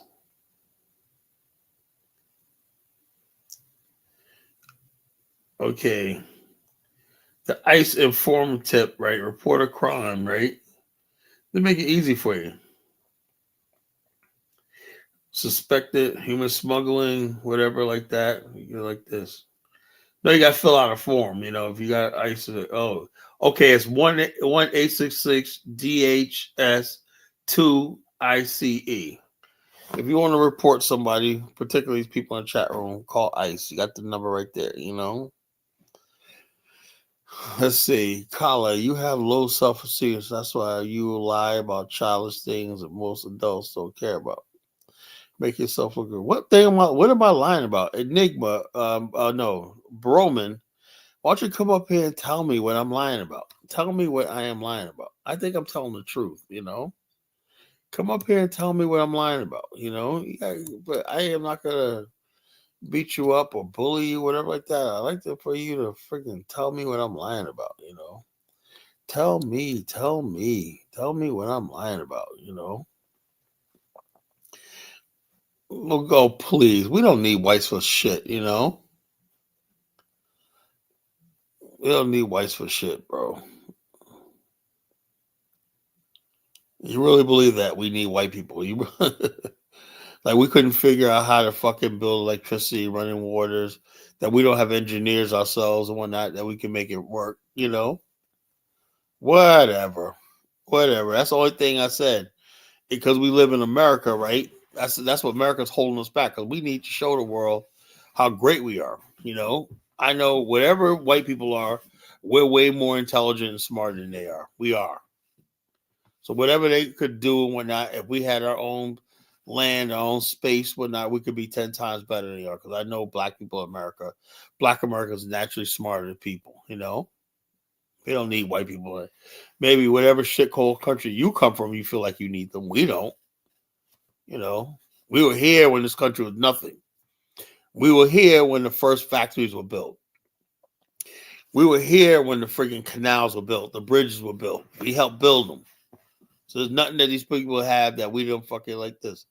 Yeah, Flint, Michigan was a freaking piece of shit city when the black people took it over, So bottom line is this. So you can talk Flint, Michigan. What about all the white sounds throughout Kentucky? 90% welfare, West Virginia. Talk about Flint, Michigan. Look at West Virginia, Look at rural Pennsylvania,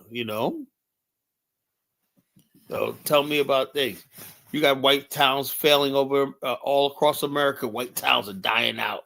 You want to talk about black America? Man, it's like I said, this hatred of black America is not going to get you anywhere, because there's nothing you can do to make me hate myself. Because one thing, once for sure, is I do not want to switch places with you, whatever the fuck you are, I don't want to switch places with nobody, When it gets to the point where I want to switch places with you, then you can talk. But I haven't seen nobody on this earth that I want to switch places with, It is what it is. But you feel free to come up here and talk to the College Genesis, But this guy Jada called up a little while ago, man. I give him credit for coming up here, even though he came up here ill prepared.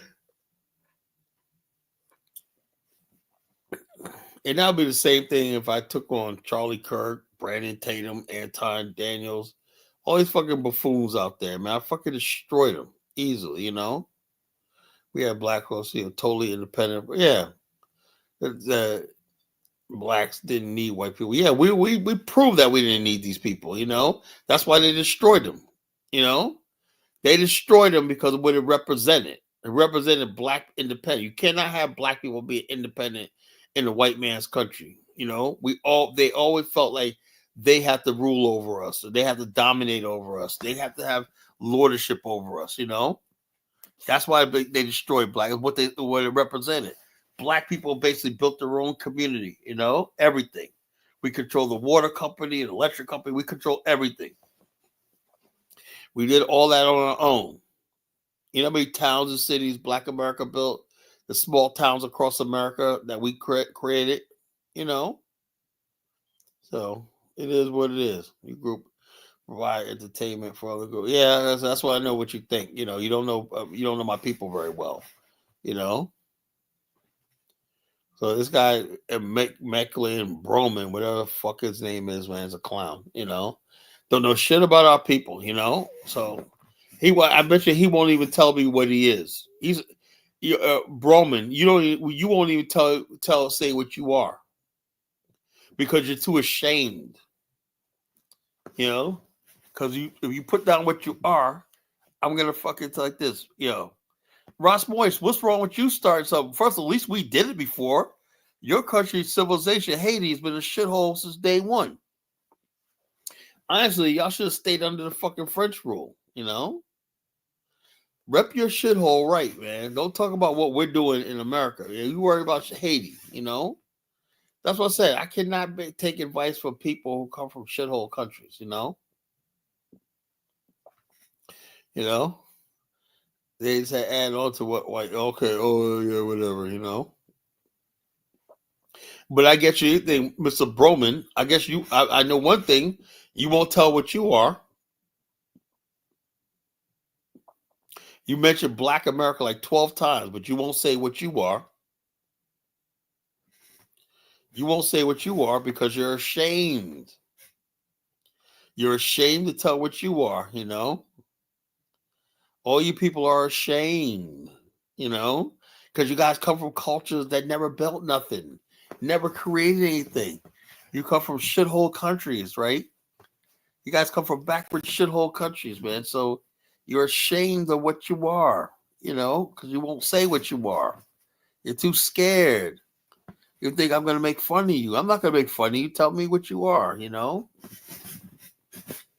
Shithole, but Black America great. Make it great. Ain't going to make Haiti great. I don't give a shit about that island. I'm not giving a shit about that island, you know? You wait for me to make it great, man. You've been waiting a long time.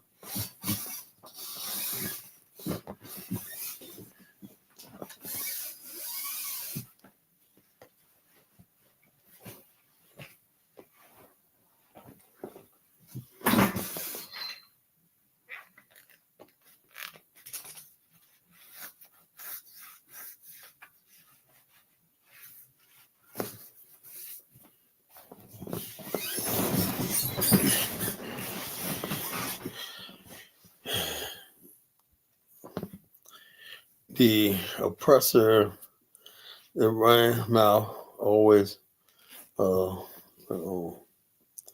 they run off their mouth. They love to see their people be.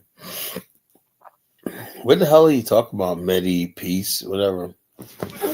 Another person taking shots at Black America. Is that it? That it? You know, everybody taking shots. Everybody got an opinion on Black America, you know? Like I said, the world hates us, man. Everybody hates us, you know? Well, it's the white man, the people from the shithole countries, they all hate us, man. My brother Ben. Hey, Ben, what's up, now? what's going on? Why do people hate us so much, Ben?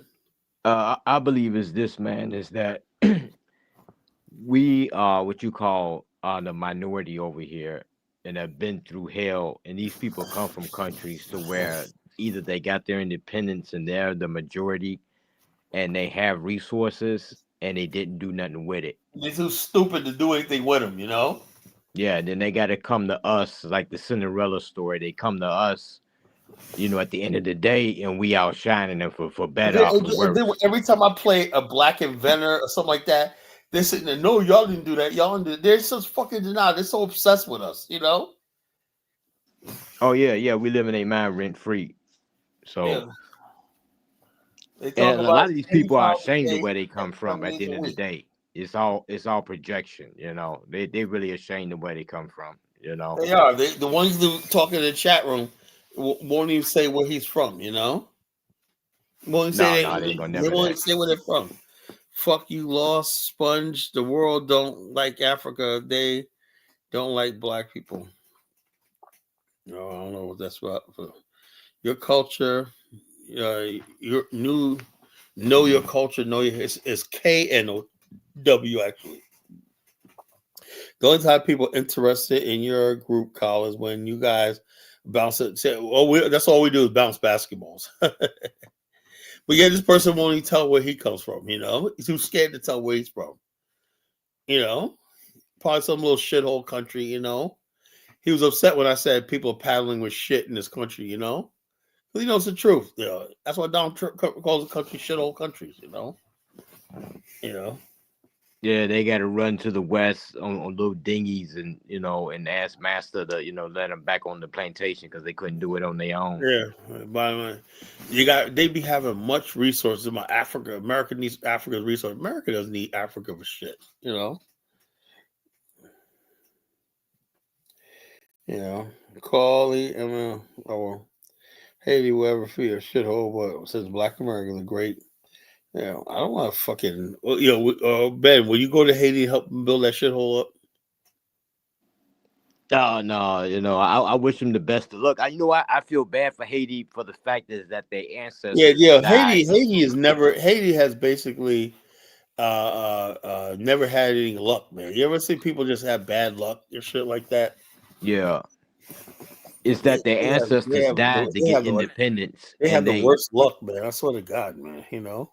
and their kids just abandoned the country. They abandoned Mother Haiti. You know what I'm saying? Yeah, It's man. like, Like I said, I tell Pensby, man. And what the fuck does Elvis want, man? Why the fuck does Elvis come up here? You know? Should I let Elvis up, bro? no, you hear what he got to say. Go ahead Where's with Elvis from? what the hell? What could he possibly say at this point in time, man? You know, hey, fucking all these people that hate us, man. Let's see this hate, man. You know, they hate us, but yet they can't stay away. All right, Elvis, what's on your hateful mind? Colin, is this really a real thing or? Oh, it's definitely a real thing. Yeah, that's a real thing. I've been noticing that lately, man. Everybody is piling on against Black America. You know, talking about the black people gotta get their shit together, blah blah. I'm talking about people from shithole countries telling us we gotta get our shit together. This fucking Mexican guy on TikTok talking this shit today. I'm about to call ICE on this fucking ass. Some say, "Oh, ICE, what the fuck." Pick this motherfucker out running his fucking mouth, you know. No, I'm dead serious. Why do people hate us so much? Look how much hate I'm getting in this guy. Why do people hate Black America? People don't hate Black America. Yes, People they do. hate. Yes, they do. People dislike when you on your platform. No, people hate me. They hate Black No, America. they dislike you because you talk a bunch of shit and people just No, give it back to you. I That's don't all. talk nothing, man. I don't be saying nothing. And but like I said, look. Most Black people in America live their life. You know, they're like, whoa, what the hell is all this hate? I heard a lot of women like.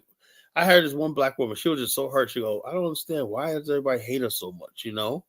So I I never remember did when we nothing to used to nobody. have I never do nothing. interesting And conversations then on when this platform.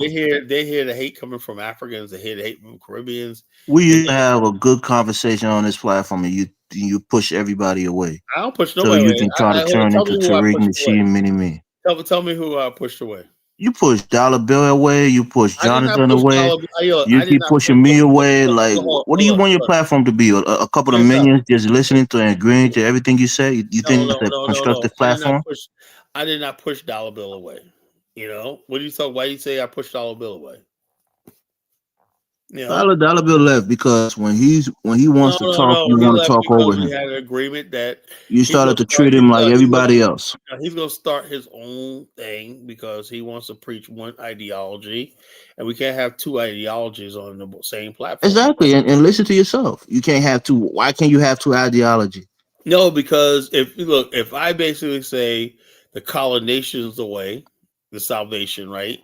You can't come and say something else is the way. Simple What as is he that. saying? He said Ubuntu. Let's unify. Yeah, I know, but the Let's work bottom line together. is That's if I against basically your say, vision. hold on, if I say that basically, like, because I broke it down the other night, I said I agree with Ubuntu, right, but not on this platform. Like I said, I'll support him when he gets his. I didn't kick Dollar Bill out, you know. No, you pushed him off. You No, I did told him not that there was no space on your platform for his I ideology, did not which push is Dollar Bill crazy. out.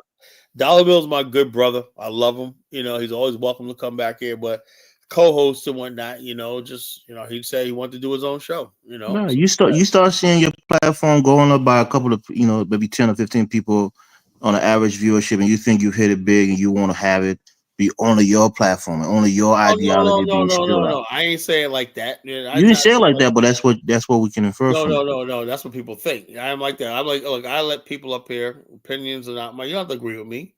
Like, let's have a debate. Me and freaking Kwame is fucking debating every night, man. He wants to You challenge. guys, Kwame is not debating with you. Kwame say he agrees with 90% of everything you said. What you call and Mufasa called up here the other night, man. We have a nice debate. You know, he was basically talking about the Yoruba religion. I had strongly disagree. You know, I said the Yoruba religion is not in use of any time or time. I said, look, I asked him the periodic table of elements in Yoruba. He doesn't have them. I said because Yoruba's culture and civilization didn't advance to the point where they basically studied the sciences like that. So they don't know what elements and everything like that. So they didn't have it. So like this, the Ethiopians did. They did have periodic names for the elements in their culture, so they renamed them all. You know, so I'm guessing you agree with Afrodamus then when he does a show and the consistency in the show is always bashing African Americans. You agree with that, right? Well, the bottom line is this: I know he admits he hates Black America. You know. Well, what do you do when you come on the show about Africa every night? I don't talk. Look. I just said earlier tonight, my good friend Val Thomas and Cynthia Blanford, they're both getting their citizenship in Liberia. That's a good thing, right? I talk about good things that are going on the continent, you know, and I talk about this, like, you know, thing. You don't talk about good. You talk about a few things going on in Liberia, which usually is exaggerated. Now check this out. I'm not exaggerating nothing, right?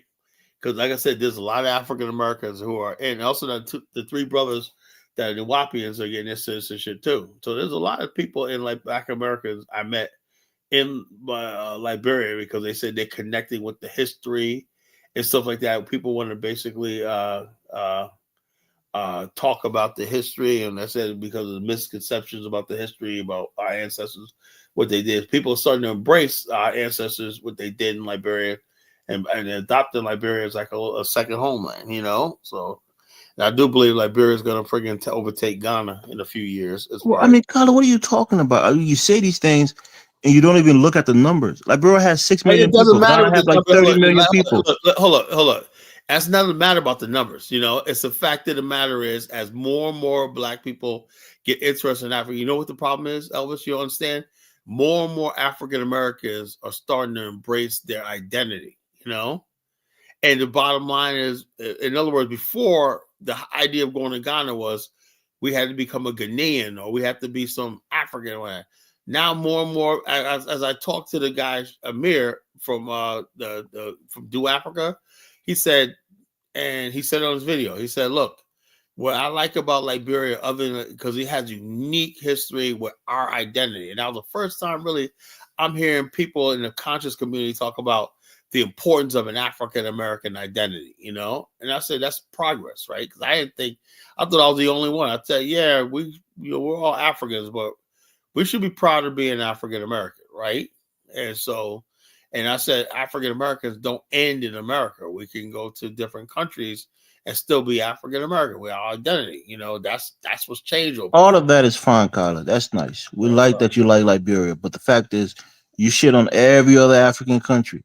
You're not building bridge. You're burning bridge. I don't shit on every African country, man, but I do say that a lot of countries are overblown. Like I said, I tell people all the time, I wouldn't recommend buying land in Africa. I just tell people all the time, don't do it. You know, I don't advocate buying land and stuff like that. I say if you want to go to Africa, rent. But I tell you, rent. You know, rent. See how you like it, stay there, whatever like that. You know, get a vehicle, rent, whatever like that. Try to live eco-friendly, whatever like that. You know, I never told nobody to go out there and friggin' pull out their bank book and buy fucking land in the middle of fucking nowhere. You know, that's not me. If you do it, I never told anybody to go to Africa and spend your hard-earned savings trying to start a business. You know, I would say go there. If you can if you have residual income, you can stay there for a little while and figure the place out. You might get your, oh yeah, this is a good idea moment, you know. But I never told nobody to you got to leave America to go to Africa and get rich. I never said Africa was that place, you know. And people get mad when I say that. I said, look, I'm only observing what I'm saying. Now the Liberian American or Ghanaian American, they're going back to their country where they're set up and everything like that. They got land, they got connections and everything like that. They could do that. You as a person of Black America that's been here 400 years with no connections to the continent, you cannot do that. That's what I tell people all the time. People think I hate Africa when I say that. Carla, it's not about thinking, it's your rhetoric, brother. When you say things, people listen to what you say. And believe it or Like what? not, Give me an example. well, you're calling African countries shitholes. Liberia is one of the Listen, biggest. Liberia is the eighth poorest country in the world. It's one of the biggest hold shithole in West Africa, and you go there once a year. on. First of all, when I say shithole, I'm talking about a mentality. I'm not talking about the way a country looks. Carla. I'm talking, yeah, I'm just seriously. I'm talking about the mentality. You know, what do you call a country like Cameroon who has the same fucking president for 50 years or whatnot, and they don't even fucking try to do anything better? Call it shithole. You know. That's not what a shithole means. Hold on. What do you call Equatorial Guinea? You know, where the president's son is all over the world with Lamborghinis all over the world, and people live on $1 a day. What do you call it? A shithole. That's just That's honest. not what a shithole means, Carla. Come on, Okay. you know that. Now, hold up. Now go to Angola, right? What I'm seeing, I see. Angola had a dictator in Eduardo dos Santos for many, Hold many on. years. Is it a shithole? Oh no. Okay, Because there you go. I go to Angola, right? With the development that's going on there is real world class, and also not only that, when you look at the people on the streets, the kids are having backpacks, new sneakers, and stuff like that. And I'm saying to myself, the kids are on their way to school. They're not freaking begging in the streets, whatever like that. Every time you see, Carla, you've never been to Angola. You've seen a couple of no, I videos. seen You don't know how videos, the country you looks. know. But I said, but take Angola's videos and then take Nigeria's videos. You know, there you go. You So you're know. talking about development then. You're talking That's about no, no, how it looks. It's not no, about the people mindset then. no. I'm just saying, for some strange reason, maybe because Nigeria got the population. You know, I just see Angola basically. The people look like they're better off. You know, just yeah. I don't know. They're blessed. I don't know. I guess like Namibia. You look at images of Windhoek, Namibia. It looks really clean. Looks really nice. Same thing with Botswana. You know, you ain't gonna call that a shithole, right?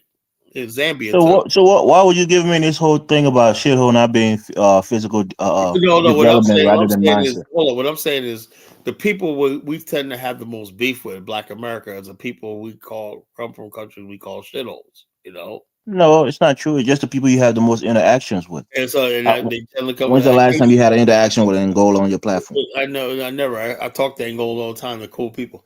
Like Ross Moyes, fucking Haiti. You know, I'm like, dude, man, why the fuck are you coming at me, man? You're fucking from Haiti. Be quiet. You know. No, because you should. I mean, Carla, look. You No, know, look. They started it. You know, they basically calling me. Carla, with all the shit that you say to me, you'll never hear me go on any platform and shit on African Americans as a people. I'll come at you as an individual, but I'll never go out there and do I that. never accuse you of hating us, but not, you know, I never accuse you of hating us. I say, but most people do. That's fine. You know, people hate us, you know, and the bottom line is what I was saying earlier is I said, why is the people sound like white Anglo Saxon? Anglo Saxon hates us, right? The white Anglo Saxon hates us more than he hates you. He hates us more than he hates the Anglo Saxon, the Nigerian, like that. You know why? Because we remind him of his original sin. That's when that fool come up here a little while ago, talk about Kala, not trying to control my temper, you know, when that kid Who came up? this guy named Jay, who's a fucking Oreo. He comes up here talking about you guys we gotta get our stuff together. I said, who's we? Well, Black, I said, who the fuck, what do you mean we gotta get our shit together? I got my shit together, you know?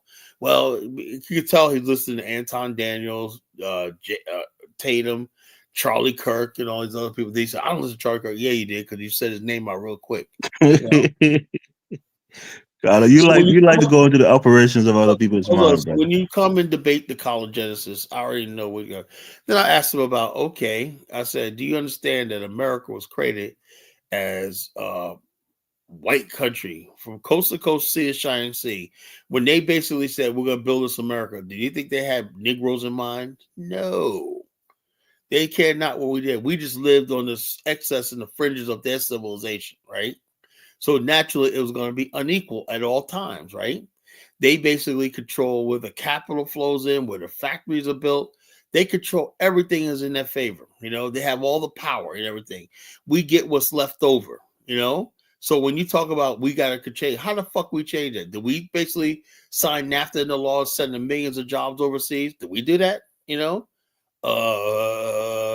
So I gotta tell you, most of these so-called black conservatives don't know what the hell they're talking about. You know? Do Africans hate you in Liberia when you go there, Colin? Well, I didn't talk about that. I'm talking about Black America. You know? I'm talking No, about you're a Black American. You represent your people. No, Do I'm they talking hate you? about Black America. Like I said, when I'm in Liberia, I don't feel like I don't talk about Black America. I'm just blending in with the culture, you know. So But they I'm know saying you're that, African Americans, right? When you're with your hold friends. up. But yeah, but that's a different. I'm overseas. I'm talking about as the social construct of America, right? America gives this thing where as soon as people get arrive off the plane, there's a group of people that anybody, no matter what kind of shithole country you come from, you could feel superior to, and you're put above. That's Black America. That means no You matter. think Africans are put above African Well, Americans in no, this it's like country? they're put there. I don't mean there are, but that's the I'm saying, perception. do you think they are? You think No, Africans are not put? of course Okay, then. not. So why are No, you but I'm making that saying, statement? but as far as like the social construct of America, they are, you know, How? because America holds everyone in America, everyone above the African slave descendant. We're the lowest in America. Doesn't mean that we're on the bottom of everything because we rise up in this culture and everything like that. But the bottom line is this: when people basically automatically see come to Black America, why y'all got all these problems? I'm saying to myself, black people, you got black people out here that driving Benzes, got 2 or 3 homes and whatnot, feel like, damn man, what am I doing so wrong? I tell people all the time, stop fucking feeling guilty. You didn't do shit wrong. Not to tout collar, but my little city here that I live in Minnesota is voted the 9th best city to live in the United States, bro.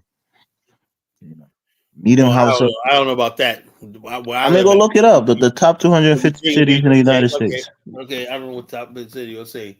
Let's look at top cities in America. Let's see. The top 250 cities to live in Yeah, America. 50 It's cities. ranked number 9th. No, I don't think so. It's literally a big news in our state, bro. Okay, We had 10 cities on the list. My city is the highest. Plymouth, Minnesota. City. So Year in review. Virginia Beach excels and couldn't stand out compared to other U.S. cities. Considers Virginia Beach the 3rd largest, safest city. Yeah, as I say, we have no crime here. The 3rd largest, safest city in the country. We have a large city and we have fucking no crime and a huge black population, 25% black. And that's why I said people talk all this stupid stuff when we have a large black population here and we have no ghettos, we have no crime, no nothing like that here. So I don't know what people we talking about. We got to get our stuff together. Who the fuck are you talking? I'll be like, who the fuck are you talking about? Talking about me? Talking about my neighborhood? Talking about where I live at? You know, Virginia Beach ranks the top 25 city at number 8. Virginia Beach is number 8. And top. Dollar, we're talking about 2025, 2026. No, look at right here. The largest city, Virginia Beach, like 500,000 people. You know, and so it ranks number 8 in 2024 last year. You know, 2024. Top city, number 8. Pretty soon, by the close of the decade, Virginia Beach will be number 1. I'm just saying it's headed toward it. I'm not in my 60s. I'm only in my 50s. You know, don't try to old age me and whatnot. I'm getting there, but don't push me there. You know, what is it? College 60s. All right, I put a link in the private chat. Go check it out. You'll see your city on there. Heart to heart. He didn't take it to heart. He comes on. He talks about. Kyle, we don't want to talk about negative about nice areas, low crime. What's your point?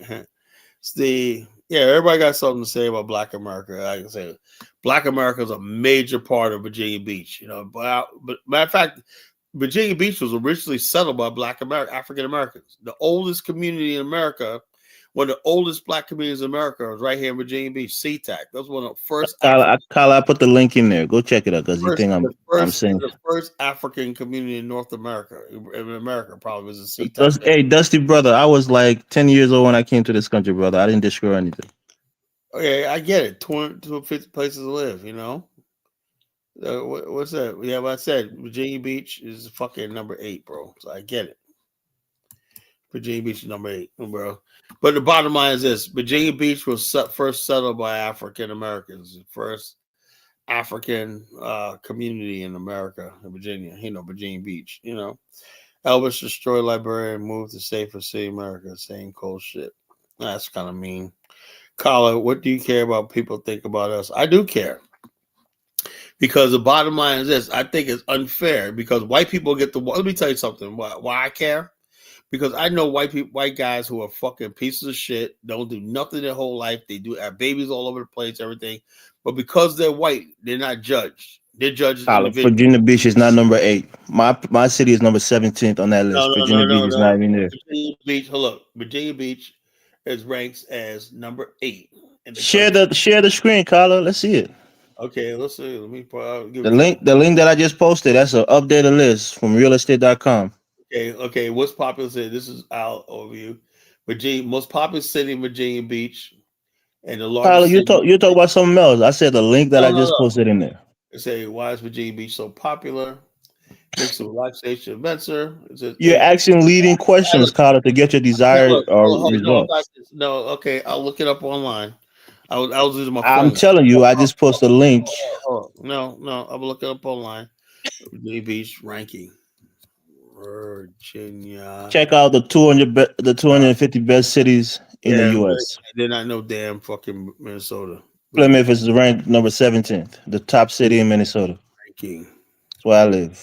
Ranking.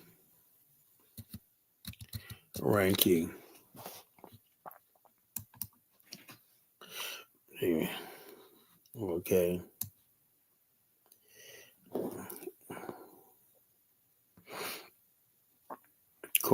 This cost of living crime. Let's see. Best places blog. Second best place for male retired. 4th most competitive public colleges. 7th city for dating. 8. I guess you put Virginia Beach in every one of those studies, right? No, it says no. Let me see. I'm gonna look at what else talk about. Virginia Beach places to live. Let's see. Top of Virginia Beach cracks top 10 list best city U.S. city to live. Okay, here we go.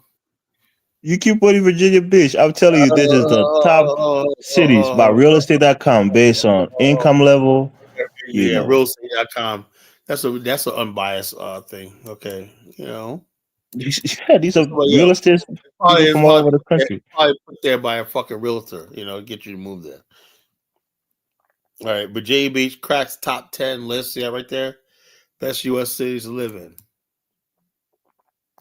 Virginia Beach top 10. Okay, here we go. Virginia's beaches offer a diverse coastal experience. You're talking about Virginia Beach, Carla. I mean, Carla, you're so dishonest, Virginia Beach. No, Virginia Beach is top Do a search without the name Virginia Beach.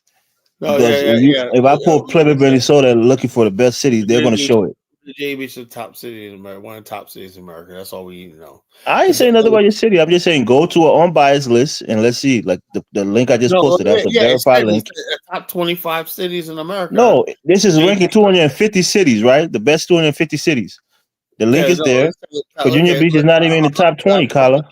I'll put this like top 25 cities in America. Top 25 cities in America. Top 250 cities. That's a lot more cities. It's more fleshed out. Your city is not even in the top 20. My city is, and it's a small little city. America. Okay. List of the cities, top 20 cities. Best cities to live in the U.S. 25-26. Watch. Let's see. El Paso, Texas, Austin, Fort Worth, Texas, Nashville, Jacksonville, Florida, Charlotte, Mesa, Houston, Texas. God, this list is fucked up. Houston, Texas is a shithole. That's like they're doing big cities. Jacksonville, Florida. Come on. They're doing big cities, Kyle. We're not talking about big cities. Best city. Check this out. Jacksonville, Florida. That's a fucking murder capital, man. What kind of list is this, man? This is what you listen for, Elvis. Portland. Carla, what are you talking about? You just searched for that list. I literally put the link in the chat, and you have the link, and you're talking about something else that I didn't post. Share the link that I post. Right. Share the link. Just open the link and let's look at it. Let's move on. All right, let me get Ben back on. Ben, what's on your mind, brother? Ben sleep too? Kyla, come on now. I just giving Yeah. you a So little advice. Bring people on the show that makes the show interesting. Iron, sharpening so it's iron. interesting, man. Look. I don't look. Anyone's welcome to come up here. I don't care who you are. You're welcome to come up here and give your opinion. You You don't have to don't, agree no, with you me. don't like people who And, challenge you. When they challenge you and make you No, lose a couple of. look. Hey, look. Hold on. This is how it works, right? Oh, this is how it works, right? I don't care if people disagree with me, right? But at a certain point in time, like if the premise of the show cannot be freaking thing. If I say the colonization, there's a movement I'm trying to build, I'm trying to build a movement, it can't be steered off in another direction. I said Angles and Afghanistan.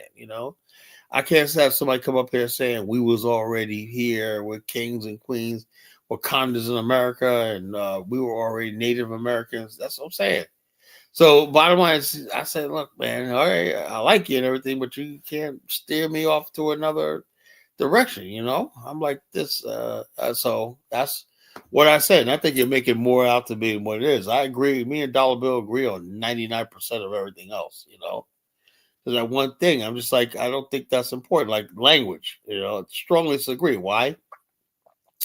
One of the reasons why a legitimate argument the native Liberians had, one of the legitimate argument had was use of language, because then again, English was the only written language in the area at the time, right? Was studied, whatever. Everyone basically who had, if you wanted to get on in the country, you had to speak English. That put people at the friggin' that didn't speak English at a disadvantage. So even if you learn the language, right, you're still gonna be at a disadvantage, forever. If we What are was you to talking take about? over Even if you learn what language? English, you're going to be at a disadvantage because the people who master the language are always going to be the master, the culture, just like if you basically say, okay, we're going to have Kiswahili. I think you're going to have a new African language. It has to be a combination of like 100 different languages with English, Portuguese, Spanish, like that, Arabic, mixed up and form something, a metanetter and form something new, that everybody equally has to learn together. But you can't have one language that somebody else has mastered, right? And you say we're going to adopt that. And no, those people become the de facto rulers, of the culture. I don't think my good What brother what Dollar Bill what understands does that have that. to do with? Oh, you're talking about Dollar Bill and his Ubuntu. I Yeah, want to. I'm probably gonna check out his channel. Let's see what he's talking about. learn a new language. Yeah, okay, let's create a new language. Don't take on Kyler, somebody else. to be fair to Dollar Bill and you, Kyler, almost every organization you've been a part of, you split from that organization No, I never based look. on ideological differences. Hold up. The other BAO I split because of the LGBTQ shit. Let's be honest with ourselves. Just me and Dollar Bill ain't split. We're together still, but we have a disagreement on that one thing, man. I said, look, language is something so divisive, man. You know how many wars are started over language, and like let So me give what you. was the disagreement? What did he want and what was your position? Or no, he was adamant about we need to learn a new language. I said, dude, man, that's not necessary. It is, Kyler. It's just that No, it's not. you're too No, lazy to hold on. want to No, learn a no, new no, language. no, it's the fuck not. I speak English, right? I speak English. That's what I speak. I'm not gonna retard myself to fucking Retard yourself. What would you say some crazy shit like that? but A basically, person who is bilingual has if a better somebody, chance of getting a job, if somebody, progressing. if somebody says, okay, from now on, everything, all signs, street signs, this is what reality, right? You got to think about reality. All street signs, all language in the government and language instruction are in this other language right here. I don't know how to speak that language. So what does that mean? I got to get an interpreter and I got to fucking be like a second class citizenship. That's what it Yeah, is. you want to get close to Angola, but you don't speak Angola, any. You don't speak a Lusophone. Angola, they don't speak Kiswahili. No, what I'm telling you is, take for example. That's another thing. Most Oh God, countries in Africa, in Western Africa, don't speak that. So how would that work? It would not work. is that what he wanted to learn? Kiswahili? Oh no, that's what he wanted to learn. And I'm like, I don't think it's at this time 500 years into a civilization and a culture. I don't think you can learn a language. Not Bomani, but Baruti learned Kiswahili. Well, that's Baruti, but you Yeah, notice how so it's Baruti doesn't. possible you can learn another language. Hold up. Baruti doesn't. Okay, let me ask you a question. if Burundi was so successful, how come he doesn't have a show and a following or anything like How that? do you think that's what success is measured by? No, Show no, and I'm saying like following? this. No, but I'm saying like this. These guys are always trying to push this stuff on me, and I'm saying to myself, okay, you got look. I look. I wish you a lot of luck. If you believe that works, I don't believe it works. Like I said, don't try to push it on me. I'll never tell Tyler, somebody you what they have to want to be do. accepting I of don't other have to accept. ideas and No, I other do not have to views. accept anything. You know, How are I you don't. gonna build if it's only Look, your way or the I highway? build with people who agree with me. You know, now certain things I'm just like, no, that's not. I don't accept that. It's not necessary. You know. I said, now in the future, I say, if you want to say, okay, down the future, I think we should learn a different language, whatever, but it should be a new neutral language that's created for the future, not something that's already done because somebody else mastered that language. That person, Tyler, it takes a smart person, a person who has a sharp mind to learn multiple languages. well, I don't want look. The bottom line, I don't think it's necessary. I don't think it's necessary. Look, let me give you an example. Lee Kuan Yew, Singapore, right? What did Lee Kuan Yew do in Singapore? He was Chinese ethnic, right? But he knew he had a situation where he has all these people of different ethnic groups and racial groups in Singapore. He knew if the Chinese people got in power in Singapore, they would try to basically impose Cantonese or Mandarin on everybody, and they would basically cripple their country. The country would have went up in flames. He was right. So he made English. He kept English as a language of medium and instruction, right? But he made every group of people learn all the languages spoken, right? Every people learned Hindu. They learn Mandarin, they learn Cantonese, they learn Malay, they learn all these other languages along with it equally. But he said, in the meantime, he said he's going to keep English because it's a neutral language where everybody understands, right? He said, Tyler, why do you think the slave, their language was taken away from them? I don't care. Look, that does not matter. The reality is this: you basically like this, just like the Singaporeans, they spoke English because they were under the British occupation. We speak English because we're in America. That's it. That's it. Now, if you want to learn another language on top of what like Arabic, Yoruba, Hausa, Igbo, well, that's beautiful. I encourage that.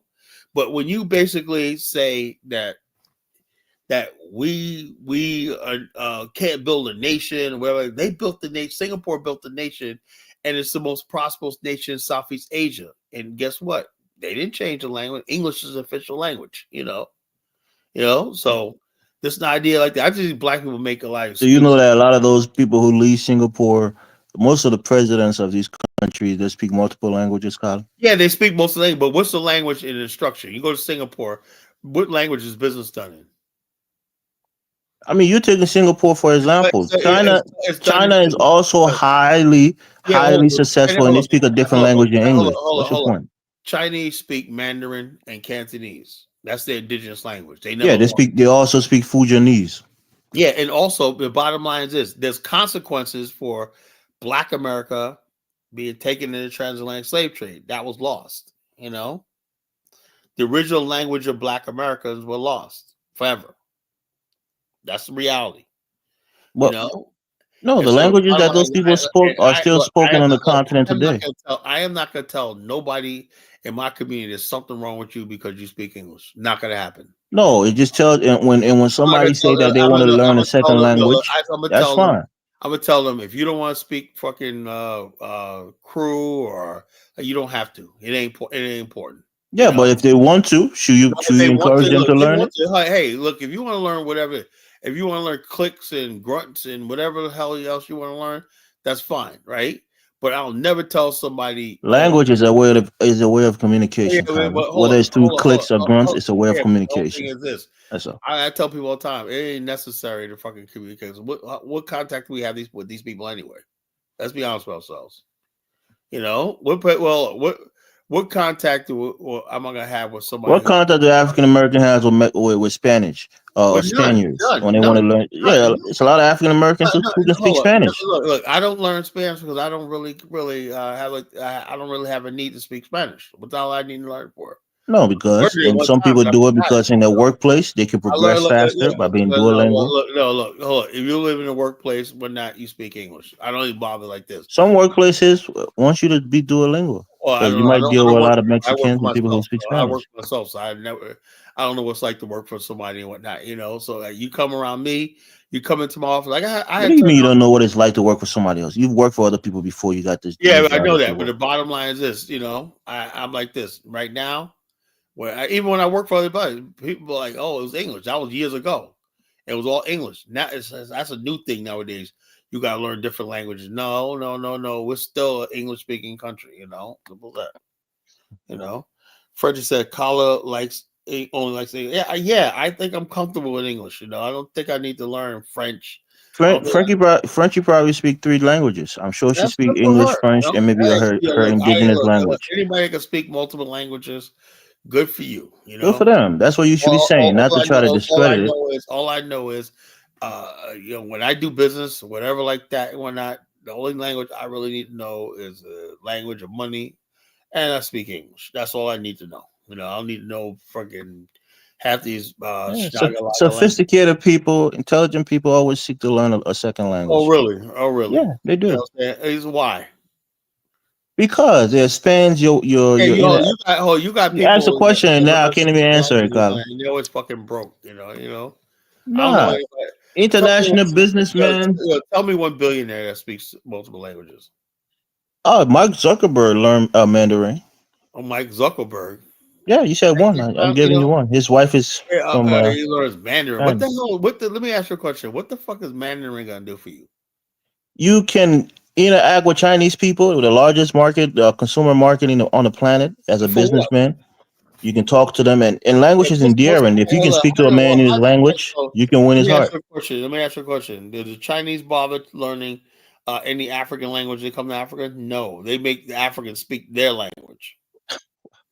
Carla, I mean, I don't understand Hold your on. logic. You go to Namibia, they're basically in Zambia, they keep teaching children Chinese fucking languages, whatnot, Mandarin and whatnot, They're making freaking people speak their language and whatnot. Carla, there are kids who went, for example, like African kids who went to China to study, right? They learn Mandarin, right? And when they come back to their home country, like even in Liberia, there's a guy. Listen, let me just finish the sentence, Carla. He learned Mandarin because he went to college in China. And what happened? He became the ambassador to China. That opened up that lane for him because he knew the language. That sad thing is this, right? You're being freaking colonized now by the fucking Chinese. You were colonized by the French. There you go again. Let's just use that in passing, Carla. Let's not go there. A lot of the Americans. If you speak somebody else's language, whatnot, and then next thing you know, these people. It doesn't make you less than, Carla. A lot of American ambassadors who go to France usually speak French. Yes, it does. Look, the bottom line is this: you basically go to these countries and you learn their language and whatnot. You're being colonized. You're not being colonized by learning another language. It's not true. If you look. So, let me ask you a question: how many Chinese bother learning any African languages? I mean, they speak English. That's all French. Trust me, a lot of Chinese are multilingual, Carla. They speak English, but they don't even give Africans the respect of learning their own the African local languages. English is a major language, right? It's not a dialect of other languages. Chinese is Mandarin is a major language. English is a major language, right? So English, people in China has dialects, Carla. Hold up. If English is a major language, right? Everybody speaks English. What the fuck do I need to learn anything else for then? If everybody speaks English, that's because you're simple-minded, Carla. You don't want to expand your mind. If I already speak English, why the fuck would I learn something else? To be like this, I mean, if you don't see the benefit, I can't put it in your head. What's the benefit of learning a second language? I don't see the benefit. Of course, then that's fine. That's because you don't see it. I don't see the benefit of it. I don't see the benefit of learning all these fucking languages and whatnot. Are you capable of learning those languages, Carla? You think? I'll tell you one thing. If one language I do respect is Japanese. I do respect Japanese. If I want to go to Japan, you think you can learn Japanese? I don't know. I seriously doubt it. But if I was going to Japan, I would learn Japanese because I understand how their culture works. If I'm in your country, and if I go to China, Beijing, China, if I live there, I would definitely try to learn language. If I was in Japan, I'd definitely try to learn language. If I'm in America, right, or if I'm in an Afghanistan, I am not going to learn no fucking other language but the language I speak, you know? Now, if you want to add some other language to it as flavor and stuff like that, rename certain things and whatnot, that's fucking it. But I am not going to freaking put myself in a freaking casket to learn somebody else's language, you know? Tyler, President Tolbert, who you love so much, he learned the Pella That's dialect. good, man. That's good. That's good. They did him Because a you lot know of. why? He was smart enough to build a language. Yeah. They're smart enough. They did that because what did they do to them? They cut them up in pieces, right? You know. So. He learned the language. Yeah, we learned the language, but they killed him. You know. Yeah, there are people who can't kill who are multilingual. What does that mean? Learning Like, the language don't mean you're not going to die. It just means that you learn the language. Came to gut him like a pig when he was speaking in their fucking language to them. I'm just snugga laga while they're gutting them and whatnot, you know, and they're speaking back and forth and He snugga. learned a second language, Carla, and he's your ancestor, as you like to put it. The ancestor learned a second language. But like I said, I don't want to know the second language. You know, you people can speak it all they want, but I have. But why can't you put the link up with Jonathan? He wants to come up, or you don't want him to come up too? What? I ain't see nothing. You know. Jonathan put it up a while ago. Put the link up. He wants to come up. Yeah. Maybe because anytime I want Jonathan to go, because I'm tired of talking to you. So. Tyler, you're so antagonistic, bro. I don't know how you think you can lead something when you're attacked. 95% of the people you come across are antagonistic against them. But I'm just like, you know, bottom line is I am very flexible with a lot. Flexible, Kyla? Is that a word in your vocabulary? And I was like, yeah, look, I let people say whatever they want to say. Dude, I support everything everybody's doing. You know, whatever you do, people do, I support it. You know, I don't make no pretensions about what I'm not a dictator, whatever like that. But yeah, except you are, Kyla. Certain lines I don't cross. You don't like dissent. You don't like conflicting views. You don't try to win people over by your logic or by your argument, the strength of your argument. But I just hate opposition. You know, I hate contrarians. That's what dictators are. They hate opposition. What do you think a dictator is, Kyla? You know what contrarian is? Somebody that can argue. No, I mean I have one side. No. You have another side. No, contrarian is if I say the moon is made out of cheese, I can't prove that, whatever like that. You know, I can't prove that, but you say, no, I think the moon is made out of ham. Just to say it, you know, even though it's not necessary. I know the moon's not made out of cheese, right? So why do you gotta freaking add to it just to say, no, I think the moon's made out of, no, just say, yeah, okay, it's made out of cheese, you know. A contrarian is gonna sit there and argue with you over every fucking little thing, no matter what the topic is, you know. I argue with you when you get things wrong on like during history and on other things. It's all about being factual and non-factual. They taught that harsh. Oh, man, that's a little mean, you know. Boogaloo language, and I had to check one of them telling me, man, talk English in my car. Well, that's mean, man. You know, that's mean. You don't say Look, that. that's fine. If you don't want to speak another language, that's fine, Carla. No, like I said, I have no problem with somebody else speaking another language, right? Just don't ask me to do it, you know. That's even white people, your white masters, they learn second languages. Elvis, man, don't ever say that again. I have no fucking white masters, and white people are the stupidest fucking people on the fucking planet. They think they gotta learn everything. People do something stupid around. White people are the first one to fucking follow it. You know, every dumb trend, they follow it and whatnot. You know, they got a white girl up there, fucking went to Nigeria speaking Yoruba, but and then she was turning these fucking Nigerians on. They started hitting on her. A white girl can learn Yoruba, and Carla, you who have Nigerian ancestry can't learn Yoruba. I'm saying she's learning it for clout and attention, right? No, because she can. That's a flex, Carla. That's an intellectual flex. If you can learn another language, that's a flex. These Nigerian guys thought that she was trying to be in their culture, and they started hitting on her, and she got scared. You know, oh no, she got scared. What made you think she got scared? She went all the way to Nigeria. I saw the video. You know. She was like, no, I'm married. She was not fucking married. She was lying saying she was married because the guys kept trying to touch on her. How do you know, Carla? I saw the video. You know? Why do you know she wasn't married, though? That's the point that I'm making. She goes, yeah, I'm just like telling guys because the guys keep fucking trying to ask me out and stuff. Whatever. Yeah, Carla, if you were hot stuff and women wanted to ask you and approach you, the ones that you're not attracted to, you tell them you're married. How about this? Stay in your own fucking country. If you want to learn Yoruba, learn it online and mind your damn business. You don't need to be still a fucking dirty ass Nigeria talking about fucking. I know Yoruba. See, there you go again, Colin. Well, yeah, like I said, all these, like I said, people do a lot of dumb shit. You know, the hell are you doing in fucking fucking Ibadan talking Yoruba and whatnot? What the fuck you think's gonna happen? You know, a guy's gonna fucking try to talk to you. Ibadan. She went to Ibadan. And so the bottom line, so it's a flex, Colin. When people learn French, well, look, they want to go to France. They hold up, look, that's fine. You know, all I'm saying is this. You know, I'm trying to build a movement, and I don't think learning a fucking third world language is fucking necessary. You know. So what about a first world language? Well, all I need is English. You know, if I want to study the periodic table of the elements, I can pull up the periodic table. I can't replace English with nothing like that. Do you think the French who got scientists? Do you think the periodic table is translated into French too? The French got their own periodic table of yes, it's a major language, right? It's one of the Latin languages, major language, right? That's what I'm not talking about, and I don't think it's necessary for me to learn French. Now, if somebody wants to learn French, that's fine, but it's not necessary for me to learn French. I don't have to. I know. You're just not capable of it, Colin. That's I one don't thing. want to be capable of it. You know, I don't think it's necessary. You know, that's another like you third world people do. You always make it sound like, oh, it's fair to you because we can speak multiple languages. You got to. Y'all motherfuckers in like 10 different countries in a fucking couple of years. A person who speaks just 2 languages, French and English. Yeah, man. You can almost interact with the entire continent of Africa. Almost. Look, the bottom line is this: 9 times out of 10, most black people in America are gonna live and die in America. They don't need to know another language, you know. Now, people from Africa, y'all gotta keep going to different countries. Y'all gotta keep doing this.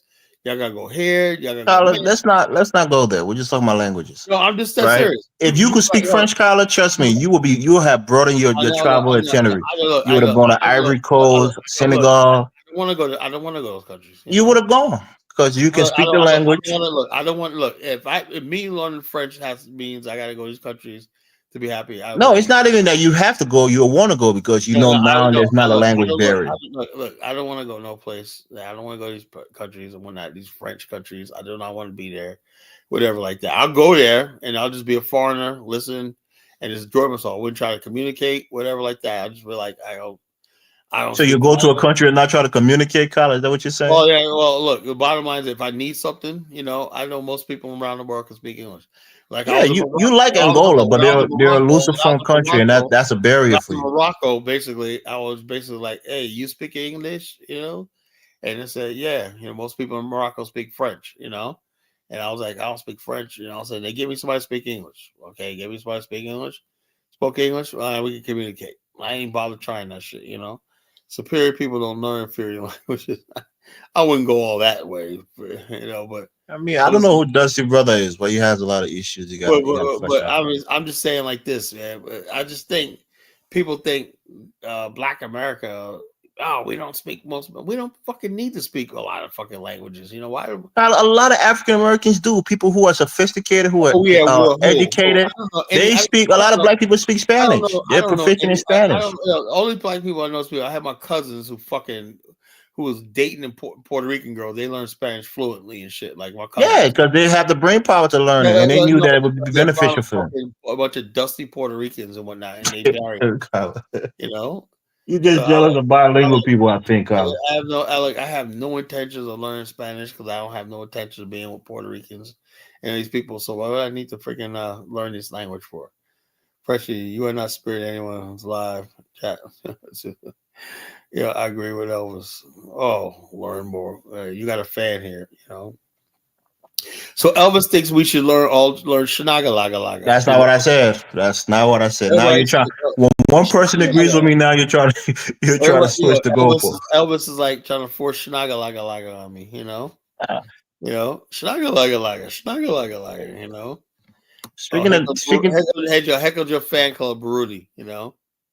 It says you are missing the fact that Dikari Kala is too sharp to expand the parameter and Kurt understand. Remember, it's paradigms, not parameters. You know what I'm saying? So a teacher, not a student. Yeah. Like I said, I am not gonna forget. Also, people understand something. Kiswahili is a slave trading religion. You know that? Swahili Religion or language? language. The whole language and culture is slave trading, you know? Swahili is a slave trading culture, man. People, Tyler, all language has been incorporated, even English. There's a lot of Germanic words in English. There's a yeah, lot I of know that. French Well, words in yeah, English. I know Kiswahili is not even an African language, you know? It's not No, even. there's Bantu language that's Yeah, based in but very Kiswahili. little, you know? It's mostly a No, it's like 60 to 70% Bantu it's based. mostly Arabic, you know? The It's not slave, mostly Arabic. It's mostly African, the bottom line, the but a people, heavy Arabic influence. yeah, but the people who basically could facilitate East African slave trade use Swahili, you know? Yeah, Kyla, I hate to say it, but African Americans learn the language of their enslavers. So what are you saying? Yeah, so yeah, we were forced to, you know. Yeah. Kyle is very ignorant. I'm not sound very ignorant, you know. Have you guys ever heard Tipu Tib? Okay, I guess I go to the video. And you got this Tipu Tib, you know. Let's go to the fucking video. Let's go to the thing. Let's go Swahili trader Tipu Tib. Let's go to Tyler, it. we're not saying that it wasn't, influenced by the Oh, by hold on, Arabic, people but say mostly it's Bantu when with a people heavy talk mix of about Arabic. I gotta be a fucking Arab now, you know, a Swahili Arab, you know. Tipu Tip, who was the number one slave trader in the world. Tipo Sisi. You know, Tipu Tib. You know, let's play this video. Let's talk about this, folks. Okay, hold up. You know, this is the father of Swahili. This is a man who gave us Swahili. You know, Tipu Tib. You know, the world's most notorious slave trader. You know, see a nice thing. Like I said, next thing I'm gonna see Baruti in one of these little fucking thing with the beard and everything like that, and the sword sticking out. You know, I'm following my ancestor Tipu, the great Tipu. Is that a black man or Arabic man, Kyla? Fucking half black. He was a fucking an Arabized Negro. You Okay. know, Tipu Tip. He was an Arabized Negro. He was half Arab, The half black. same thing with Usman Danfodio. He looked very similar to that guy. So bottom line is this: Tipu Tip. He's a fucking black Arab, you know. And the bottom line, he was a slave trader, and all these guys did was hunt black people down and He sell looked them like as. a Yemenis. He got that Yemen little sword or knife on him. All I know is if I had my chance, I'd pull him up out of his grave and piss in his fucking face. Oh, You know, so the bottom line is this is the truth. So this is the great Swahili trader, you know, terrorized the coast of East Africa, you know, Tipu Tip, you know, spreading the Swahili language, culture, slavery, and misery and whatnot. But that's what Baruti want us to be, you know. Shout out to Baruti. I think he's a sophisticated man who learned, or at least taking interest in learning an African Just like language, which is Kwanzaa. commendable. Kwanzaa has nothing to do with African American culture. Even though I celebrate Kwanzaa and everything like that, it comes from East Africa. What the fuck? We have nothing to do with East Africa, you know? I don't know. See, people that do a lot of stuff. A lot of these people that create this stuff, which is, I don't know, you know? And people like, oh, like I said, it just smacks me of a fucking Kwanzaa, you know? Has nothing to do with our culture, you know? Comes from not a part of Africa we're coming from. Cultures can be added to. Cultures are not static. I They don't can know. be added to and taken. But I don't like people fucking just. That's fine, but don't tell me I gotta fucking participate in it. You know, don't tell me I gotta fucking do it. See, this is one of his victims right here. See this? He was a brutal, cruel slave trader. You know. Yeah, there are a lot of black people who were slave traders. Madam Tinubu was a slave trader. We know this, Carla. No, he wasn't somebody. He wasn't unlike in West Africa where they sold slaves, whatever like that. This guy participated in the transport of African slaves all throughout the. Yeah, he was a bad guy, Carla. What's the point? Like this. So the bottom line is, this is a people. This is a man who spread the Swahili fucking thing. You know, he was one of the largest slave traders. Because of him, the Swahili culture grew. You know, and so this is what you're talking about. I'm talking about when people tell me I gotta learn Kiswahili. This is a fucking DJ Carla, Big Kiswahili is spoken in East Africa with some variations in Kenya. Elvis, let me speak. Colin is a perfect example why everybody else hates Black America. He talks. Oh, see, that's what I'm talking about. People hate me. Hell, people hate us for no reason, man. Just, I ain't saying nothing. You know, Kyle is a perfect example of why everybody hates Black America. He talks unproductive about blacks that are building in America or black. I am building with blacks in America. What are you talking about?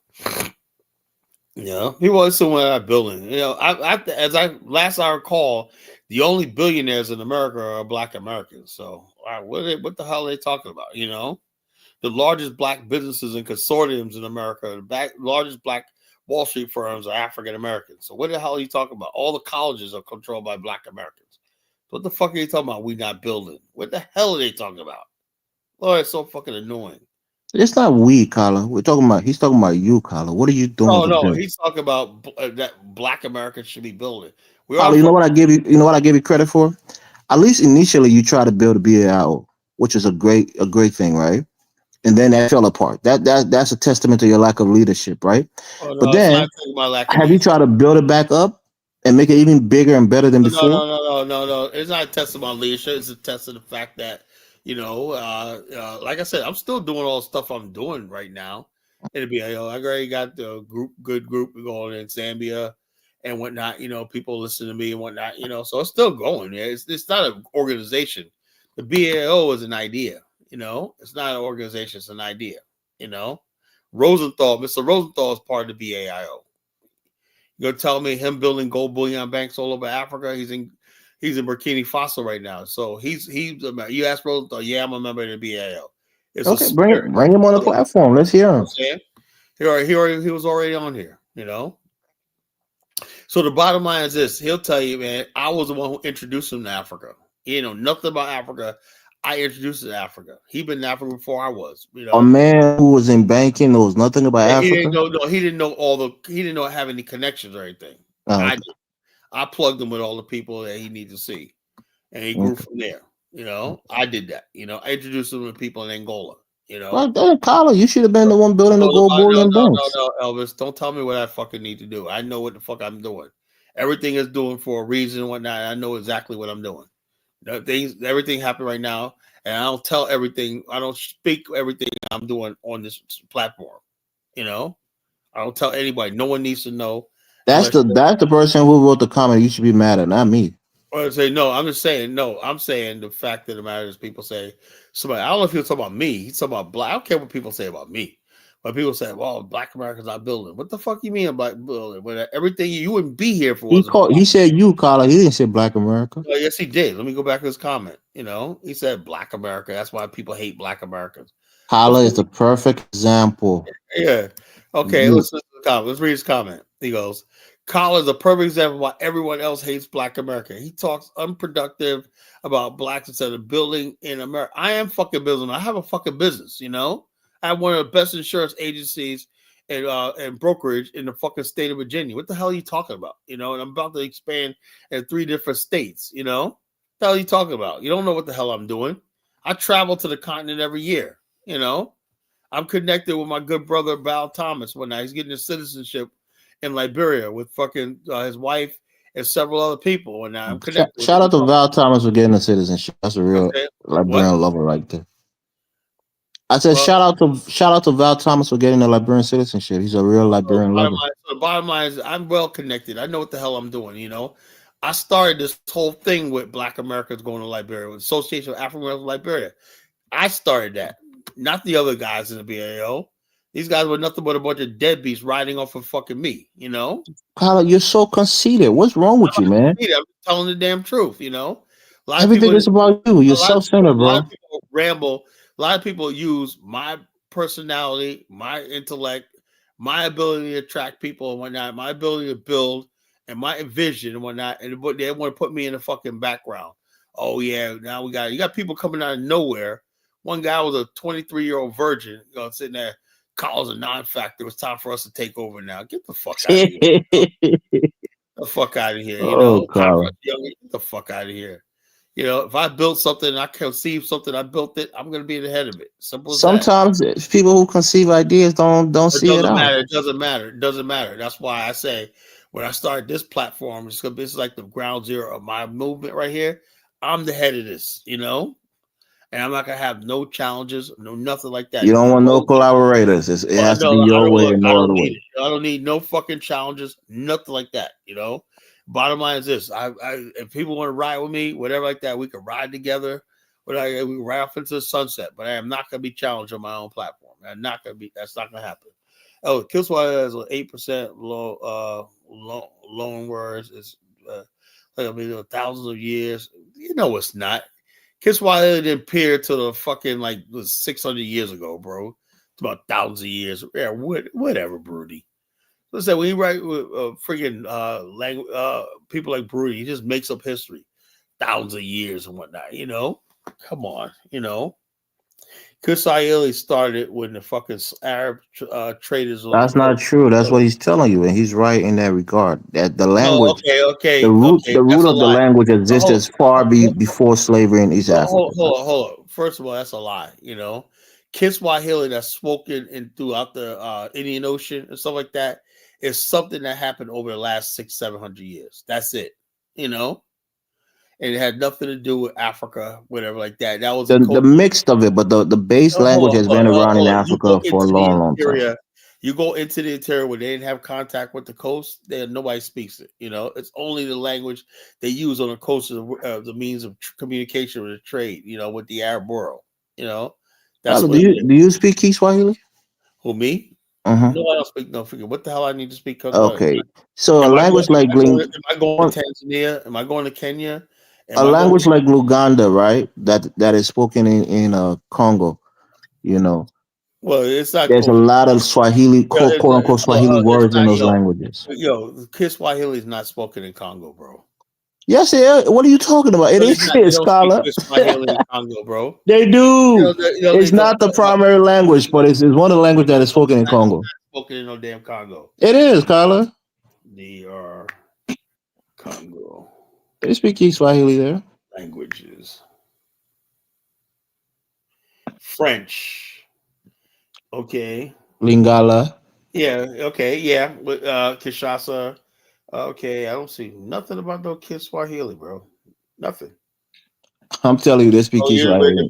You'd have been debunked, bro. They speak Kiswahili in Congo, Carla. They speak. Hold up. They speak Katanga, Kivas. Maybe you also maybe Swahili. Maybe just Swahili. No, Kiswahili. I try to tell you, Kiswahili is fucking the coast. You know, where the slave traders were on the coast. You know, you speak Kiswahili on Mombasa, Tanzania, and all places like that. You don't speak Kiswahili in the interior of Africa. You know, it doesn't exist. You know, you don't see Kiswahili in Angola, Zambia, all these countries, Botswana. It does not exist. You know. Carla, it says Swahili is spoken in the eastern part of Congo.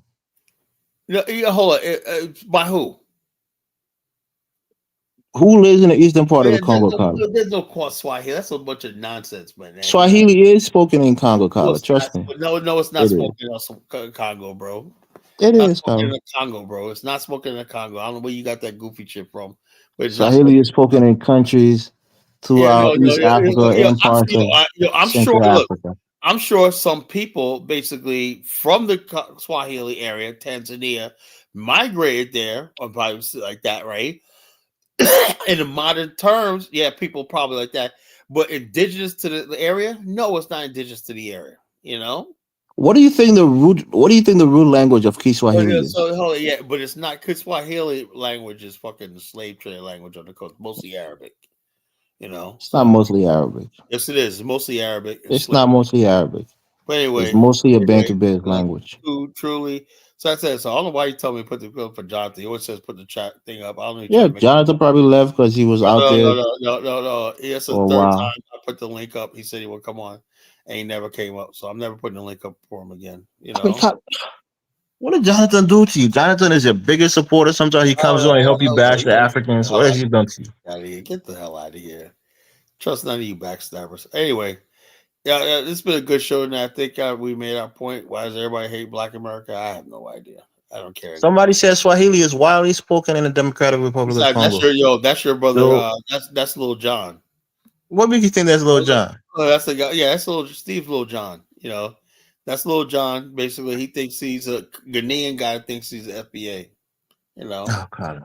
So You're so basically, divisive, man. You don't bring people together. Your that's main it. focus is to divide Yeah, and attack I don't people. divide people. I bring people together. I think he keeps saying, "I'm not Little John." I know you're Little John, bro. He's not. Lil John speak about FBA all the time, all the chance he gets. This guy's not speaking Well, about white FBA. man only stays on share with ancestorship. The African man chased our ancestors deep into the jungle, brought us to slave trade. South Africa was a source of slavery for. I'm Black American. Yeah, you are Little John. I'm I Black mean, American. Kyle. That's Little John. It's Always try not to Little be. John. Little John was somebody who spoke Little about John wants to FBA. be Black American so fucking bad, man. Yeah, he wants to be Black American so fucking bad, Little John.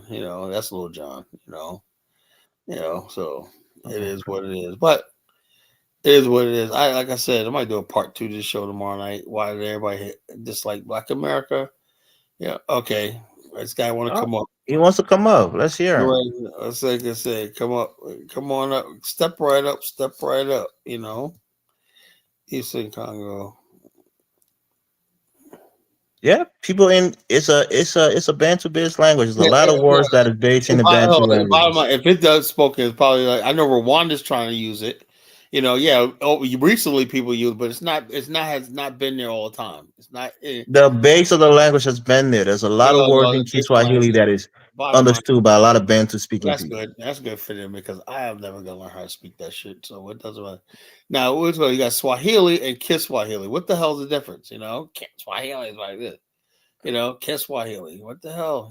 People don't know what the hell's Elvish is Kiswahili. So what is it between Kiswahili and Swahili, Brody?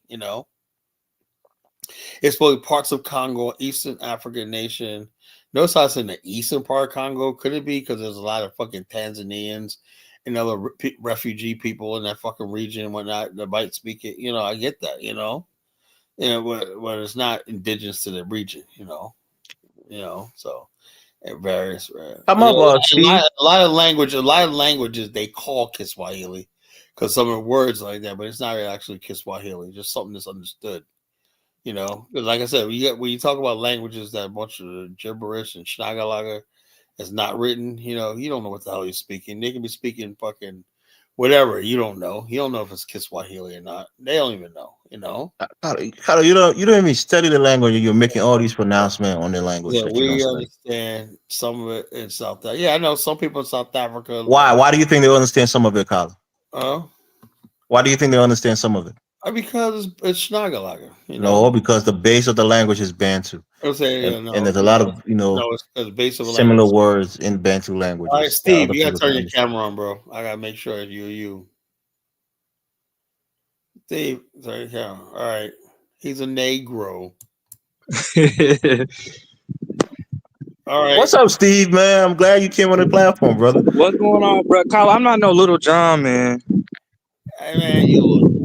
No, I'm not Little bro. What is on your mind? Nothing on my mind. I just had to call, let you know I'm not Little John. Oh, okay. Because you keep saying that. So there you go again, proven wrong again, once again, Carlo. Let's say so. What do you think of the topic tonight? Why do everybody dislike Black America? I don't feel like everybody hate us. I do. I think you just sit online too much. Like you, Carlo, that Black America. Yeah, no. I think look, I've seen a Mexican guy, man. I'm about to call ICE for this motherfucker talking about. See, the world's tired of Black America, right? You can't get your shit together, blah blah blah. A whole ass motherfucker on the run from ICE or whatnot. He's talking. Wow, I got 60 fucking people, man. It's a shame, man. 6 weeks. Listen, I think you focus too much on what people think about you. That's all. No. I don't care about that. I don't care about people thinking of me. I care about my people. I care about you. I care about us too, but at the same time, I think your feelings are gonna get hurt when you hear some of this stuff. I cringe, man. I'm like, it don't bother me one bit. There's nothing any of these fucking people in Mexican can say to bother me. But I know So I think you got a lot of black people who got low self-esteem and whatnot, and they're like, they turn on TikTok and see everybody just coming at them, man. African, that motherfucker paddling in their fucking up shit's creek in somewhere in Africa. Like, Black America this, Black America that. Motherfucker calling them from that fucking mud hut, talking about. Listen, I understand what you're saying though, but I feel like a lot of black people are emotional, so they see something somebody said on the internet and they go online and just start talking crazy. But yeah, but the bottom line is, hold on, why? But let me ask you a question: why do people come at us all the time? You know, are we? Look, I mean, hold on, do we look weak to people or easy targets? I mean, I see a whole lot of black Americans talk bad about Africans and Caribbeans. Oh, So not the same thing. That's not the same thing, bro. I mean, you know who Vovo is, right? Oh man, I ain't talking about come on, man. How you gonna talk about? How you gonna He up there talking about short sleeve or long sleeves, right? On Dining Show. Bobo is a whole clown and a half, man. You know. Exactly, but he's a black American, and they do stuff like that too. So it's You not have to just them. nobody in Black America. You see how freaking what's this guy named Maximilian smacks him down, but not everybody. Nobody takes this guy serious. He's a clown, man. Come on. Listen, Colin, but like you can't say that FBA is not a portion of Black Americans. I mean, that are FBA anti-African. does not represent Black America. You know, I tell these fools that they do not represent us, man. You know. But Kyle, the reason I jumped off, I kind of disagree with you about the language thing because I think you need a language to build a civilization, especially if it's yours. Let's say, let me ask you a question. Can you explain Singapore?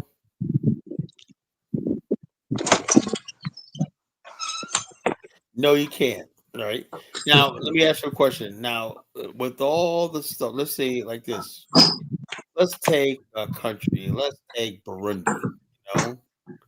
Now, let's see what the official language of Burundi is. Let's see what they're trying to move towards that. I bet you they speak French. Burundi. Burundi language. It's Kirundi, French, and English, right? So they got their own indigenous language there, right?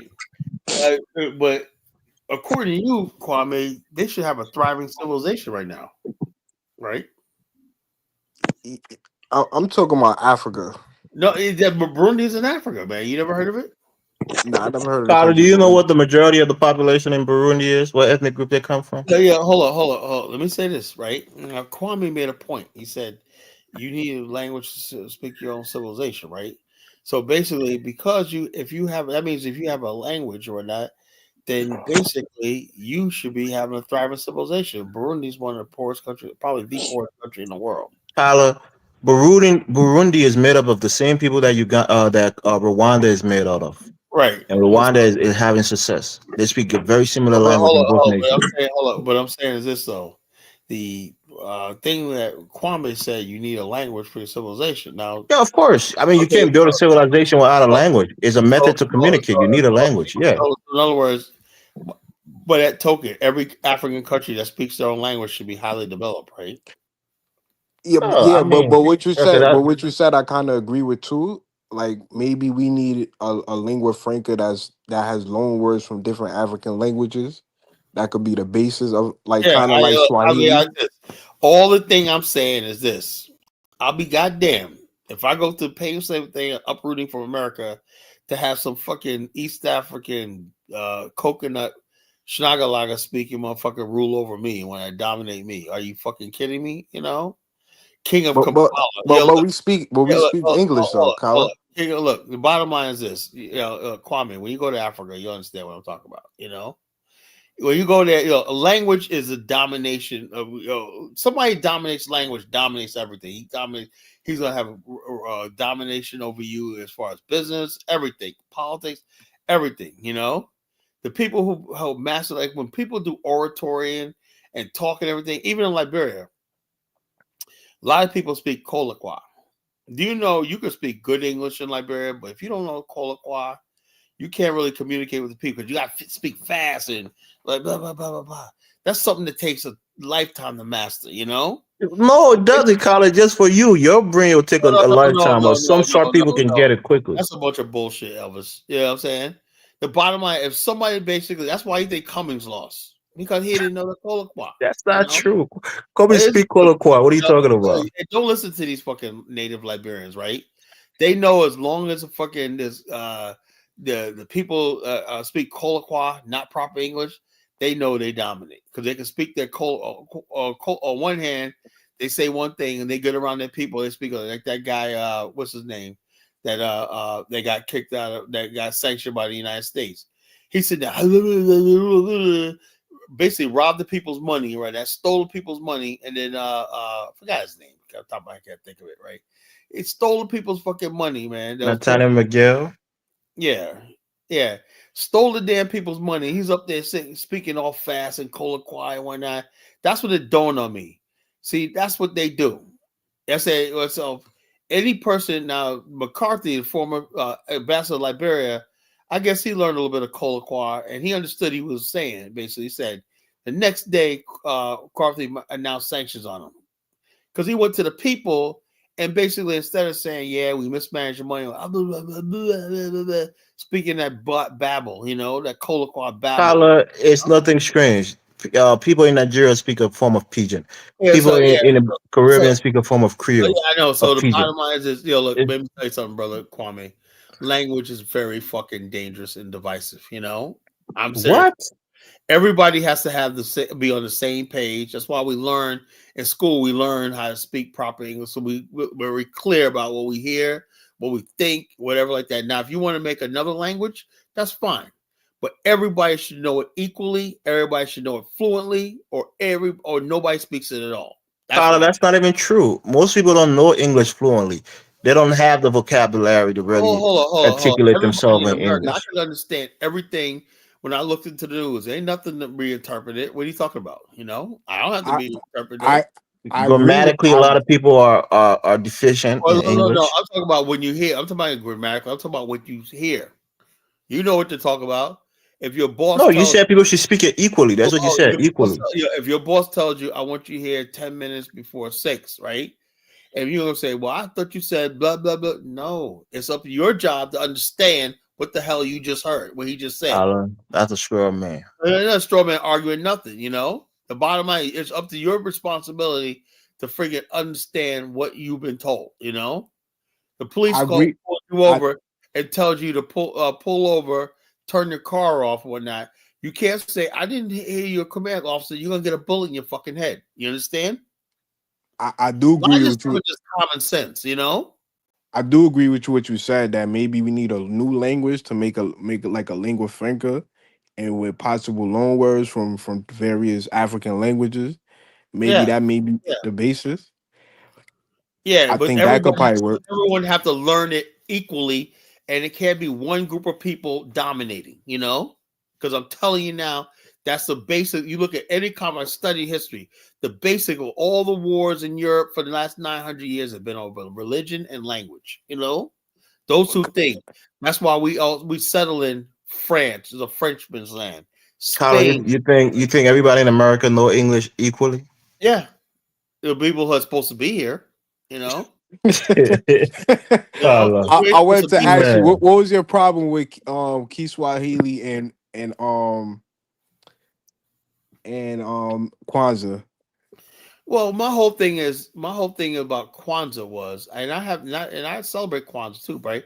But when I look at it, right, and I look at the fact that when although we celebrate Dr. Karenga, but I really with my study, right? These guys were only young guys when they came up with that, and they were all socialists, right? So they created because you know what I did years ago? I reinvented a coronation version of Kwanzaa, right? And I got a lot of flack, I modernized Kwanzaa, on my Blog Talk radio show, right? I said, we're gonna modernize Kwanzaa, make it up to date and relevant to the thing. You know why I did this, right? It was back in 2010, right? I was in Emporia, Virginia. I tell a story all the time. I was in Emporia, Virginia, right? And I saw this mural on this abandoned warehouse. Think about this. This abandoned warehouse, right? And you could tell this warehouse was from the 70s, right? It had a big mural that said Ujama, first fruits. It had kids, fruits, whatnot. And you could tell this was part of some cooperative back in the 70s that failed, you know? And I just sat there looking at it. I was like, what the hell kind of happened? It looked like it was, the people telling me, oh, yeah, back in the 70s, black people tried to get together and, but it failed. You know, whatever they did failed, you know, in Emporia, Virginia, right? A year later, I went there and somebody tore down the whole building, man, because I want to freaking really study that. You know, what happened, you know? And although they said, yeah, these are all Afrocentric people and that they came here like that, but they didn't know how to put it together in practice. It sounded good. You know, we got farms, we're going to sell cooperatives, whatnot. The black people going to buy black economics and blah, blah, blah. And it failed miserably. And the place was abandoned. You know, I looked inside the place. I got out of my car, looked inside the place. And the place was like it hasn't been in like 30, 40 years, you know? It was like an old empty warehouse with that big mural on the outside. And so I'm saying to myself, imagine white people walking by like, look at these stupid fools, you know? They tried to build something and they failed, you know? But it dawned on me back then. I said, in order for Kwanzaa and all that to work, well, the idea is beautiful, right? We have to modernize this shit, you know? The symbolism of Kwanzaa, that's all beautiful, right? But you got to have substance, right? So I talked about cooperative economics was investment clubs, banking, hedge funds, you know, compounding, learning real financing, business and stocks and bonds and stuff like that. Pulling money together, pulling resources together, you know, trading together, buying together, supply chains, all that stuff like that. I started doing a Ujama show, you know, cooperative economics. That means we working together as far as business and stuff like that. Emphasize on real business, right? Man, I had me fucking going, man, what the hell are you doing, man? It's supposed to be a Kwanzaa show. You be talking about banking and shit like that, man. What kind of nigga are you, man? You know? I was like, I knew I was gonna get blowback, but I did it. But after a while, people started listening. Yeah, you make a lot of sense. We do gotta learn this stuff. We gotta learn how banking works. We gotta know how business works. We gotta know how shipping works, you know. We got to know how trade works. We got to know shipping dates, bill of sales, lines of credit, stuff like that. I said, this is stuff that Ujama should be focused on. You understand? Maybe we got to just update Ujama. Yeah, I said, I already did that years ago, you know, but I got so much pushback, you know, they thought I was sacred. These are people that basically knew Karenga. They thought I was crazy, man. Colin, man, you couldn't put him in blasphemy.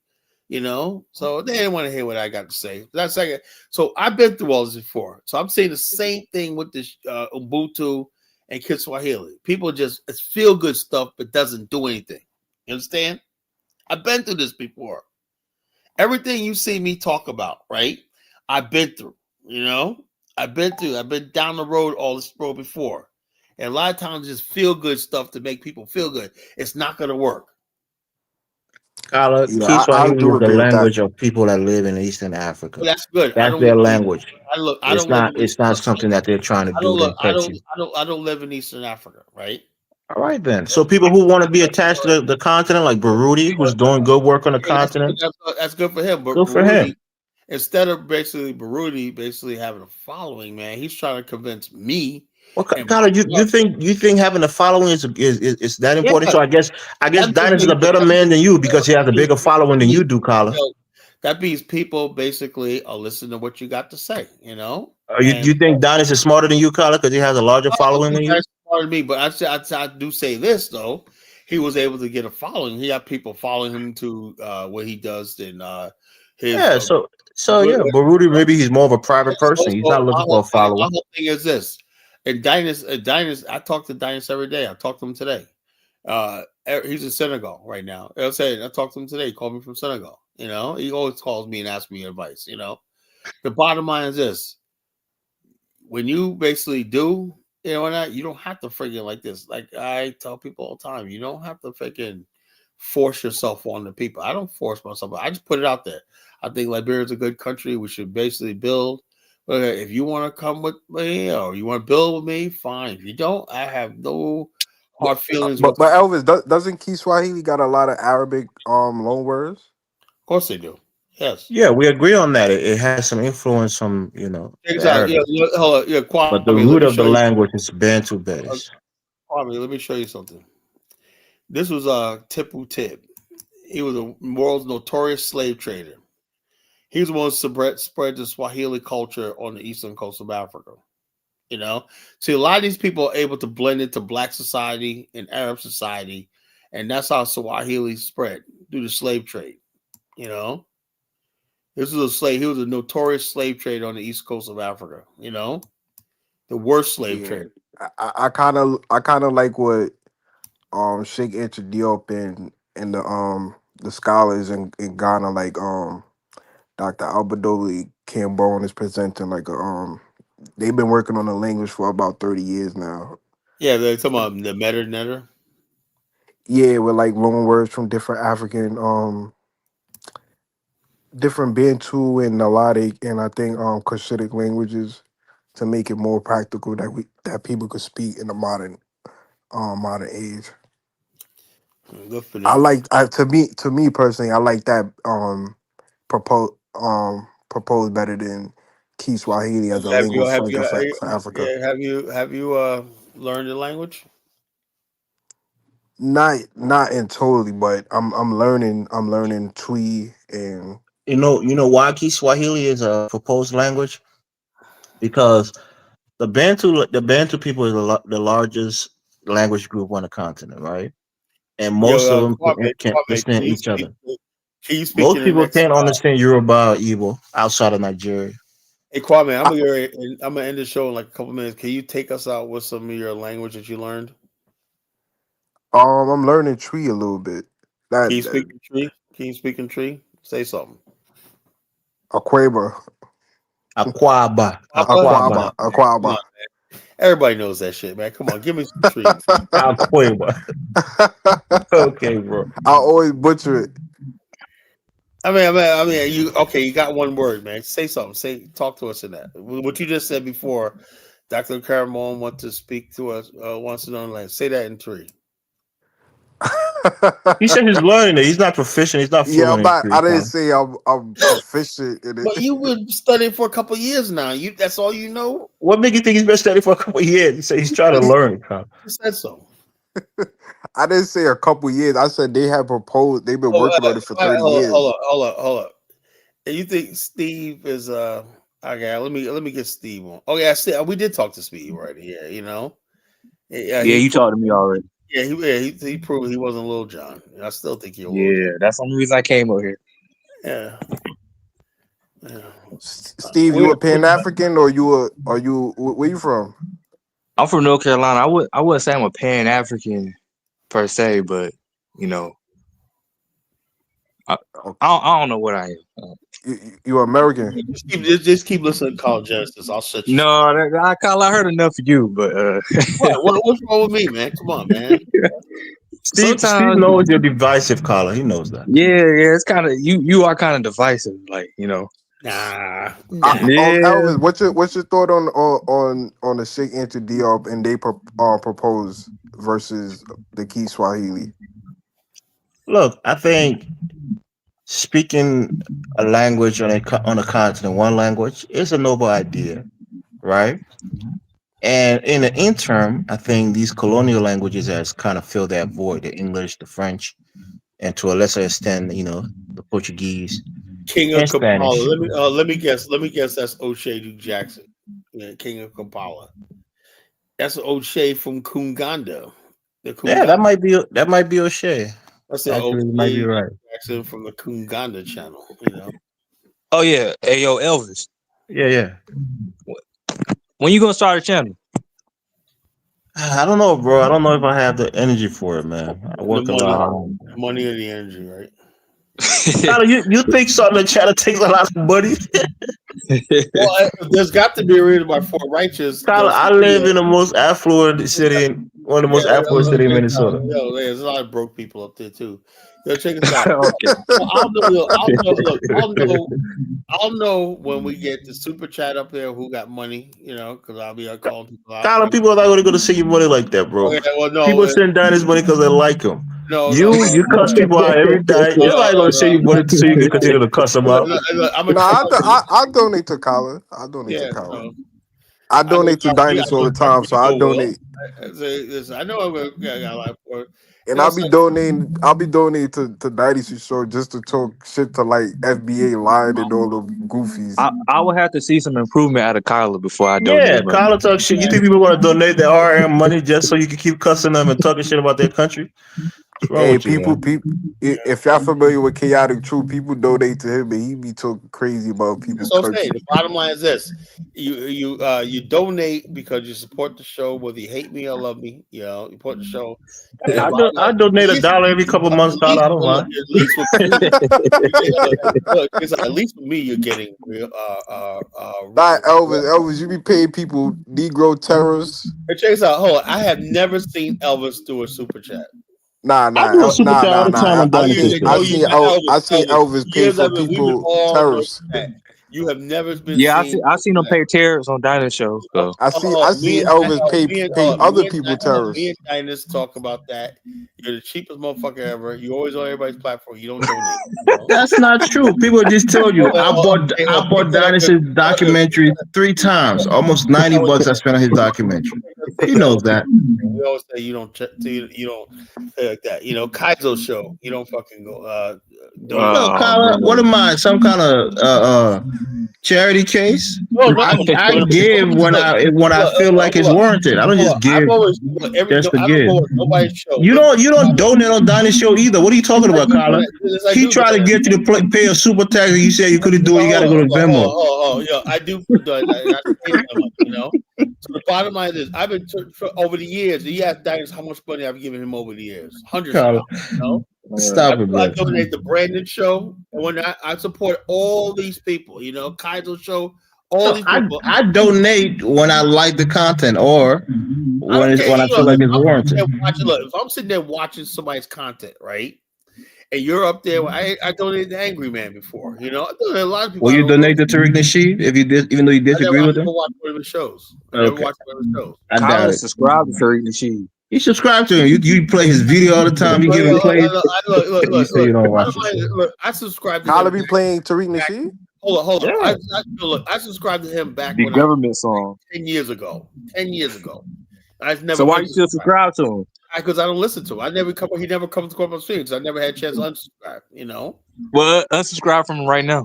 Okay, you want me to unsubscribe from him? Okay. I mean, come on, don't make Colin do stuff. Like I said, I don't care. Like I said, you guys want to play this? I unsubscribe from him right now. Tariq Nasheed is a nut. Yeah, I don't like Tariq. You're a scammer. This motherfucker in my life. He scammed. I don't like when he scammed. Colin, you gotta send Tariq royalties for using his song so much that you gotta take it down. Now I'm officially unsubscribed from him, so now you can't say shit. You know. So there you go. I don't listen to his content. The only thing I listen to is the government. That shit. I think that shit's we also smart gonna make up our own. The government. Oh my goodness. Because he took his down because I was using it. You know. So hey, whatever. I think it was funny. Think about that, Carter. You don't donate to the man's show where you use his content and he worked hard to create, and he had to take it down because of you. Oh yeah, whatever. It was, you know. You helped spread Tariq Nasheed's nonsense. Yeah, you helped spread his propaganda. Imagine that, Steve. Steve, you sure you're African American? You're not. What do you mean, Colin? What do you mean? I'm African American. You see, like, you sure you're fucking? Yeah, because he's not a hateful FBA like most of the I'm a hateful person, bro. You sure you're one of us? Yeah, I'm sure. I don't know. I'm just not a hateful person, bro. I'm just not hateful. Nah. Nah. Yeah, you cool. Colin said he wants to teach people how to hate. Don't let him teach you how to hate, Steve. You're from Nigeria, you know? No. My ancestry is from Nigeria. Oh, I thought so. Yeah. Colin, your ancestry is from Nigeria too. Like your parents, you know? Okay. No, my parents were born in Wilson County, North Carolina. Okay. Greene County, North Carolina. Okay. Wilson. Nash County, North Carolina. My family's from Wilson. Wilson and Windsor. Family from there too. I'm the Gullah Geechee boys. I said no. We Oh yeah, I got some Gullah ancestry too and whatnot. My family's Creole, you know. Yeah. Oh, so you are from Haiti then, Colin? No. My Yo, family. why that crazy dude keep pushing that you Haitian? Well, you don't hear it? Colin said he got Creole. The Creole are Haitian people, right? No, Creoles are not Haitian. You know, Okay. Creoles are African Americans that live in Virginia. Yo, that crazy they dude live ready in to die on that hill they live in that you Virginia. Haitian or something. I know people always say that, man. Like I said, when people, it's like I said tonight, I play videos of African Americans, adventures. No, they didn't do that. You know, I try to play some music, Black American dance. Oh, Black America. People hate it so much, man. Colin, you just looking for gripe against people for Africa to governize African Americans against Africans. Exactly. That was Tariq Ammo, Colin. Don't do that. I said, why people hate us so much? God damn. I promise you, there's more love than hate. I promise you. But you know, I don't understand. How is Tariq selling Ogun sweaters? He's a scammer. Don't make me laugh, man. He said, maybe he's practicing Ifa. Maybe he's like Dr. Umar now. They're both practicing Ifa. The dude is making a whole new religion called Bajora, like an African word compound with an English word, so like Ogun. The Majora spirit. If you don't got that Majora spirit, not FBI. Yeah, the Majora. You guys sound like when you're trying to fucking let's create a new language or some shit. Y'all sound just like the fuck that. You know, it sounds Nah. You guys sound just like that. No. Hold on. Why don't y'all give Tariq the Sheen? Y'all going together. Y'all create a whole new language, everything, man. You know? Nah. You know, so Kyle seems like he's FBA without having a member. I'm not trying to delineate. I'm not trying to delineate. I am not in FBA. I hate you undercover FBA.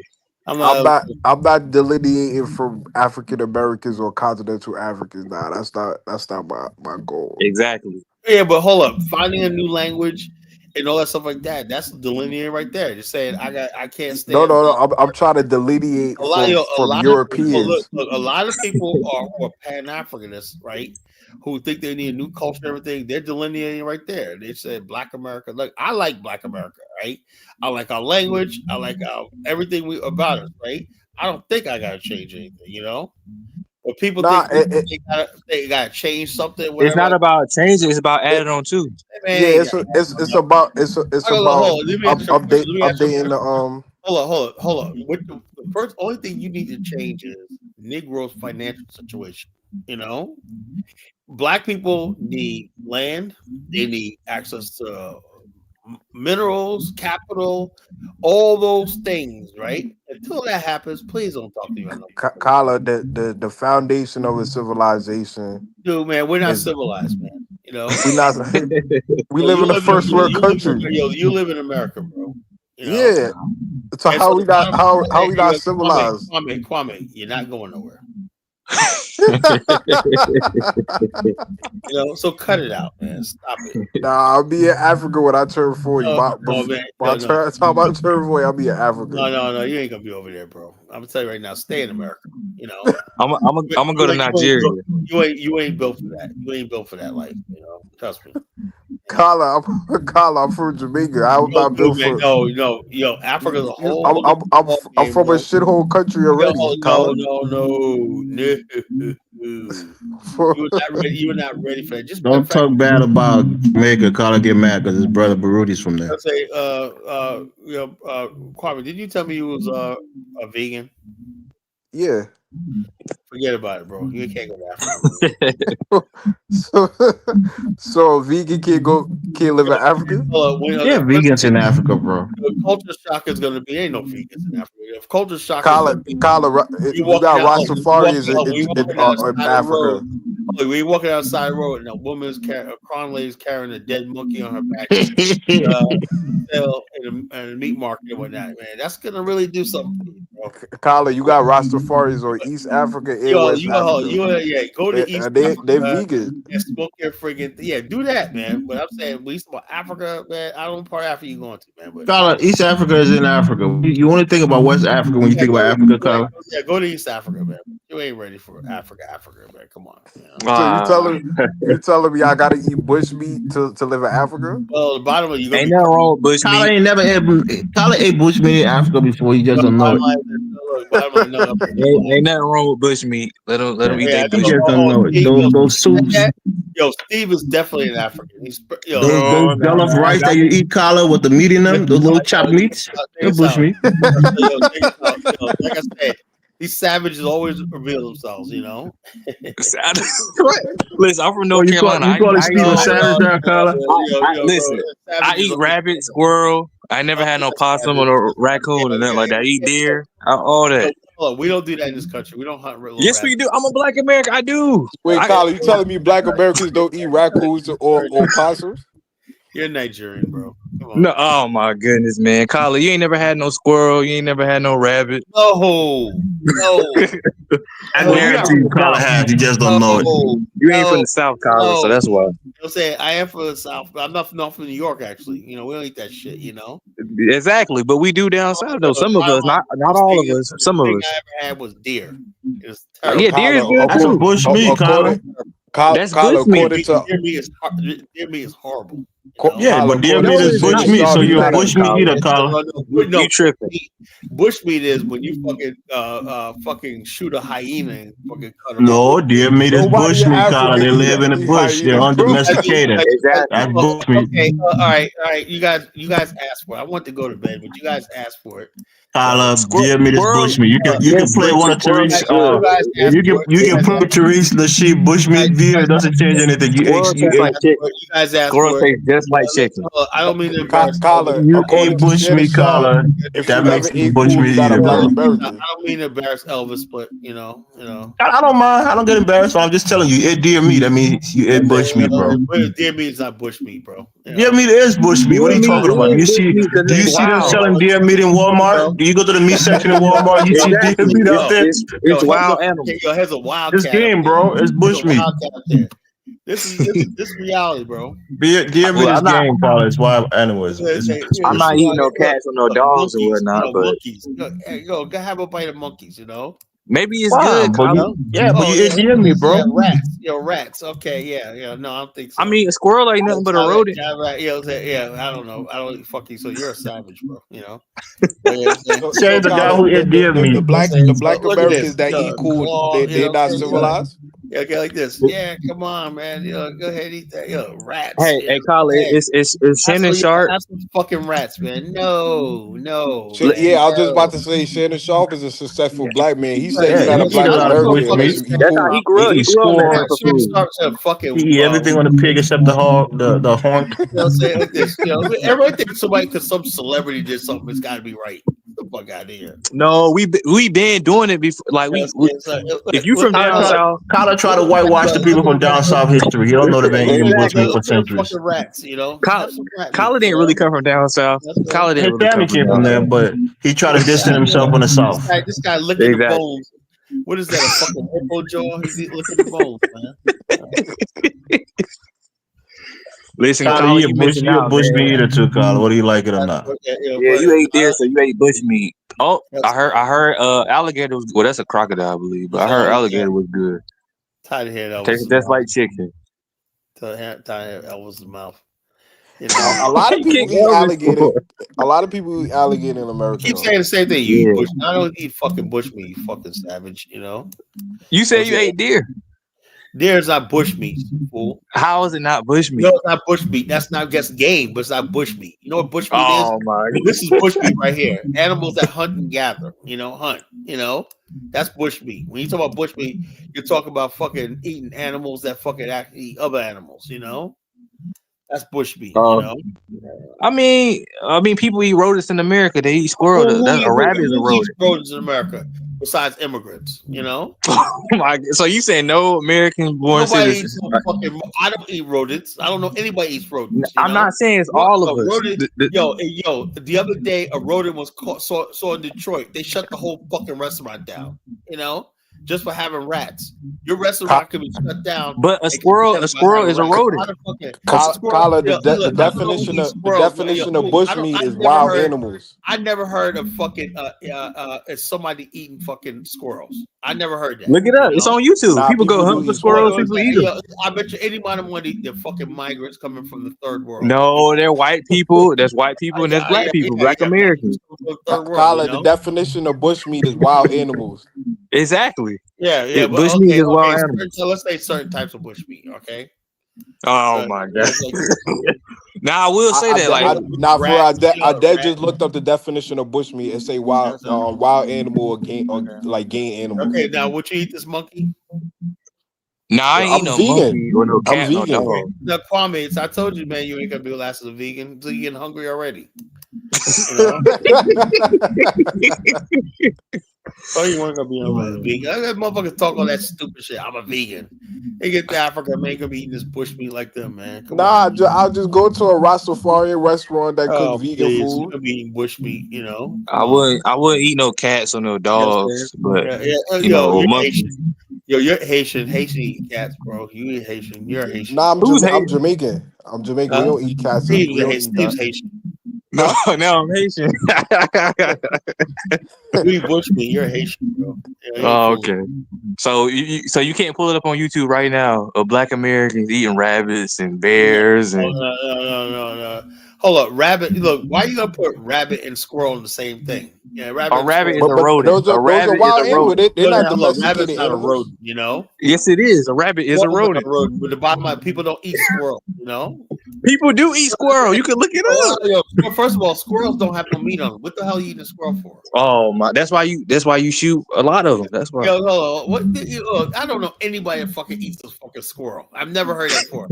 I've heard They do it in America. I've heard people eating possum. I ain't never heard about eating a damn squirrel. I think you So thought you about never heard people eating raccoons? Yeah, people. Raccoons carry rabies. Why would you eat that shit? But people eat it. No, they don't. Nobody eats raccoons. Raccoons carry rabies, diseases. It's not a raccoon. Raccoons carry rabies. You know, animals that carry raccoon rabies. and possum is not as popular, but some people still eat it now. Bottom line is this, so if you got to eat a damn raccoon, there's something fucking you need to fucking be in a mental hospital. You know, some people just like living off the land. That's all. Yo, that's how you're living off the land. That's fucking people just don't want to get a fucking job. You know, get a fucking job, get a fucking real life. I know a dude from Massachusetts that say he eat raccoon. Yeah. It's more of a rural thing. You ain't gonna You're not gonna find it. There's also people out there who fucking actually fucking molest little girls. Is that right? Oh, okay. No, that's not the same thing. Come on now. I'm serious. There's all kinds of crazy people out there. Can we agree on that? You know? You can't compare eating. So the bottom line, what I'm trying to say is people do a lot of crazy shit that's not really acceptable, you know? I'm saying like this, majority of people, 99% of people do not eat that shit, you know? Yeah, are there people that do it? Of course there is, you know? Nah, people do eat it in rural areas down south. That's how I say it's more of a rural thing. It's more of a rural thing. There's also people that engage in cannibalism. You know that, right? Oh my God. I've never ate a human before. Yo. Jeffrey Dahmer did, you know? Oh my God. You know? I'm pretty there's more people that eat bushmeat than there's people. At some point in time, you got to draw the line between what you think is civilized and what and etiquette. You know, don't you eat shrimp and sometimes and whatnot? You know, look at Frenchie. Look what Frenchie just wrote. You see what Frenchie wrote? If you eat raccoons carry rabies. You know, you get rabies in your system, that bloodstream, you'll die. You know. So Kyla, you don't go like to your family dinners like in the South and stuff like that? Yeah, like, I go to different level. I guess we're more civilized. The only thing bushmeat is not that like bushmeat. And that was it: chicken and fish and hot dog. That's it. The most. I'm not, my family's not one of these fucking Southern. We were not that poor, you know. Now, the poor people in the South, the real impoverished black people eat anything, you know. I get that. So what about the wild boars in Texas and We stuff don't like look that? the bottom. That's wild boar, but look, most people wild boar meat is not good to eat either. Some people eat anything, you know. Really, some people eat bear. You know I'm talking. Yeah, I bear. know Yeah, some that people eat bear some meat. people eat bear meat, you know. Yeah, low IQ savage people, you know. No, that's not true. I know down south. I know people that's Yeah, rich but that look, eat bear as well. the bottom line is the freaking the You lowest. never heard you never heard that term? Hold on. You eat like This is deer the meat? problem. This is the problem. People don't understand. Look, I see some white people that, especially in Eastern Shore, Virginia, that they're probably more savage than the average African, you know. And so basically, what black people do is, white people do it. We know. Look, let me tell you something about the Europeans that came over here. Do you know early Europeans were cannibals in this country? You know. Yeah. So you're not. So when you say white, I hate when people say white people did it.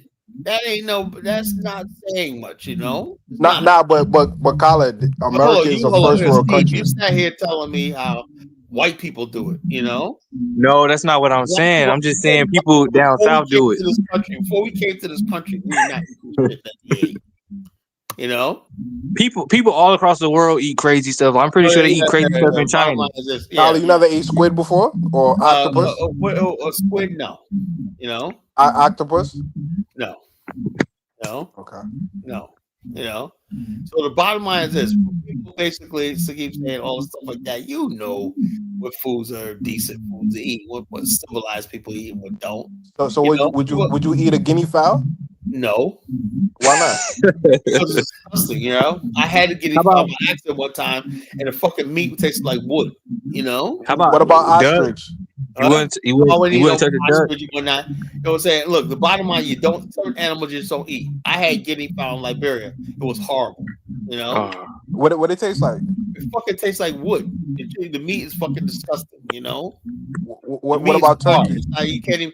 It's so hard you can't even swallow it. You know. It's so dry and hard you can't even swallow it. You know. What about turkey?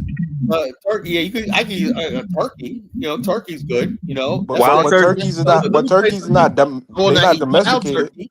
Yeah, but I eat domesticated turkey. Oh, so as long as it's domesticated, it's okay. Yeah, that's right. That's like I'm civilized. You know, I don't eat turkey as well. You know why? Because the food that turkey eats, the chicken eats that I eat, right? It's been fed and carefully fed and everything.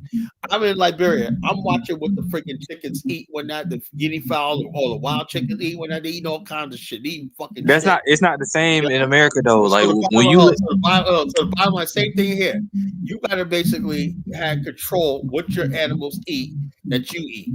That's what it's called animal husbandry. When you live in a rural area, animals eat natural food.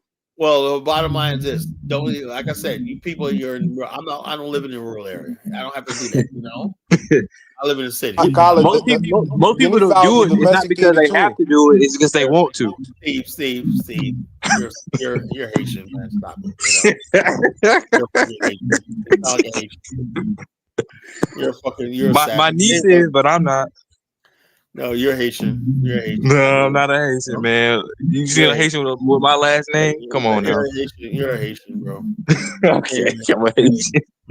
Anyway, fellas, it's been a great show tonight. Like I said, that's like one of the top rated views tonight. I'm gonna wake up with like 900 views. You know, the show's growing. I appreciate everything. Appreciate all y'all. I had to get rid of Elvis because he was trolling me. Being a fucking pain in the ass. Peace to Steve and Colin, man, to the president of the African stand. All right, we gonna. Yeah. I want Elvis to be the president of Africa. Elvis is not one of us. Yeah, that's what I'm saying. You probably one of them.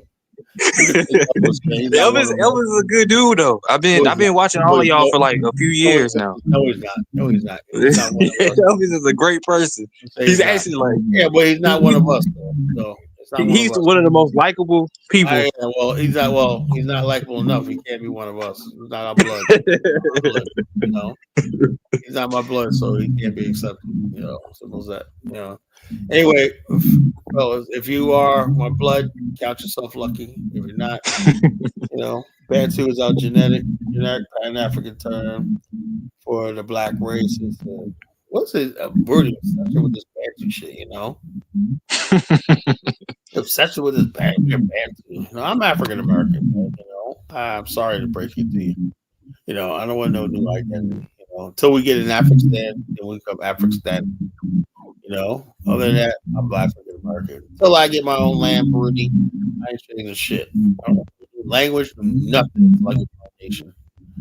Anyway, y'all take care. Have a good night. All right.